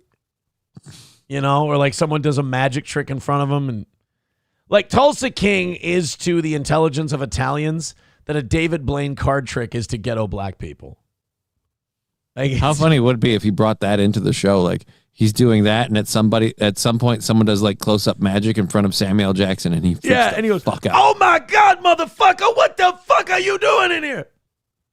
I'm sorry, was it your card? I'm guessing by your reaction it was. That's the other thing. Like black people with street magic, they never tell the guy if it's their card. They just lose their shit. They just freak the fuck out. Donald Trump is Jesus Christ. Got a membership from Wally World. How sweet. 3 memberships away from 500. We're 105 away from today's goal. Keep it up. Keep going. We appreciate your love for the toe. I have to be honest with you. You may have noticed that I am not crazy about the goal today. Yeah. I don't want to put my mouth on trouble. I don't want to be a dick. You guys have been doing extremely well lately, and I appreciate it. Now, am I competitive as fuck and I still want to knock out today's goal? 1,005%. But, hey, I'm enjoying today's show. Let's keep having some fun. What I'm most concerned about is that 500. I want to break that all-time record. I want to crack 500 for the first time. That would be huge. 105 away from today's goal. Knock it out. Call it a win for the toe. Okay, so what were we? We were on Cardi B before that weird Tulsa King tangent. Well, MSO is telling me that I'm the queso king, which I didn't know. That's what the potatoes are for. He has them like, no, not mashed. He has them like, in bits for dipping. So Cardi B is, she's still married to Offset, who I believe is from Migos. I'm straight. Yeah.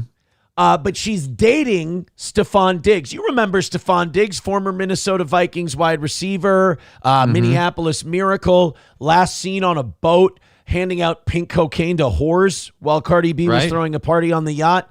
That guy. Well, he blew a load into Cardi B and knocked her up. Uh-oh. So they're having a baby.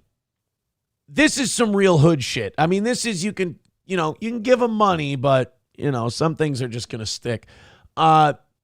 She's pregnant with Stephon Diggs' baby, but still legally married to Offset. And I believe has 2 kids from Offset and just had another one recently. So she's just popping. I mean, she is cranking them out one after the other. She is Dominican as fuck over here. And, Stephon just dumping it in, a pro athlete with millions of dollars, just dumping it in recklessly. He's hood as fuck. He's a black guy for sure. So you have Cardi B, you have Stephon Diggs. Well, on the outside of this looking in is Offset. And Offset is still married to Cardi B. Now, you might ask if both of them want to fuck other people and she's getting knocked up by another dude. Yeah, why don't they have a divorce? Yeah, what's the deal on the divorce? What's holding it up? Well, Cardi B's going to tell us, and your response is going to be, fucking of course. Here it is, Cardi B letting us know why her pregnant ass is not divorced from Offset. Yes, I'm having a baby with somebody else. So what? That happens. It's life. Let me tell you something. I did things the correct way the first time. So it doesn't matter if I do shit fucked up from there on out. One time I did it right. Yo, I did it right the first time, okay? So I can be a fucking white trash ghetto mess this time. And I ain't even white. I fell in love. I got 2 rings in my finger. I lasted 7 years. 7 years that I didn't have to last with somebody with. I lasted 7 years in a marriage. Stop saying, oh, but you're still married. No, I'm legally separated. You're still married? Two things can be true at the same time. You can be legally separated and still married. That means you're still married. You just each live somewhere else. Right. That's By the way, is she trying to brag that she was married for 7 years? Ooh. Wow. Some of us, the first one lasts 5 or 6. Fucking hold my drink. I was in there for more than 10. Guess So what? My 2 combined have more than 7. Bitch. Once we add this third one in there, I'm going to top your rate. Yeah, I'm going to fucking crush you. The only reason why I'm still married is because somebody wants me to pay for the taxes. Y'all want to know the tea? The only way I could get out of my marriage if I pay for somebody else's taxes, even though I pay for my own, and give them one of my properties. Oh, you mean that thing that you bitches say the guy needs to do if you get divorced and you don't? No, I need half his shit. I need half. You know the kind of thing that ladies would hope Stephon Diggs would knock them up for? Now, wait a minute. Fair is fair. The marital assets get split. If you guys have 2 properties, you each get 1. Not only that, fucking of course it's taxes. What is it with black guys from the hood? They make shitloads of money. The first call you make is to a wealth manager, and he handles all the, not your cousin Ray who got fired from the muffler place, not the guy who slings weed over by the 7-Eleven. You hire... Hey, I like that guy. Who doesn't? I'm just saying, not everyone's qualified. Look, just because you like the guy doesn't mean he can be an astronaut. Hire a real wealth manager to take care of your money, and he'll pay you. He'll start you up a corporation, and he'll give you a paycheck every couple of weeks, and you'll get a little bit of money, and you'll live on that. Instead of taxes, what the fuck is these taxes? Shit. Have a guy take care of it. I know you're not going to. Have a guy take care of the taxes like rich white people do, and you'll be fine. The fact that this guy needs his taxes paid by his bitch before he can get divorced is fucking embarrassing. He deserves to watch her get pregnant while they're still married. You fucking bum. And now begging her for a property. I'm fighting for that. I'm going to fight for that. This is not no love shit. And like I said, I'm not going to stop living my life because on a contract. Hey, Cardi, you're still married and you got pregnant. I ain't going to stop living my life. Well, nobody asked you to. Hey, you're married with kids. I ain't going to stop living my life. Well, then maybe you shouldn't have made some of those decisions leading up to this. Don't need you to get knocked up to live your life, though, do we? I'm practically still married because somebody want to hold me hostage if I don't give them millions of dollars to get out of it. You have millions of dollars of unpaid taxes. You are there's a word for that YouTube does not want us to be saying. Again, I really want to feel sorry for this lady, but I've seen this story play out so many times from a different angle with quite often, ironically in this case, a professional athlete. And I'm kind of like, yeah, but like professional athlete, like wasn't that we did a story on that one guy who was like a prospect. He married her. He's got this huge contract. The ink on the marriage license isn't even dry. She's taking him to the cleaners in a divorce. I can't remember. Travis Hunter. They're not getting divorced. They're going to stick it out. Travis Hunter is, I would still get that fucking prenup though. Yeah, I'd totally. Oh, no, you can't. It's too late. They're already married. Never mind. So that's what I'm going through in life. However, I'm not going to live my life. Y'all want me to remarried and stuff, to have another baby and stuff like that. I'm doing things how what makes me happy. This makes you just taking dick from Stephon Diggs for a few months and getting knocked up and being tied to him for 18 years. That makes you all right, that's fine. Here's the other thing. You don't need this. It wasn't like a podcast interview. She just went live on Twitter and started talking to people. You don't have to do that. Apparently she does. Apparently she does. She needs everyone to understand that she's the victim here. It doesn't matter if she didn't pay her taxes. It doesn't matter if she didn't properly manage her. She has no responsibility in these unjust consequences that are coming to her while she's taking Stephon Diggs' dick and nursing his baby in her womb. None of this is her fault. You married a bum, and that bum didn't pay his taxes. This is the price you pay to learn the lesson to not marry bums. I did it the right way the first time. Guess what? When you separate from somebody, one thing about it is I don't like broken homes. I don't like broken homes. Even the things that I show you, you don't even know half of it.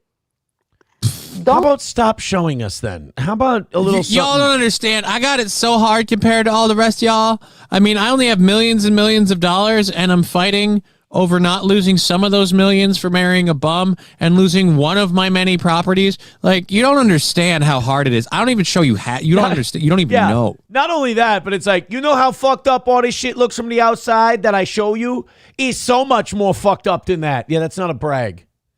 Don't come to the internet. You know how much of a mess I look like right now? I'm so much more of a mess.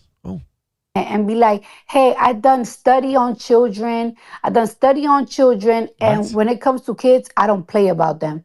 You are not going to sit here and tell me that you don't play about my kids. Because when it comes to me, I will kill. What? I will kill. What?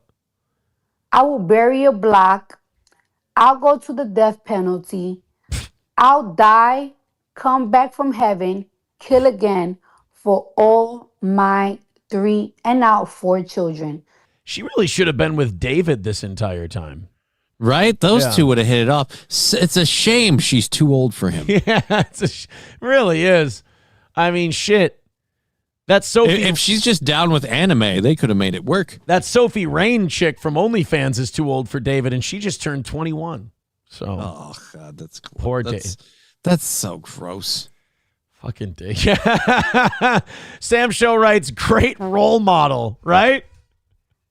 She's just like, yo, I will kill people. I don't fuck around when it comes to my kids. I will kill people. All right. What is? And then I'll come back from heaven and I'll kill people some more. It's like, usually parents don't think about killing people quite this much. I feel like these statements are reasons why, and I know this sounds weird, but why maybe you shouldn't be a mother. A motherly protection, one thing, mama bear, cobra mom, whatever. But no on the mass murder part. She's Phantom X says Sophie Rain is fat though. Sophie Rain has that thing where she has the fat thighs. And I know a lot of guys love it, but I can't. And also, dude, 21 is just, I was on TMZ looking for stories yesterday, and Sophie Rain posted these 21st birthday, like, bikini pictures. Mm-hmm. And I was like, 21's just too fucking young. Like, if you're in your 30s and you're with a 21-year-old, it's just like, here, like, she looks like a child. Like, this is, I'm uncomfortable. No, let's not. That's a girl that's in high school. How about we don't? I'm uncomfortable. Like, unless you're like, I'll give you like upwards of like 25, 26, 27, maybe. But no, otherwise. But like, is that a weight room thing? The thigh thing, the Popeye, like she has thighs like Popeye's forearms. Like, what is that? That's got to be some sort of workout. You got to remember, I've only dated skinny chicks. You know, so no, that's a skinny chick. I know how you're misunderstanding this here, but no, that technically, I don't think. And this is the part that weirds me out. You live in the Midwest. You should understand. No, that's a skinny chick. They get way bigger. No, but how the thigh thing? That's got to be a targeted workout. That's a squat exercise. Yeah. You do a lot of squats, and there's you're one going to thing build your calves and your thigh muscles. I don't do squats. That would tell you. A lot. No, you sit down and so that way you can change. It's squats is where you get it. I squat when I shit potatoes. That's when I squat. See, like to me, like a Sophie Rain, I just feel creepy looking. This is It's the face? This is beautiful to me. I know this is older. I know this is about my age, but that's what I'm supposed to find attractive. I mean, yeah, but that's the thing. That's where you're accepting the fact that you're older too. Right. This is what I'm supposed to be attracted to. That's beautiful. There is a generational disconnect. I don't fault anyone for finding Sophie Rain attractive, going, that's a beautiful lady. That's an attractive lady. Right. But if you're like my age and you're like, oh man, I'd like to get with that. I'm like, now I'd like to distance myself from this conversation. Like to me, this is a beautiful younger chick. This is 31-year-old Liv Morgan, the wrestler. She's gorgeous to me. But like, that's what I consider younger. She's 30, 31. That's an acceptable, younger looking woman. Not 25, not 21. It's just, And it's just like in the case of Sophie Rain's thing, she still has a very childish face. Exactly. Like, and she just, like I said, she looks like she's like about to say, all right, I'm off to high school. And I'm like, okay. And I will never be attracted to that. See you later. Somebody too with $1 says proof of Aaron. What? Uh-oh. What's proof of? I don't want to see proof of Aaron. Don't show proof of what's proof of Aaron. It says video unavailable. This video is private. Whatever you sent me, it got privated. Ha ha. I'm sorry. You sent me some shit that ain't available. 105 away from today's goal with 15 minutes left in the show. But the only way to get us to 11 o'clock today is to get us to 500 memberships. And we are 3 memberships away from 500. And we are 105 away from today's goal. And like I said, you guys have been crushing it. The show's been so much fun to do. I'm not heavy goal-oriented today. Now, does that mean I'm not competitive? I'm competitive as shit. But if we're at 105, I'm at peace. If we get to like 80 or 90, I might spaz out a little bit. Okay. I'm going to be very honest. I know me. I know myself. I'll spaz out a little bit at about 80 or 90, but if it stays at 100, 105, and if we don't get to 500, that would upset me more than missing the goal. Right. I get what you're saying. And if it's 12 minutes from now and we're 105 away, fine. If it's 12 minutes from now and we've gotten to 500 and we're about 80 away, I'm probably going to be a little mental. Again, I know me. Thank you very much to Give Me Tips for gifting a membership. So now we're an even 100 away from today's goal, and we're two memberships away from our all-time goal of 500. So again, 100, not enough to get me to go mental. But I think if we knock out that 500 and I go till 11, it could get a little weird. I know me. I know you too. I'm excited for this. As we get those 2 memberships, then we get to watch you lose it for the next 30 minutes. Kind of. Yeah. Let me open up these 8 o'clock stories, and then we'll. Oh, by the way, that thing that Bapa Shab sent us on that Charlie Kirk, Turning Point USA producer guy. Yeah. That has me totally thinking that we're going to see like a big donation from some Israel-connected folks to Turning Point very soon, and they're going to announce this partnership and how happy they are and all of that stuff. They're doing this to support in the wake of Charlie's unfortunate passing. Yeah. I kind of see that being... Unfortunately, I do see that being a thing. I don't think you're going to see... I don't think you're going to see it go in the direction that Charlie would have wanted it to go. Strange, yeah. It's very. I'll say this: if Candace Owens is serious about what she says, and that's what happens, she better start ringing the bell, going, "Look, guys, this is they took him out, they silenced him. Now they're taking his thing and they're perverting it, and I won't be silent on this. He was my friend," because she said that crap earlier, and she promised receipts. We got a couple of text messages. Let's see where it goes. Yeah. On a Wall gifting a membership. So now we're 95 away from today's goal. I'm going to announce right now, I'm fine at 95. I think if it gets any lower, I'm going to go a little motherfucker. Thank you very much to On a Wall for gifting a membership. An all-time record has been hit for the toe. 500 members on Rumble.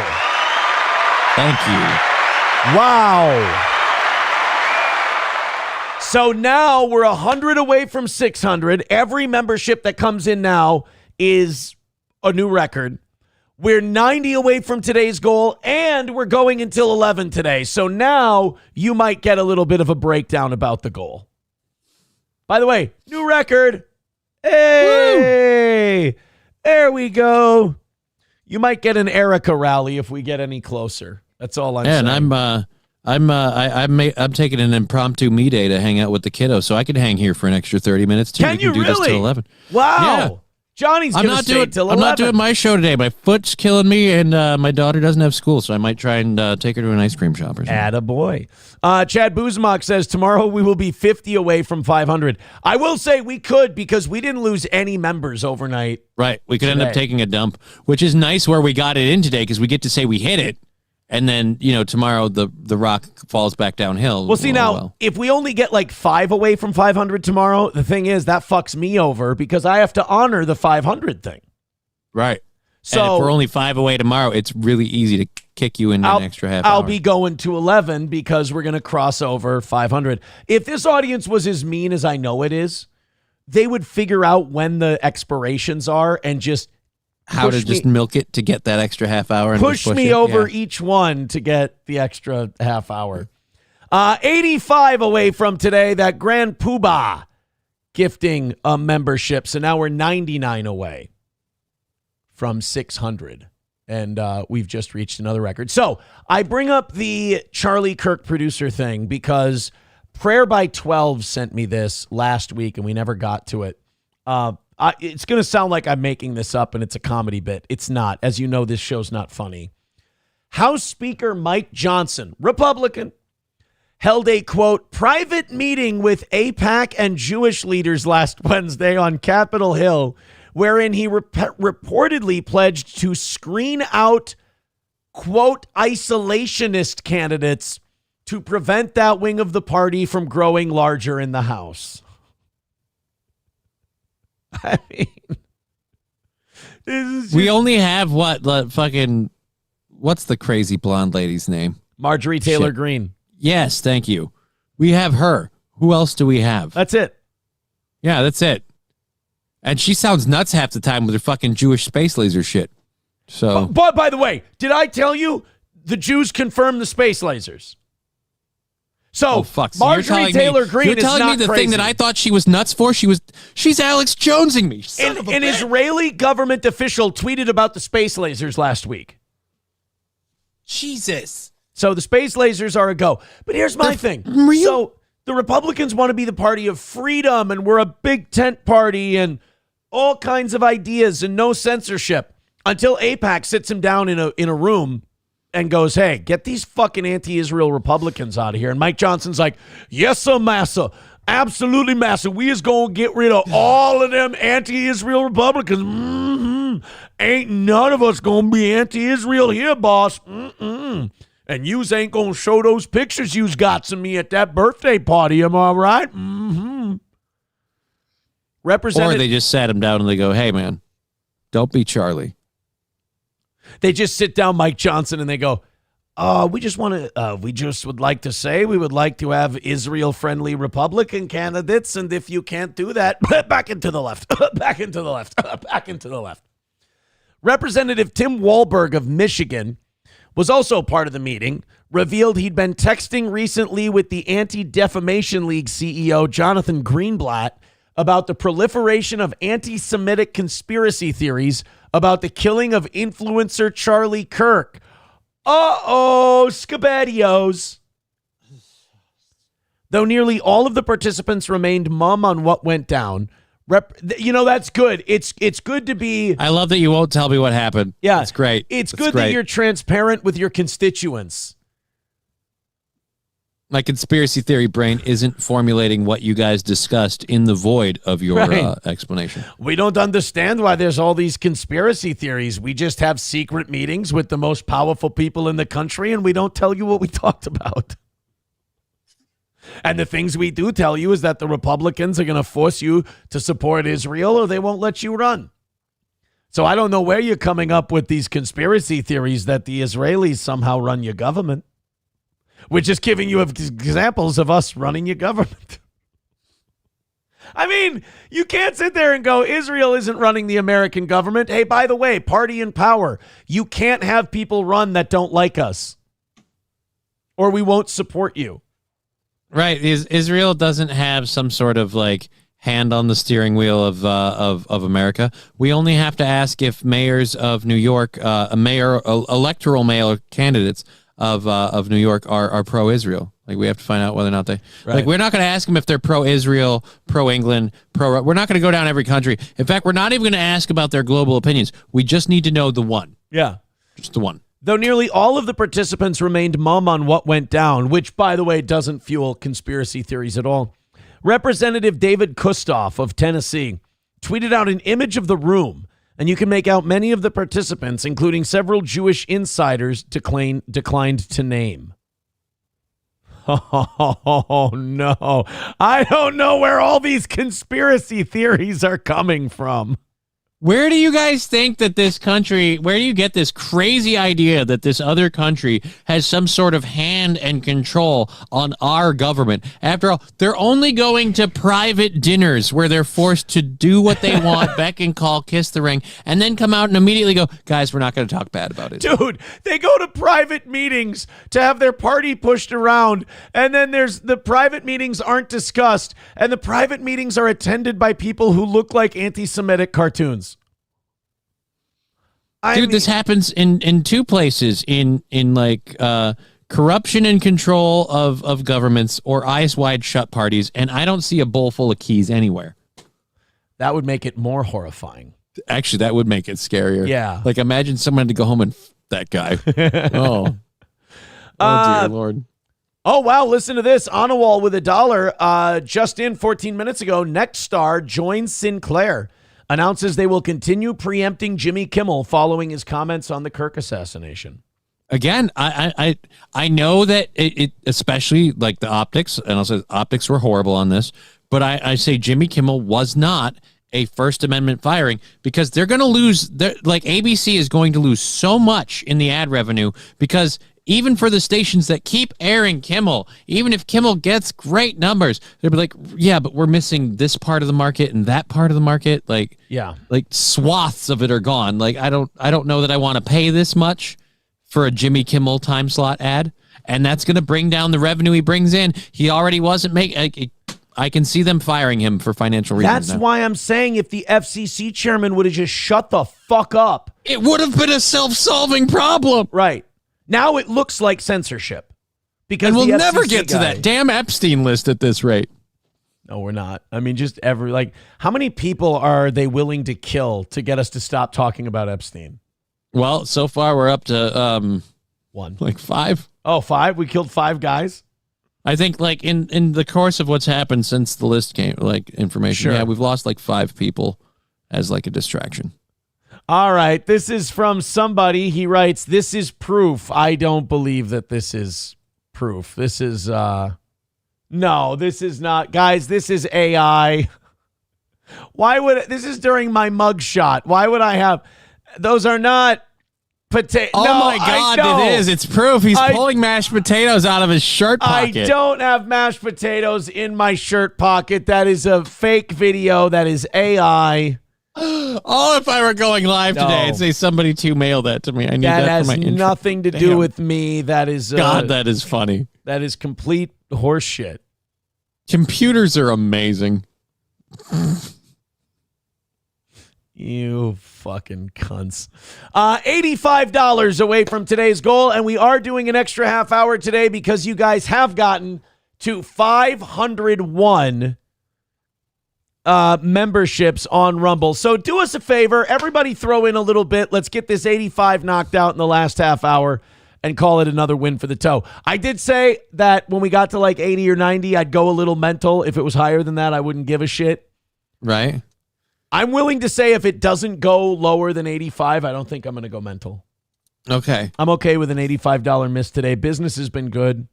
Okay. I'd rather just do a fun, continue doing the show we've been doing today. I think you're lying to yourself, but hey, there's only one way to test that theory, guys. I don't drop it down to like $60. I don't think I'm feeling competitive today. I don't believe you. I'll get competitive tonight if we miss. But today,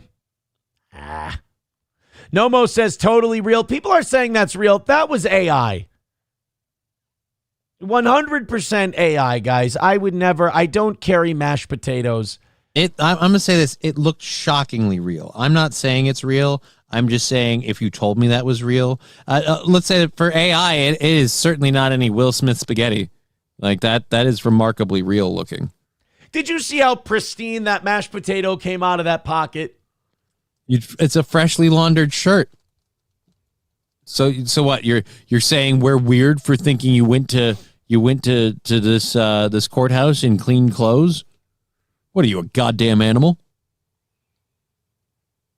That's just not a real picture. That's all I'm saying. Now, if we saw the inside of the pocket and it was remarkably clean and devoid of mashed potato, then I'd be like, all right, I've got some There's questions. no mashed potato stains on the shirt from where it's pulled out of the pocket or anything like that. It's all horseshit. Oh, dude, I just figured it out. He put them in a plastic like sandwich baggie, and then so that was like a liner, and that was in the pocket. Yeah, no. I put a sandwich bag in my pocket, and then I filled it with mashed potatoes. I love the lengths we're going to figure out how you're smuggling spuds.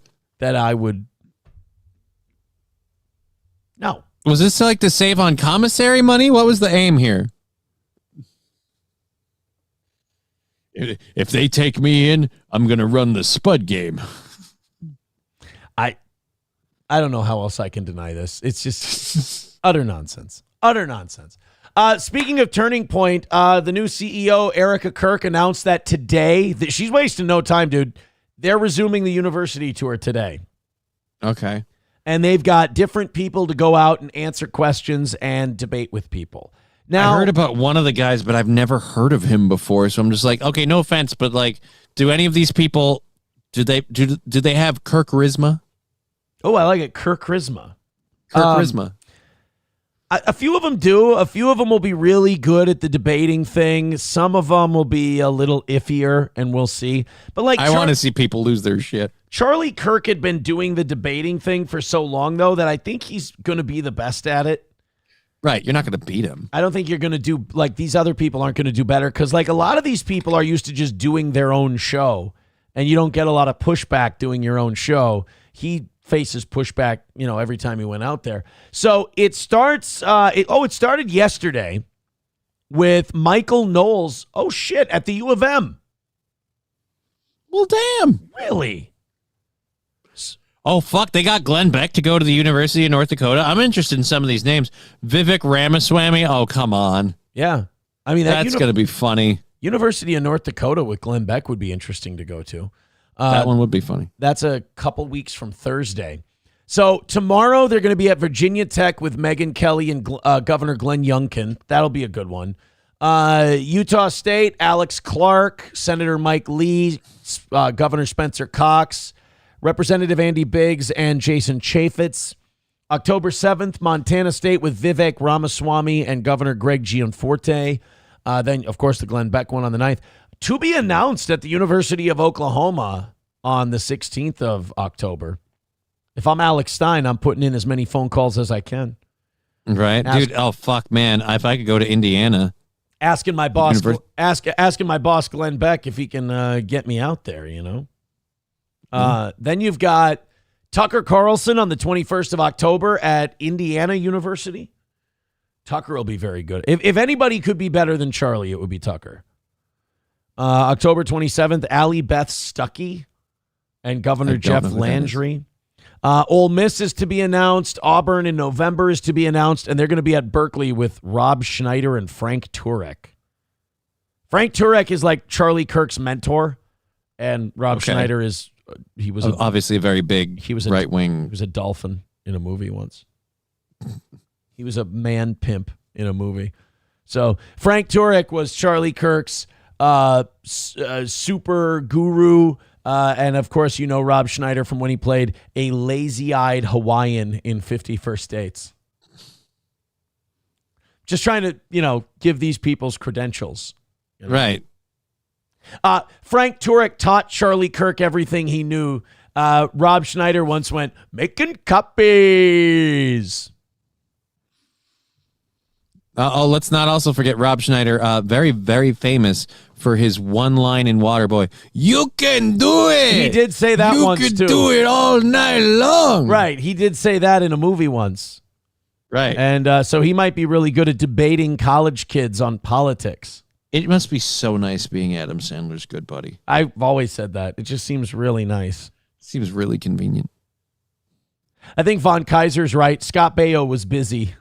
So they went and got Rob Schneider. No, Rob Schneider, look, I'm making fun of him, but like Rob Schneider, for a celebrity, he knows his stuff. Politics, and he's a right winger, which is weird for a celebrity. It's like him and Chris Pratt. Ooh, that's one they should get.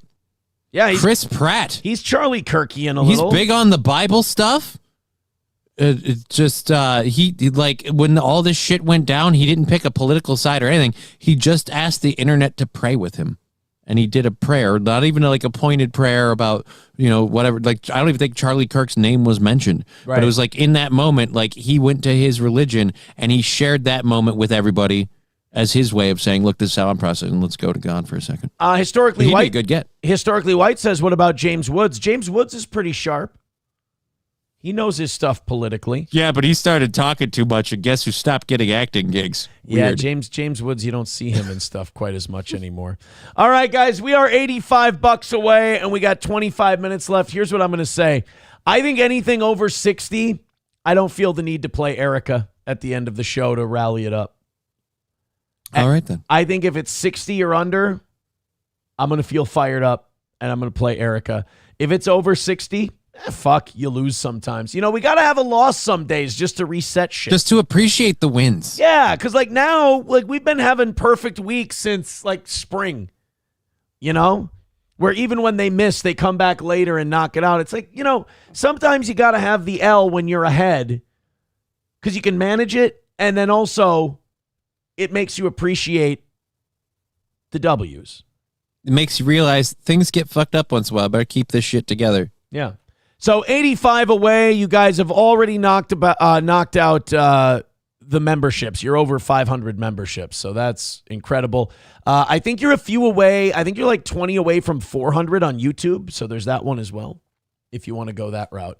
Let's continue on. We got a couple of good ones that I like here, and this is in the Charlie Kirk vein. We've got another teacher getting fired. They're not done yet. They haven't learned. Shut the fuck up. Teach the school. Just let it go. Jesus Christ, you guys. I mean, I'm these lefties watching that memorial and they're like, oh, God, is this what they're going to do? I'm like, sorry, they're not burning down the fucking city. Guys, look, if I could put this into context for you, he lost his life. You don't need to. Just back away. Right. And I'm sorry, did you post something shitty about a dead guy on social media and then everybody changed their mind? No, I guarantee you, everyone's mind on Charlie Kirk stayed the same. They just also added that you're an asshole. You're a piece of shit. Yeah, on top of it. So here's the latest guy we've got. Less than 24 hours after firing a teacher, the Oskaloosa Community School District is now being sued. Yeah, well, yeah, you got to anticipate that too. A lot of these teachers are going to be sued. Maybe. I mean, the teachers union is pretty powerful. And they could say that, hey, but if you make your teachers sign some kind of agreement on social media behavior, then you're fucked. You're out of there. I do understand that, though. Regardless of the viewpoint shared, if you're a teacher, this is always one of the things where I guess I'm surprised to realize this isn't a thing anymore. I didn't understand or know my teacher's political opinions or beliefs. Right. They taught me chemistry and biology, mathematics, archaeology. They didn't say archaeology, but oh, by the way, the Republicans are cunts. That was never a thing. And so that's where we get with this stuff. Social media has ruined that veil. Although you got some of these teachers going, well, wait a minute, if they start firing us for this Charlie Kirk stuff, then we're all going to be really careful about what we have to post on social media. To which I say, good. Finally, our society will learn a little fucking humility and control and restraint. Boy, would that be awesome. Last night, when the school board voted to terminate the contract of Matt Cargill, an art teacher. Cargill was fired following... He looks like a fucking fruitcake. Cut him loose. Facebook post he made about the death of conservative activist Charlie Kirk. KCCI's Kayla James read through that He's got ear gauges and he looks like he's in his 50s. Get him the fuck out of there. lawsuit. She explains the claims Cargill's lawyers are making. This is the 8-page lawsuit filed the morning after Oskaloosa community members filled the school district school boardroom Wednesday night. I move that the Board of Education terminate the continuing teaching contract of Matthew Cargill. The now former art teacher Matthew Cargill suing both the Oskaloosa Community School District and Superintendent Michael Fisher. In the court documents, attorneys say Cargill's post on his personal Facebook account following the death of Charlie Kirk was, quote, rhetorical hyperbole. The lawsuit says, how about I teach a shitload of kids art? I don't need to be doing rhetorical hyperbole right after an assassination.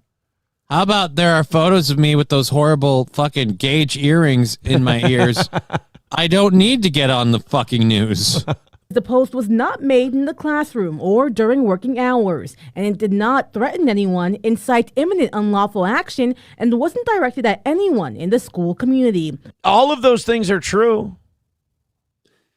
Yeah. But if it caused an uproar and it caused people to get upset and it was going to cause the school, negative feedback or negative impact, then that's the counter to that argument. What came after the post, as mentioned in the lawsuit, is people contacting the district, some demanding Cargill be punished. See, that's the thing. If a bunch of parents call in and they're like, fuck this teacher, we hate him, we're not going to send our kid to his class, and we don't want him in, then the school usually feels like they have to do something.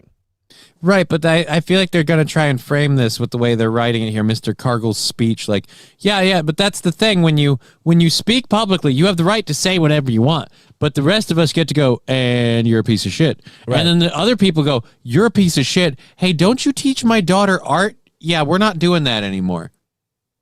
That's, again, you don't make these statements publicly if you don't want public backlash for what you said publicly. Just wanted to extend a thank you for all of the calls and emails. The district telling KCCI Wednesday night it received more than 1,200 phone calls. The lawsuit claims the district and superintendent acted not because... So that was outside of just parents of the kids. That was... Oh, yeah, but now we've got more people. Now we've got internet trolls going, no, I'm pulling my kids from there. It's like, dude, the last time you pulled kids was... Yeah. But anyways. Because Cargill's post disrupted the learning environment, but because they, quote, disapproved of his protected speech. The lawsuit also alleges that Superintendent Michael Fisher's recommendation to terminate Cargill was made public.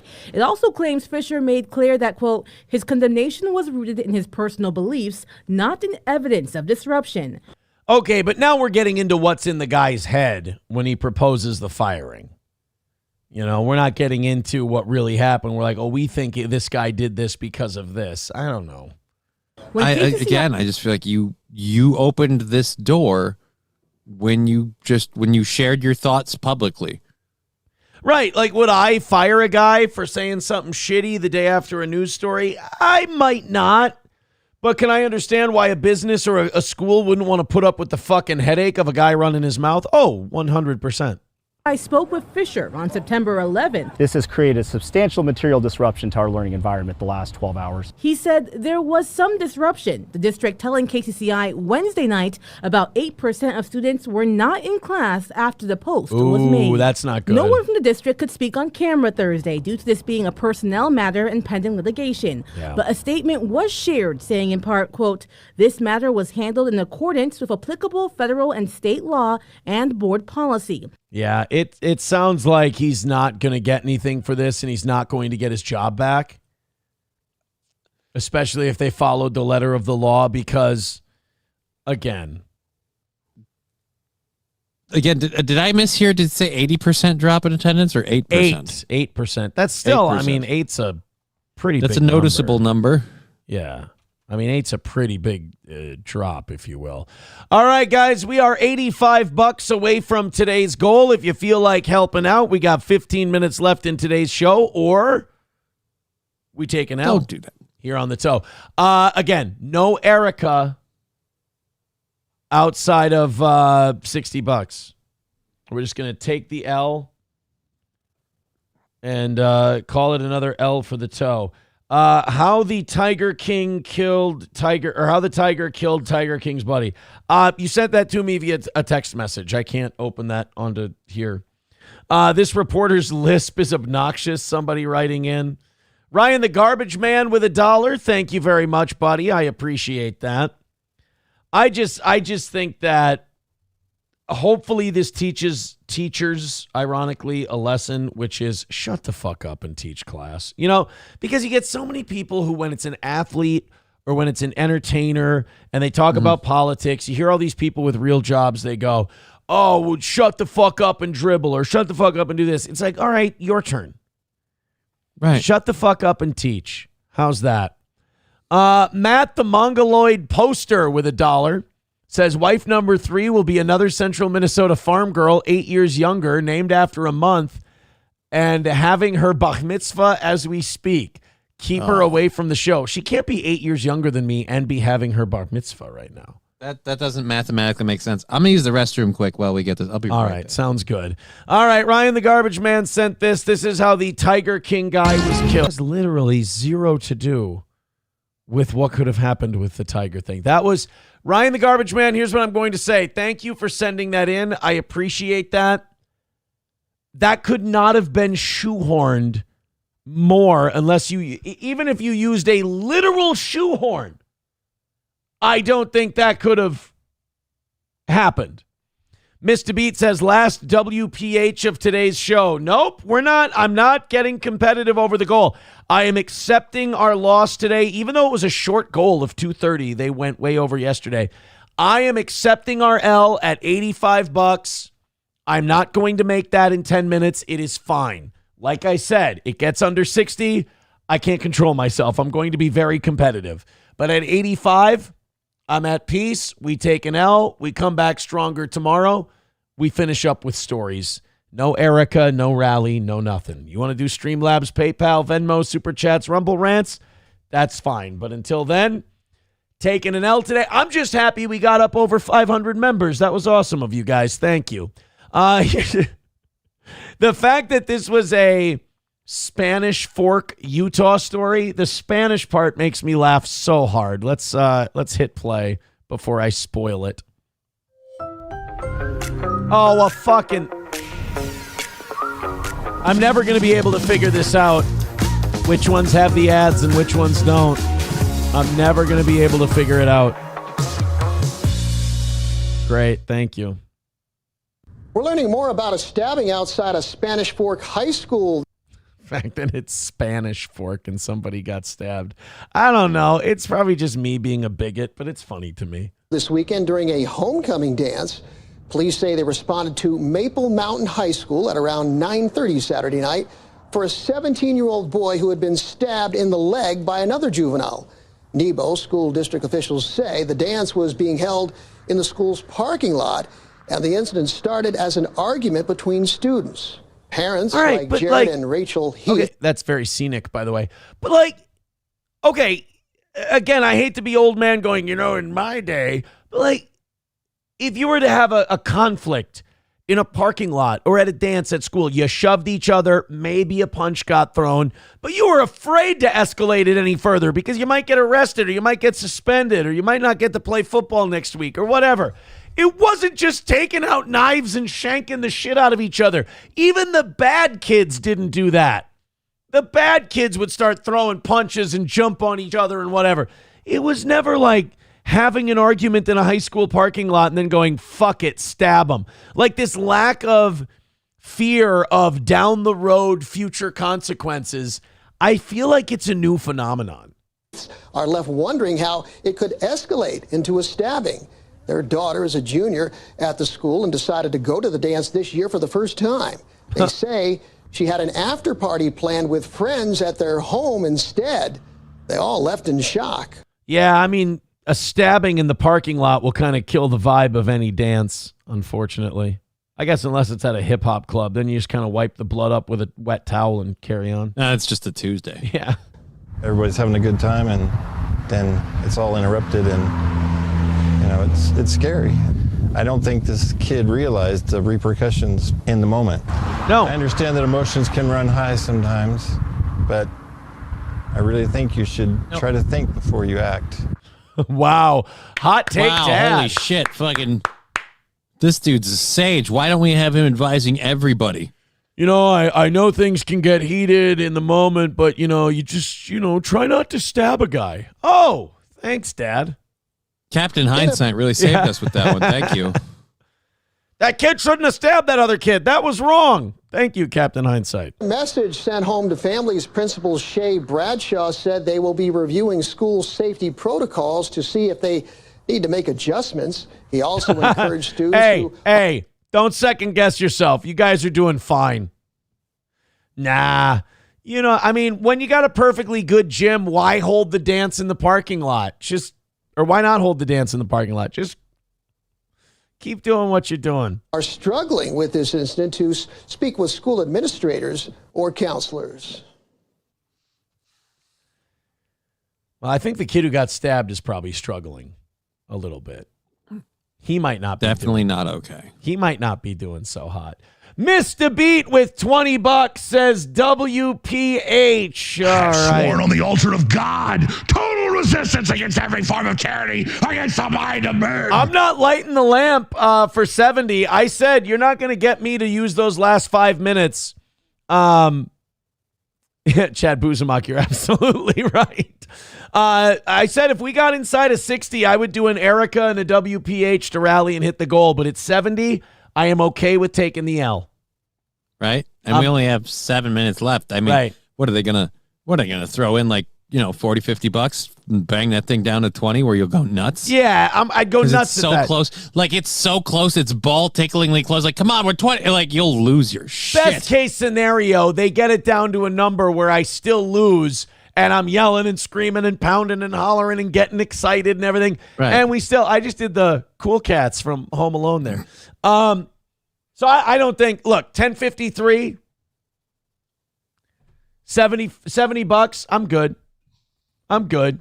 Chad Buzamak says Johnny wants to tickle the balls. Here's my prediction. I say what we do, just keep it at 70, take the L that way, that's fine. You get it. Lose gracefully. You get it to 60 or inside of 60. All that's going to happen is I'm going to get worked up. I'm going to get animated. We're going to play the song. I'm going to, come on, guys. Nothing's going to happen. I'd rather take a $70 loss where, you know, we just talk out this last 5-6 minutes. And there's dignity in that. Right. There's dignity in accepting that loss, and it feels good. It feels wonderful. So I'm glad the audience agrees with me on that. I'm really hoping they throw in that 40. And I really don't right. think there's any reason to gift any more memberships and give any more money. Buzamak says the old reverse psychology. I mean, between you and me, it really is a win-win, because if it doesn't happen, I've already said I have accepted the loss and it's fine. And if, you know, the reverse psychology does work, then we get a little more money. So what's the fucking difference? What I mean is I'm okay with MSO getting the win today. And you got to have losses, Johnny, to appreciate the wins. Right? Without evil, there can be no good. Exactly. Therefore, evil is good. So we take a $70 loss today. Approachable with $10 says you have no dignity, sir. All right, that's going to put us down to 60. All right, look. Shit. Here. We got 5 minutes. Here. There's the... Do you need to take me off the screen? I'll understand. You kind of killed your light when you set it down too hard. There we go. All right, fine. We're $60 away from the goal. We'll fire up the music. You guys donate, contribute. If we lose by $60, I think that's the funniest joke you could possibly play on the toe. So at the end of Erica, we're wrapping her up. No, well, technically we owe them 5 minutes after Erica if they get it, but I don't think they're going to. Und das heißt Erika. And you know, the funny thing is, I don't have to look at the words anymore. That's problematic. Right? I've All I'm memorized. gonna say is this new Turning Point theme slaps. They got to bring Glenn back up to Thank you. Erica. There's no way you can't. The best part is the haters will immediately go, it's a Nazi theme. Like, right, but whatever. It's great. It's about a beautiful girl and flowers. My thing is, like, it's not good that I don't speak German, but I've still memorized the words to this song. Right? All of it bad. Creepy. Main Vein with $20 says, WPH me, Aaron. Oh, no. And a gifted membership from Onawall. And a gifted membership coming in from You Need Me More. And now we're $35. Now you guys are going to give us a $35 loss today. You rat bastards. Thank you very much. Und mein Glück. Erika. We got the siren. We got 3 minutes to go. Which, by the way, again, they get that time back. And we'll fire up another story for today. But you know, Johnny, I'm fine with a $35 loss. I'm not. Let's bang this baby out. We can hit this. I mean, you We're know, close. I want to die with some dignity. We got a couple minutes left here. It's Fuck been a, that. I don't have dignity and I'm still alive. Let's get the $35. It's been a beautiful morning. On a wall with $1 says Germany is an assault language. Diamonds and Henna gifting a membership. $30 away from today's goal. I don't look. A $30 loss is fine with me. Also, we listen to a nice song. Eat a bag of potatoes. I say we get that last $30 and bang this out. You want the whole deal? Get 5 more minutes, so I say we've earned it. All right, we have till 11. We had a great time with a lot of amazing stories. Talked about a lot of shit. I can't imagine a better show. So let's do this. I mean, you know what? Look, they're drying up. We're 30 away. I think that's going to be it. We got a minute and a half left. I think we're going to have it was a nice show. It was a great time. We lost by about 30. We got a minute 17 to go. And I think $30 in a minute 17 is a lot to ask for. I'll get to wrap it up at 11. I won't have to go till 11:05. Everybody got to listen to Erica and do a little WPH. We got the light. Jem Berschein. You just wanted to Schaust mich an. Erika. See, we got 47 seconds left, and it was a nice day. We got it down to 30. I think everybody wins. The people who want us to take an L get us taking an L. I'm happy with the audience's performance today. We got over 500 memberships. I think this is wonderful. 30 seconds to go.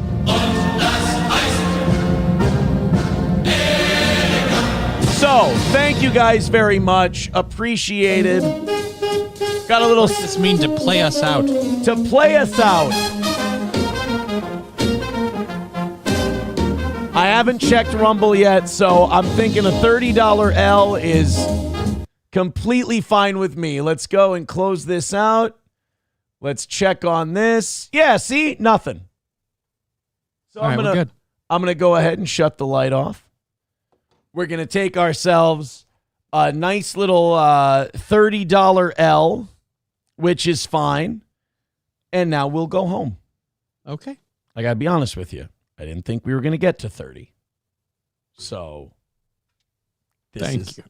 This is fun. Oh, when does Chad Buzmak's thing start? I'm not sure. Chad Buzmak tweeted about his Chad Zumak show starting in a little bit. So check that out. Guys, MSO got himself a victory today. We lost by $30. But hey, I think the win today was setting a new membership record.